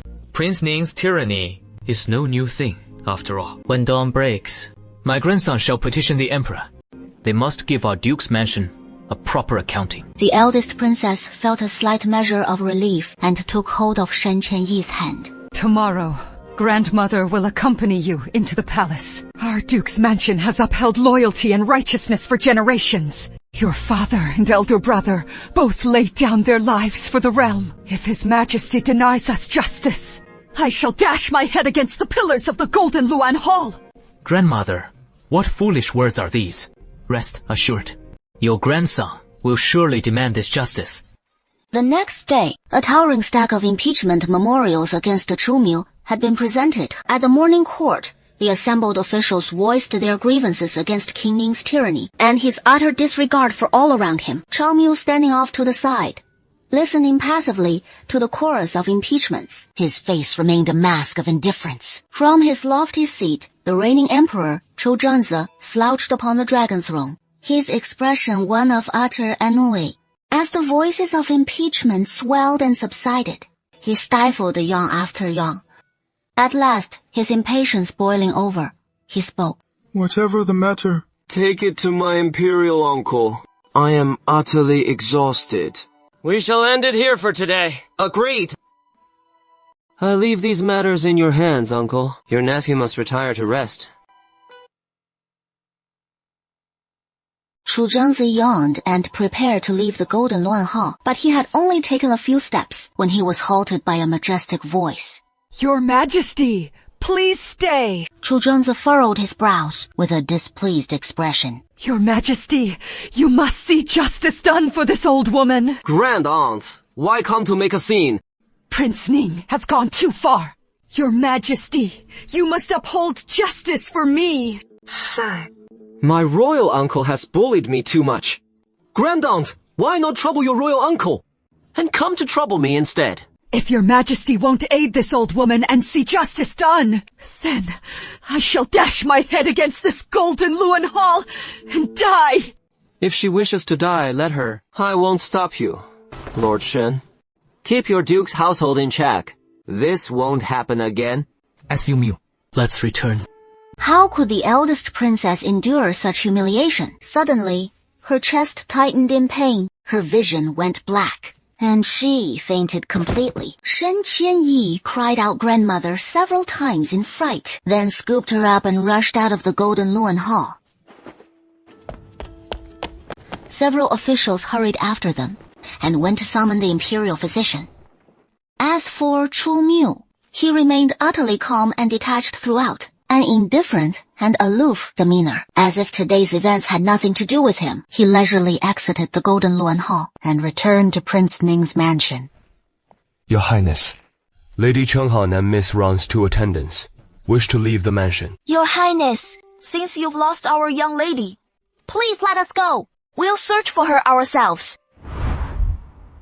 Rangtang had a dream. In the dream, he encountered a woman who looked just like him. Ai Tang, you finally come. The woman who resembled him called out to him softly. Rangtang gazed at her in confusion. Huh? Who are you? I am you. Yet not you. The woman smiled lightly. I am also called a Tang, but the Ai Tang I am is different from yours. A different Atang. The woman nodded, then raised her hand, extending her index finger to touch his forehead. Instantly, Rangtang felt his mind on the verge of shattering, as fragments of memories not his own flooded into his mind. And this life of his will be yours to alter.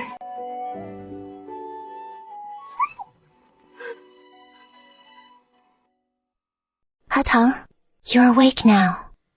Was it a nightmare? Don't be scared. Auntie's right here. There. No need to fear.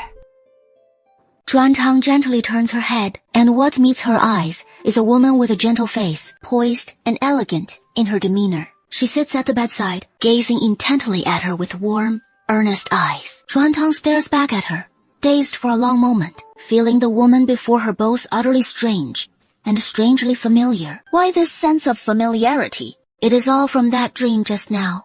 The woman who looked just like her, who bestowed upon her a fragment of memory not her own. Within that memory, there was this very woman before her. Her name is Yi Qingyu, the legitimate daughter of the Earl's household, and her dearest childhood companion, her sworn sister. Yet in that memory, this gentle, kind-hearted woman had withered away like a fading flower, gone too soon, all because she married a heartless cad, enduring endless torment until she departed this world in bitter resentment. Are you Ye Qingyu? I'm you. Atang, don't you remember me? I do remember. 5 years ago, we swore we'd meet again once we reached the capital. 5 years ago, we had clearly agreed that once we reached the capital, we'd seek each other out. But when I arrived in the capital and went to your home in search of you, Uncle Rowan told me that you had said you were dead. I couldn't believe it. Not long before I set out for the capital, we had just exchanged letters. How could you possibly have died? But these past 5 years, you never came looking for me. So I truly believed. When I caught sight of you at Prince Ning's residence, I thought my eyes were deceiving me, that I had mistaken you for someone else. Even when they insisted it wasn't you who was wounded, I truly didn't dare confirm that it was you. Atang? Atang propped himself up, trying to sit. Don't move. Your wound hasn't healed yet. It might reopen later. I had a maidservant fetch an extra soft pillow and placed it behind him so he could lean against it. Thank you for saving me. Why be so formal with me? Where am I? This is my family's estate. You were gravely injured. I couldn't take you back to my home, so I had no choice but to bring you here. How long have I been out? You've been unconscious for a full day and night, with fevers coming and going, the wound inflamed. You nearly didn't make it. Thankfully, my brother went to the palace and summoned the imperial physician, who brought the finest golden wound medicine, and we applied it to your injuries before your fever finally broke. Has anyone from the Ning Prince's mansion come looking for me? I've been staying home these past few days to look after you, and haven't stepped out at all. Yet, I haven't heard a word from my brother about it. I haven't sent anyone to inquire either. After all, if the Ning Prince's mansion were truly searching, my brother would surely have heard of it. But then, he noticed Rangtang's furrowed brow, mistaking it for disappointment over no one from the Ning Prince's mansion having come for him. He couldn't help but offer some comfort. The Ning Prince's mansion has hundreds of servants. They must not have noticed your absence just yet. It is only that they haven't found you. Once your wounds have healed a bit, I'll take you back to the Ning Prince's mansion and redeem your deed of sale while I'm at it. The Ning Prince's mansion is hosting a banquet, and I was only invited on short notice. I didn't have the funds to bid on that divine artifact. He has always longed to escape the Ning Prince's mansion, and now he is finally free. Why on earth would he want to go back? I just wonder how Changhan and Xiaofeng are faring now, especially if they've learned of my injury, and that I've vanished without a trace. They must be worried sick. This is for the best. Then, Just rest here and recover in peace. Once you're healed, I'll escort you home. If Uncle Ron and the others knew that Ah Tao was still alive, they'd be overjoyed. Rangtang fell silent, lost in the memories, swirling in his mind. The original body's father was the Marquis of Jing'an, and he himself hailed from the Marquis of Jing'an's household. Relying on the memories swirling in my mind, the transmigrator's father is the Marquis of Jing'an, and she is the legitimate eldest daughter of the Marquis of Jing'an's household. As for the original owner, why she ended up in that beggar's den, it was entirely the doing of that very father of hers. Could we keep this from my father and the others for now? I'm staying here with you. Going back so rashly now, I'm afraid it would bring more peril than fortune. And besides, the original owner's father is no decent sort at all. Since you are so unwilling, I shall naturally respect your wishes. Perhaps this is the will of heaven. Perhaps heaven itself has sent me to rewrite the original owner's tragic fate. If I were to follow the original owner's path from her past life, then at this moment, I haven't returned to the Marquise of Jing'an's mansion.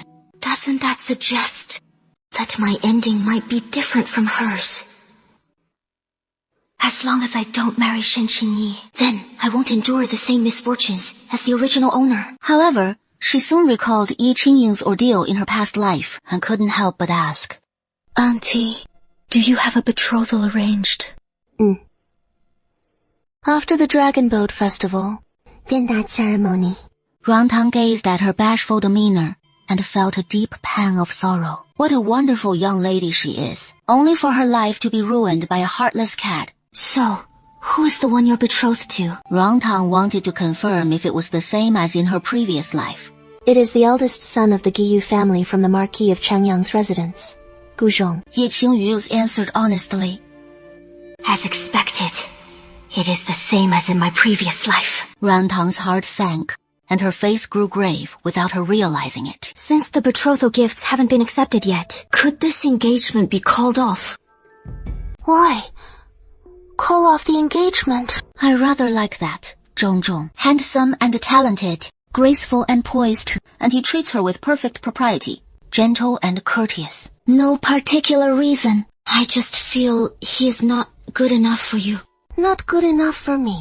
I've met Ergu. And nothing remarkable. I've met him as well. So, why do I still feel that you're exceptionally wonderful? So beautiful and kind-hearted that I believe no man in this world is worthy of you.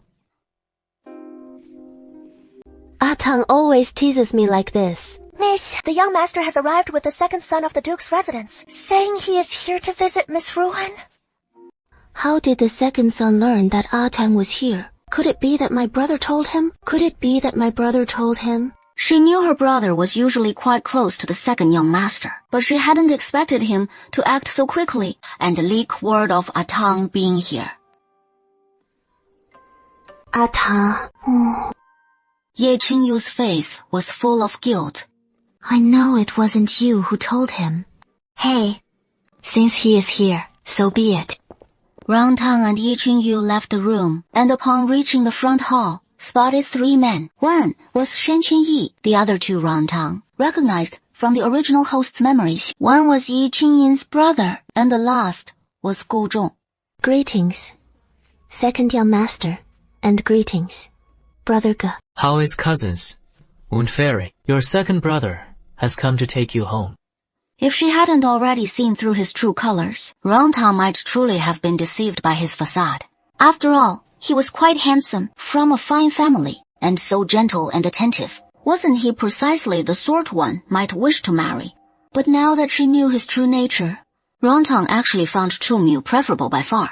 At least Chumiu was always straightforward about his deeds. If he took a dislike to someone, he'd simply stab them outright, or drag them in to take the arrows for him. Despicable, yes, but without the scheming, unlike this Shen Qianyi, who was in truth a filthy, utter villain. No need to trouble yourself, second young master. I'm perfectly comfortable staying here, and I'd like to spend a few more days with my aunt. Could it be because of that night when I held his hand and danced with him?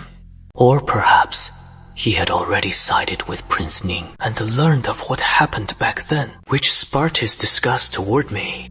And where on earth has he been these past 5 years? The assassin I sent back then reported that he had already breathed his last.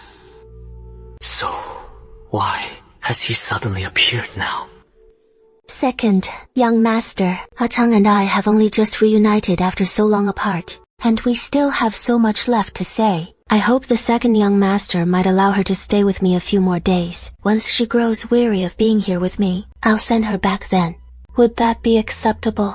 Sister Qingyin spoke up, and naturally, this young master agrees. Then, Qingyin thanks the second young master here.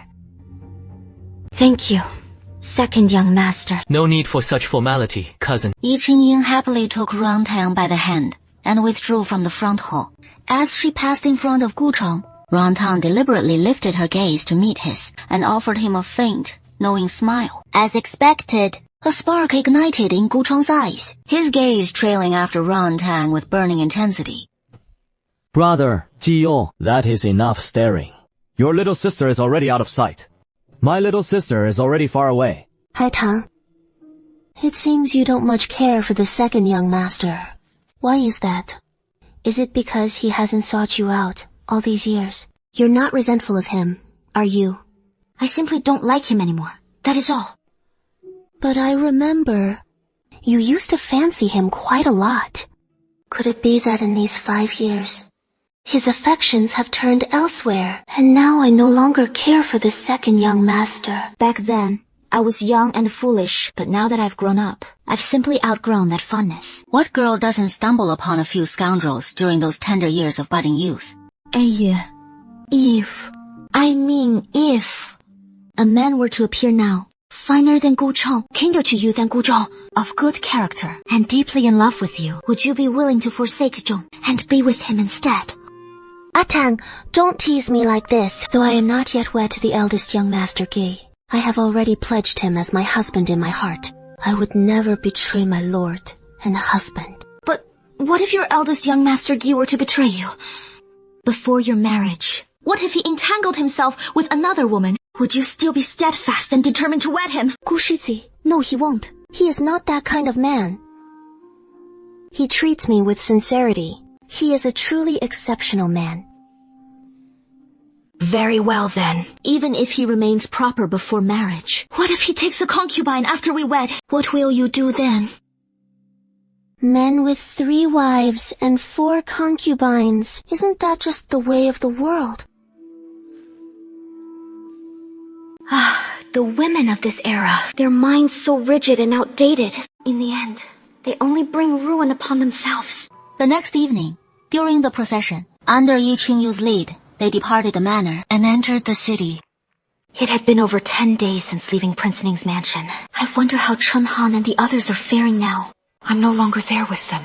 Has that scoundrel Chu Miu released them?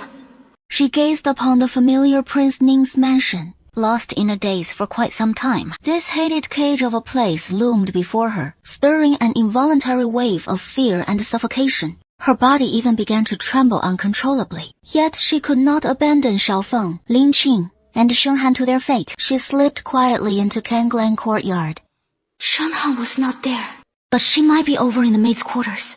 She took 2 steps into the yard. Then suddenly, she remembered that small chest of gold she had hidden there. There is still a small chest of gold hidden in this master bedroom. Now that I've left Ningwangfu, this gold can't just fall into anyone else's hands. Chunyu's dead. But during the time I was gone, I wonder if he uncovered the hiding place of that gold, or if they've claimed it for themselves. But without taking a peek, she couldn't bring herself to leave it. Rantang had no choice but to turn back and slip into the master bedroom. This room was just as dark as the ear room, pitch black. Not a hand's width of light in sight. She didn't dare light a candle. So she resorted to the same trick, groping her way to the bedside from memory. Her eyes suddenly gleamed, her fingers closing around what she sought. Rantang carefully drew out a small box, tucked it into her bosom, and gave it a reassuring pat, utterly satisfied. Rantang held her breath and inched her way to the door. She pressed her ear to the door, straining to catch any sound from outside. After listening for what felt like ages, she finally exhaled in relief, her suspended heart easing at last. She eased the door open, just a crack. Her vigilant cat-like eyes darted toward the outside. Bathed in the faint moonlight, she spotted a figure huddled on the steps outside the master bedroom door, weeping softly. Rantang's heart surged with delight, a smile blooming on her face. She quietly swung the door wider and hurried up behind the figure, clamping a hand over their mouth. It is me! Rantang was forced to huddle in that cramped little cave. Unbeknownst to him, he had dozed off. When he woke up, the cave, once pitch black, now admitted a faint glimmer of light. Dawn had broken. He peered outside. Better not to have looked, but one glance sent a jolt of fear through him. Just beyond the cave mouth, their backs to the cave, stood an entire line of guards. Rantang roughly counted. No fewer than 80. There must be 50 or 60. This can't be happening. Am I really going to starve to death in this cave? When Soft Candy emerged once more from the inner exit, he finally felt alive again. Outside, a tight net had been cast. Yet inside, security was lax. But Soft Candy had no time for that. He was starving. Desperate for something to eat, finally, he slipped into the kitchen undetected, reaching for a plump white steamed bun. The bun was still steaming hot. He blew on it and took a hearty bite. Rich broth enveloped the tender meat filling, spreading through his mouth. In no time, he devoured the large meat bun, then grabbed another, finishing it in just 2 or 3 bites. Then, he picked up another one, and devoured it in just 2 or 3 bites. He reached for another bite, but this time, just as he sank his teeth in, the once pitch-black kitchen blazed bright as day. So, it really is a big rat, bold enough to sneak into the prince's mansion for a midnight snack. What do you say? Should I beat you to death, or simply let you die? Please, Your Highness Prince Ning, behave yourself. Let me go. Behave yourself. You're the one who seduced this king, and you're the one who sneaked into the prince's mansion at midnight. Miss Ra, telling this king to behave himself. Your Highness, I was wrong. I apologize for my past ignorance and recklessness toward you. Your Highness is ever magnanimous, so please don't hold it against a mere woman like me. I know my status is lowly and unworthy of Your Highness, so please, Your Highness, let me go. As for intruding into the prince's mansion, I just wanted to take what was mine and leave. I had no intention of crossing Your Highness. Oh? Is that so? Then setting fire to this king's mansion was also an accident. Well, that one wasn't unintentional. She was speechless once more. Helpless, she stammered a plea. For the damages to the prince's mansion, I can make compensation. You compensate? You think you can afford it? This king's mansion holds countless rare treasures. Even selling you off might not cover the cost. So what do you want from me? This lady's even willing to make it up to you, but you keep hounding me like this. What is the point? Why won't you just let me go? So many in the capital crave to cling to Chu Miu. Why must it be me? He won't let you go. From the moment you chose this king's ring seed, you should have known this would come. This king is not one to be trifled with lightly. Once the game begins, only this king can declare it over. Provoking Your Highness was my mistake. But I only sought to spend the new year by Your Highness's side. You've used it for so long now. Any debt owed is due to be repaid. Moreover, I took an arrow meant for Your Highness. No merit, perhaps, but surely some toil endured. So I beg Your Highness's mercy. Spare me. I plead. You blocked the strike. Chu Mulong sneered coldly. Shao Rantang truly twists truth to suit her tales. Were it not for this king saving you, do you think that blade could have scratched this king at all? That strike wasn't one you took for this king. It was the punishment you deserved. How could I still delude myself into reasoning with such a sly deceiver? In his world, there is no room for reason. Then, what must I do for Your Highness to release me? A man's mocking voice drifted down from above. Naturally, when this king grows weary of you. Then when will that be? Runtang asked through clenched teeth. This king cannot say for certain. Even I can't say for certain. Why don't you come up with a plan for me? So desperate to flee, are you? I beg your highness to grant my wish. Then I simply won't grant it. Throw her into the dungeon and guard her closely. Yes, your highness. Miss, it really is you. It is Chonghang. Upon confirming it was truly Miss Rongtang, Shunhan's tears could no longer be held back, falling steadily, one after another, as the two embraced across the wooden bars. Shuntang was moved as well, and broke into sobs. Her heart brimmed with fear, and with deep grievances. In an instant, the cell filled with the sound of their weeping. Can't you stop crying? It is driving me mad. While Qingfeng lay there on one side, his face etched with utter despair. Chumyu had not sent him the antidote, and only later did he learn that the poison on the sword was no stone bone powder, but soft bone powder instead. Oh, I never should have let my mind wander like that. Why did I take that strike? 3 days later, Yi Qingyan touching Yutan and rushed without pause to the manor. His carriage halting at the manor's gate, the steward burst out from within, his face full of anxiety. He dropped to his knees with a thud. Miss, this old servant deserves death. You witch. How could you fail to look after Miss Rong? What has happened? Miss Rong has vanished. Don't panic. I spotted our carriage near Prince Ning's mansion. So, a Tao must have gone to Prince Ning's mansion. I'll go find her. There is no need for you to blame yourself. Yi Qingyun didn't blame the steward, but instead climbed back into the carriage and returned once more to the Earl's mansion. As a young lady of the house, it simply wouldn't do for her to go straight to Prince Ning's mansion. She had no choice but to go back and enlist her brother's help. Back at the Earl's mansion, she ran into her brother Yi Huachuan and his friend Shen Qianyi just emerging from the gates. Spotting the anxiety etched on Yi Qingyun's face, Yi Huachuan couldn't help but inquire. Auntie, weren't you headed to the villa? How come you're back so soon? And looking so distressed. Has something happened? Brother, I'm fine. Are you treating your brother like an outsider now? You've never been so reserved with me before. The second young master is family. So there is no need for you to hold back, sister. Whatever's troubling you, just tell your brother.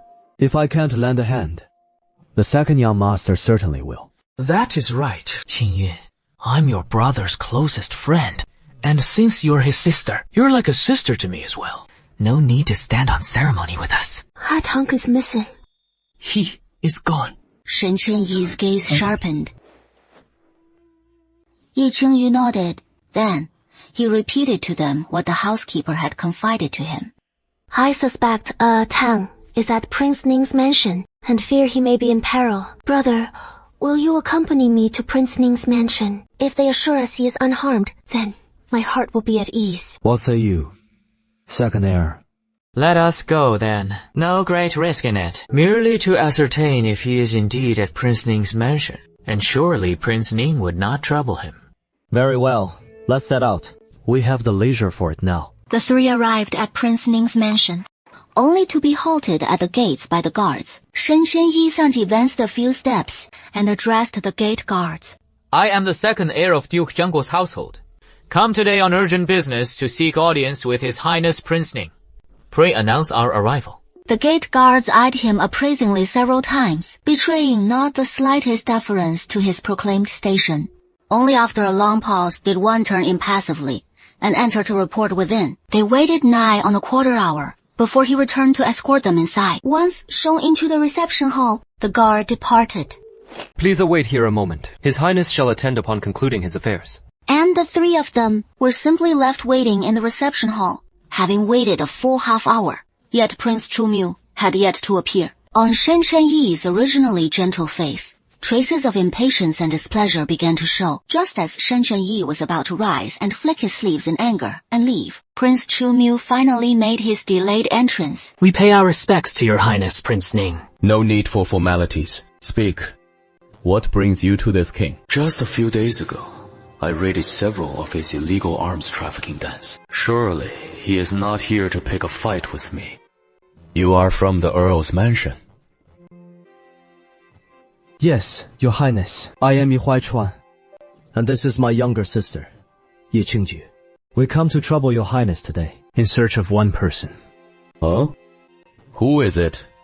Within this king's residence? Yes. The one we seek is a servant in Your Highness's Ning mansion, whom we glimpsed here at the Flower, viewing banquet before. He bears a striking resemblance to an old acquaintance of mine, and we've come today simply to see him. Might Your Highness permit it? Old acquaintance of deep bond. Rantang. Rantang? Full house?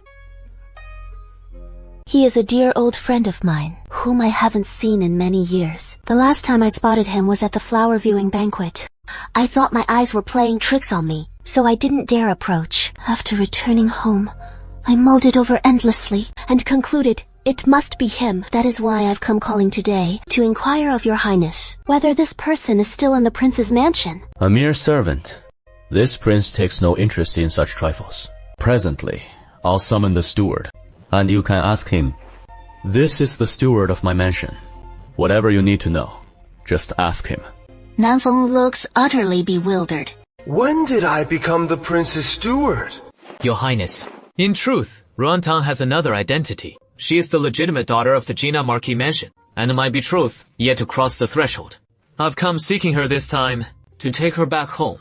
If she is indeed in the prince's mansion, I humbly beseech Your Highness to allow me to redeem her freedom. With her still in my grasp, I found the perfect leverage, a man's Achilles heel. And now, it has walked right into my hands. Who knew my fiancé could be such a hidden treasure? In fact, like this, I absolutely must bring that little soft candy back to the Jinan Marquis mansion. His thoughts run too deep, leaving one unable to guess his true intentions. Nanfeng, just tell Miss Yi and the second young master the truth about them. Whether the person they're seeking is truly in this prince's mansion or not. This prince has ordered you to speak, so speak. Have you lost your tongue? Miss Ra is not in our prince's mansion. Why? This steward seems none too clever. Who knows how he manages such a grand prince's mansion? You've all heard it, haven't you? The person you're looking for is nowhere to be found in this prince's mansion. Nanfeng let out a quiet sigh of relief. I've played this just right. Truth be told, these past few days, his master's temper has been rather peculiar. After serving at his side for all these years, I've never seen him so moody and unpredictable. Upon learning that Miss Ran was still alive and preparing to bring her back to the mansion, he wore a faint smile on his lips the whole day through. A sight as rare as they come. Yet, the carriage driven by a tongue belongs to His Highness Prince Ning. It is parked just outside the mansion. She must be here for certain. He must be here for sure. So, what Miss Yi means is that this king is harboring your old friend and deliberately keeping you from seeing him. Your Highness, forgive us. Shomei meant no offense to Your Highness. He was merely anxious. I beg Your Highness not to hold it against him. King Ning's ruthlessness is known to all. If something displeases him, he draws his blade and slays without mercy. Yet, when he kills, no one dares to stand against him. Even His Majesty the Emperor yields to him in all things. No one you're seeking is in this king's residence. If you have no further business, depart. If His Highness says he is not here, then he is not. Don't be so foolish as to press the matter, lest you provoke His Highness's wrath and face dire consequences. Your Highness! Bad news! Miss Rantang 走着戳吧! That shout grew louder as it approached, halting only at the door to the reception hall. And the one who cried out was none other than Huzi, a god newly taken on by Steward Nanfeng, true to his name, as fierce and reckless as a tiger. Your Highness, the King of the Underworld, it seems your steward is not one for full truth. This king's men need only be truthful to this king. Take him away and administer 50 strokes of the military cane. Your Highness, might you allow me to see Ah Tang? Lord Songke, the second heir to Your Highness. Master Yi, Miss Yi, this way, please. What is the matter? It seems she ate the wrong thing. Ate the wrong thing? Could it be the food you gave her is different from the others? Your Highness, forgive me. Miss Ron's meals are indeed different. Why is that? Who gave you the authority to act on your own? You, male commander. Nanfeng means well. But you've grown too bold, daring to make decisions behind my back. Tell him to report to me at once. Yes, Your Highness. Go summon the auxiliary guard. Prince Chumiu, command it. Yes, Your Highness. No need to summon. The auxiliary wing? I'll take a look. Please, Your Highness, let Physician Lin examine the young lady. Open the door and let him in. The guard acknowledged the order and hurried over to unlock the cell door opposite. The door swung open, and Physician Lin hurried toward the room. He gently placed one of Miss Rong's hands on his knee, and only then began to take her pulse. Prince Chumiu, standing nearby, watched his every move, and noticed Miss Rong's hand resting there on Lin Qing's knee. It suddenly struck him that both the knee and the hand were utterly offensive. Standing nearby, Chumo watched his movements. Seeing Rangtang's hand resting so casually on Lin Qing's lap, he found Lin Qing's leg and hand utterly objectionable. Chumo even wanted to dislocate that leg. The young master has been afflicted with corpse poison, triggered by consuming forbidden food, resulting in throat, swelling and a rash across the entire body. Fortunately, the symptoms aren't too severe, and timely medication will bring relief. However, he is running a high fever right now. We must reduce it promptly. You said you'd submit to me sooner. Why endure this suffering here? What remedy do we need? What is the meaning of preparing all those soft pastries? Nanfeng wailed inwardly. He had only meant well, yet his good intentions had backfired disastrously. Your Highness, I truly never imagined it would end like this. I don't know how Miss Ron ended up poisoned like this. Well, on the side. Lin Qing understood immediately after hearing her words. This damp poison syndrome must have been triggered by the beef or the shrimp. It is the shrimp again. I've served a young lady for so long, and she has eaten beef before. But nothing like this has ever happened. And over these many years, I've never seen the young lady partake of fish or shrimp. So, it must surely be the shrimp to blame. Go and receive your punishment. Yes, Your Highness. I'll collect this meal in 3 days, and thank His Highness. Shy for it! If you'd only begged for mercy from this king sooner, why endure such torment? I can't fathom what is going through his mind. Aside from being unable to grant him a proper status, in what way have I ever wronged him? Yet he still tries to flee from me. He'd rather rot in that damp, shadowy cell than yield to me. Bow his head in submission, and still dares to bite me. Your Highness, the medicine is ready. Hand it to this king. All right. Rangtang finally furrowed his brows in pain and slowly opened his eyes. But the moment he saw Chumo, Rangtang felt utterly dazed, then stared at him in a trance, his gaze misty and unfocused, his expression one of stunned bewilderment. Had enough of staring. Why are you here? You wouldn't be here to settle old scores again, would you? Why am I here? Could it be that he is aching with loneliness and dragged me here to ravage me once more? What a shameless scumbag of a dogman he is! Come here. Just now, in his dream, Chumo had ravished him yet again. No matter how desperately he begged for mercy, even resorting to foul curses at the end, clawing at him with his hands, biting him with his teeth, yet Chumo remained utterly unyielding, pinning him down relentlessly on the bed. Was that just now no dream at all, but reality? Otherwise, why would that old lion force this contraceptive decoction on me again? What a wretched dog of a man! Utterly base and depraved! It is done. This king must administer it personally. You drain the bowl of medicine in one go, only to realize, after swallowing it down, that the taste was unlike any he'd had before. You've changed the medicine. So, What did you think this medicine was? You thought this was contraceptive decoction. My little Dai Tang. So you're just like me after all. Don't move. But you're burning up with fever. Then, turning toward the hall, Chao Mo swept him into the quiet chamber nearby. Rest assured, this king is no beast. If you stay obedient, this king won't force you. Rest assured, this prince is no beast. If you behave yourself, this prince won't harm you openly or in secret. Her eyes lowered. Through the steam rising from the hot soup, gazing at such nonsense reflected below, just like a man holding you in bed, sweet-talking that it is merely an embrace. Without a single word. Then, Your Highness, please release me. I'll soak myself. No need to trouble Your Highness. This prince is more than willing.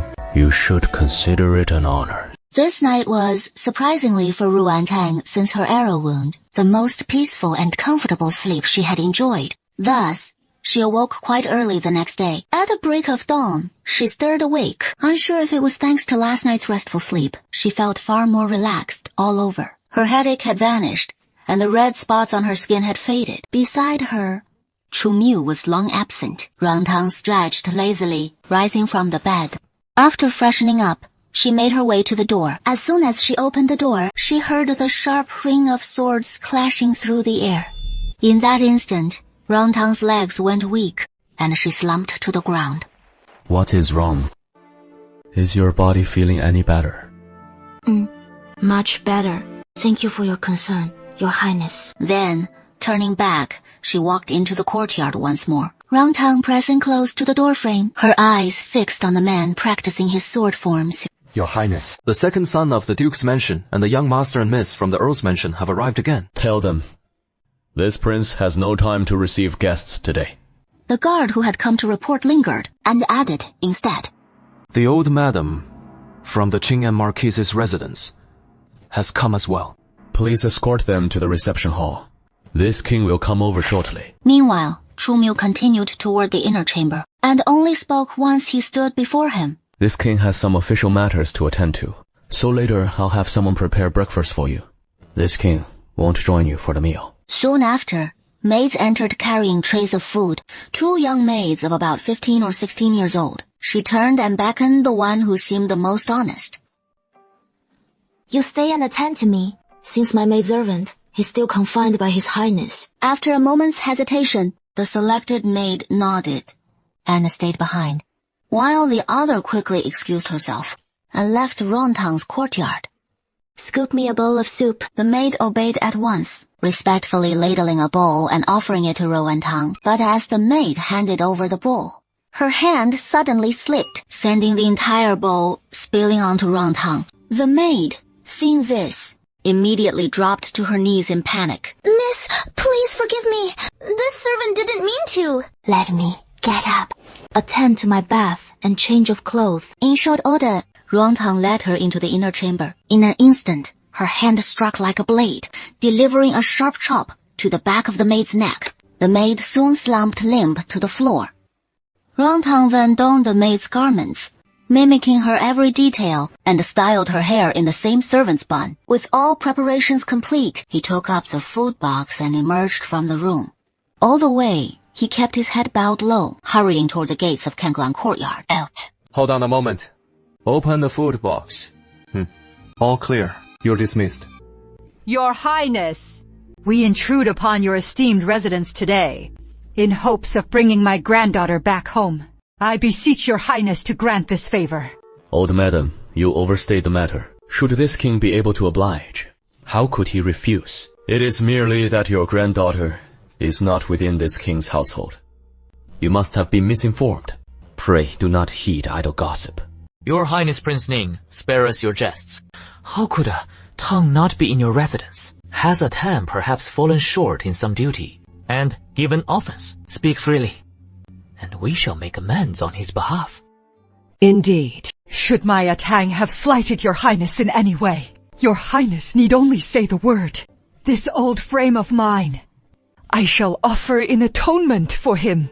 Old madam, you flatter this king unduly. At my age, Nothing brings more joy than grandchildren at my knee. That child Ah Tao has been parted from us for so many years. We had thought him lost to the world.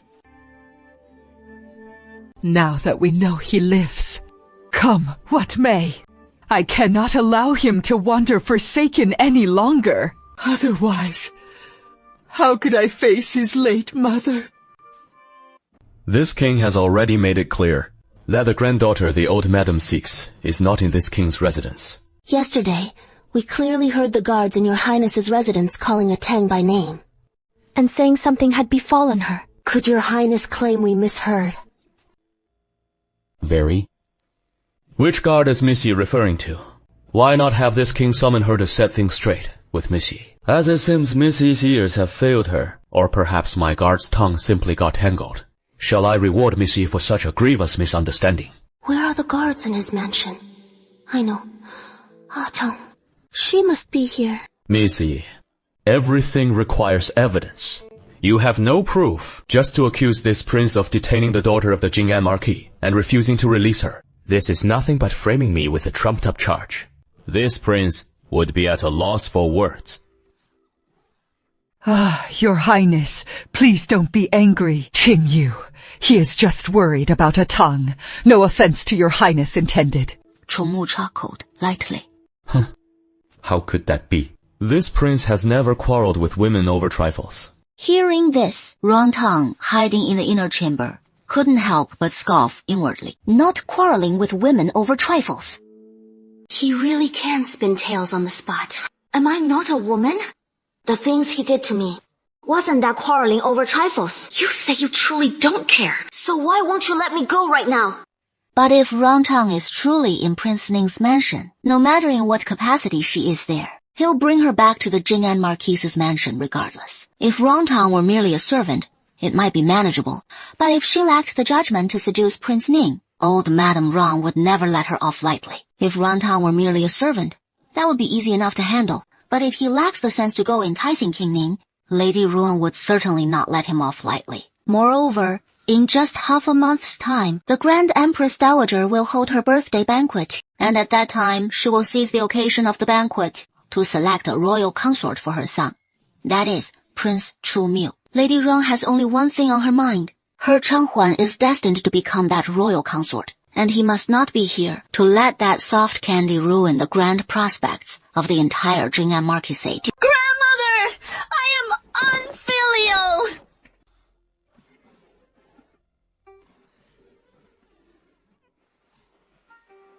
I heard you were injured not long ago. Are you feeling better now? I'm much better now, grandmother. Oscar. You owe me and old Master Rong a pair of those little golden statuettes. As long as you're well, that is what matters. As long as you're well. Grandmother, when I heard you'd been injured, my heart nearly broke with worry. These years you've been out there, never once coming home. You must have suffered so much, haven't you? Grandmother, I'm not suffering. These years, I've left home on my own accord, and I know I have no face left to see you or father again. I never knew this woman had grown so kind. No wonder she was so obedient just now. So that is where your little scheme was aimed. But she truly believes that once she is out of Prince Ning's mansion, she can get away scot-free. What a fool's fantasy. Silly child. No matter what, home will always be home. And we are all your family. What need is there for family to stand on ceremony or hold back words out of shame? Hearing such estranged talk, listen to your grandmother and come home with me today. Grandmother! Your Highness, I beseech your Highness to grant this request. Allow this old woman to take her granddaughter home. Grandmother, Your Highness hasn't forbidden me from leaving. In truth, while I've been serving in the mansion, Your Highness was unaware that it wasn't merely by chance I was on duty here today and saw you, grandmother, but that I couldn't restrain my emotions and rushed out to you. I beg your Highness's forgiveness. I've concealed my identity while serving in the mansion, which is most improper. If word of it spread, it would surely tarnish your highness's reputation. Thus, after much soul-searching, I've decided to return home with you, grandmother, and trouble your highness no further. What a good child. Your highness, my granddaughter has been most disrespectful, utterly lacking in decorum, and has imposed upon your esteemed household for far too long. I beseech your highness for your forgiveness. Pray, allow me to take her back and discipline her properly. Yesterday, old Shen brought her here once more to make amends to your highness. Old madam, your granddaughter is truly one of a kind, a proper young lady from the noble Jin Marquis mansion. Yet, she winds up in this prince's mansion, posing as a mere servant. Could it be some ulterior motive? How could that be? Oh, dear. This girl is simply too headstrong. A few years back, she quarreled with her father and stormed out of the house in a fit of pique. She has been gone for years now. And stumbling into your prince's mansion was nothing but a twist of fate. How could she possibly harbor any ill intentions? I implore your highness to see the truth of it.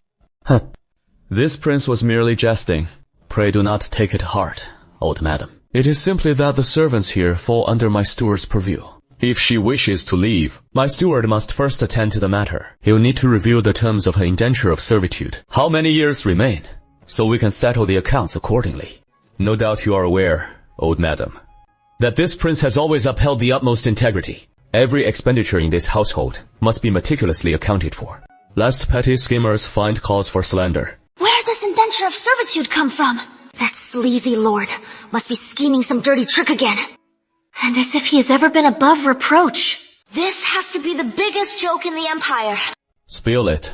Miss Rong, how many years does your indenture cover? And how much did you pay to buy out her indenture? Why does His Highness always drop these improv scenes on me without a heads up? At least give me a moment to run lines! Every time with these surprise attacks.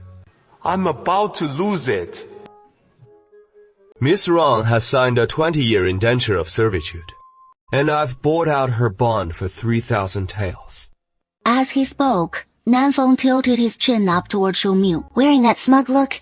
Your Highness, aren't I just killing it? Go on, praise this poker face of mine.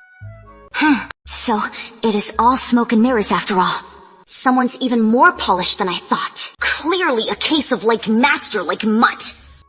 In that case, we'll have to trouble Madame Rong and the steward to settle the accounts, and take your granddaughter along. Old Madame Rong's composure shattered the moment she heard, utterly flustered. 3,000 taels. For a marquis's household, it is hardly a trifle. But for the Jing'an marquisate, all pomp on the outside yet hollow within, that sum is a veritable fortune. And he fell silent, offering no further words. Meanwhile, Ye Jingyu, who had stayed quiet at the side, tugged gently at Ye Huashuan's sleeve and whispered to him, Brother, do you have any money?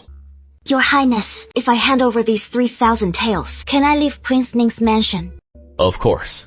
This king's word is as binding as 9 sacred tripods. Then your Highness must honor your word. Grandmother, Xingyu, you all must bear witness for me. Your Highness, might I have a pair of scissors? He waved his hand, motioning for Nan to fetch a pair of scissors. Let me make this clear beforehand. This money I scrimped and saved before ever entering the prince's mansion, and every slip bears my own deposit numbers and dates, so it is most certainly not the prince's mansion's coin. Steward, this is 5,000 taels, 3,000 for my own redemption, and the remaining 2,000 to free the 4 siblings who came here with me. Have a look. Is it sufficient? Who would have thought that this woman had such savings hidden away? I truly underestimated her. What an ungrateful wretch, impossible to tame with kindness. Miss Ra, this settlement's looking a bit skimpy. 3,000 taels for 1, but with 2,000, you want to redeem 4. You're taking this prince for a fool, aren't you? Even soft Peach is dying to rush up and slap him silly. Those 5,000 taels were handed over for nothing.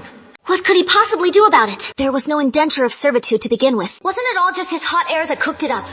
And now you have the nerve to haggle with me. What a load of bullshit!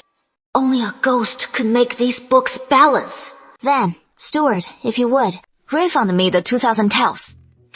What a spineless weakling, always leaning on the inner servants for everything. Your Highness, what about me then? I'll just redeem myself and let my siblings fend for themselves. Let them serve a few more days. Your Highness.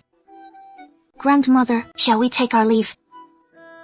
So all those valuables in the dowry from back then, did he really take them all away from you? Grandmother? Your Highness, then this old servant bids you farewell. Little soft peach, I look forward to our next encounter.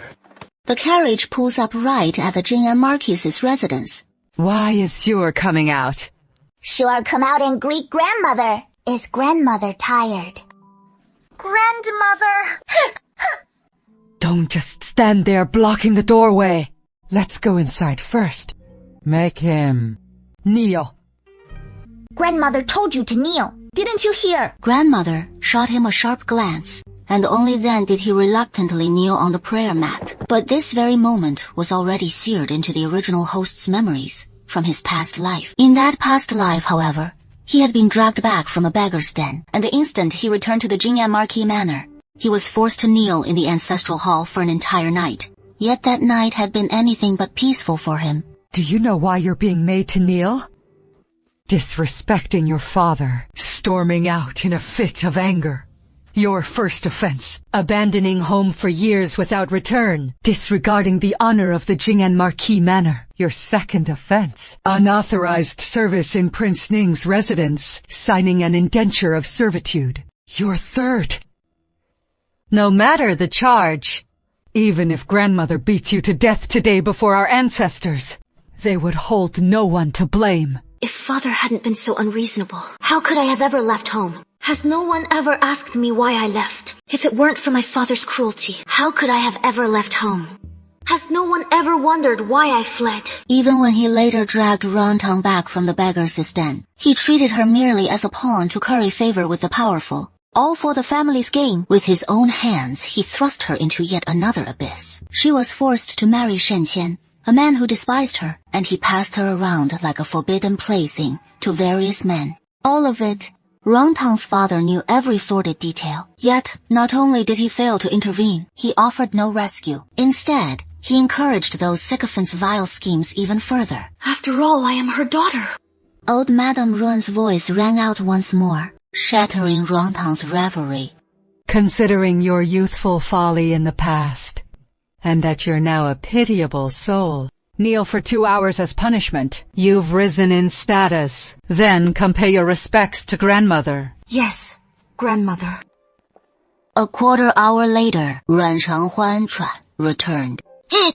You wretch! It has been so long since you slunk away from Jing'an Marquis Manor. And if you died out there, don't blame me for teaching you a lesson in how to act. I'll make sure you learn that even back in Jing'an Marquis Manor, you'll have to tuck in your tail and behave yourself, never daring to steal my spotlight in front of others. I am the true legitimate daughter of the Marquis Manor. I am the true legitimate daughter of the Marquis's household. It is time. She is here. Enough. As soft candy's low murmur faded, footsteps echoed from behind her. She didn't need to look to know who it was. Ruan Changhuan entered the ancestral hall. Still that dull-witted blockhead. Just looking at her is an eyesore. Rantang curled her lips, still kneeling ramrod straight, paying her no mind, nor sparing her a glance. Ruan Changhuan always pampered like a treasure in the palm of the hand. How could she tolerate being ignored like this? She reached out her hand. Rantang's ethereal eyes glanced sidelong at her. What are you doing, little sister? Trying to overstep and discipline your elder sister. Elder sister? I have no elder sister. What makes you think you're my sister? As she spoke, the ring slipped from her grasp, and she swung it straight at Rantang. How could Rantang let her run wild? Rantang caught it with her other hand, then gripped it tight and smashed it onto Ruan Changhuan's thigh. The spot on Ruan Changhuan's hand where Rantang had gripped, it was still throbbing faintly, and she hadn't even reacted yet. When searing pain exploded in her leg, Ruan Changhuan let out a piercing cry of agony, tears spilling down her cheeks.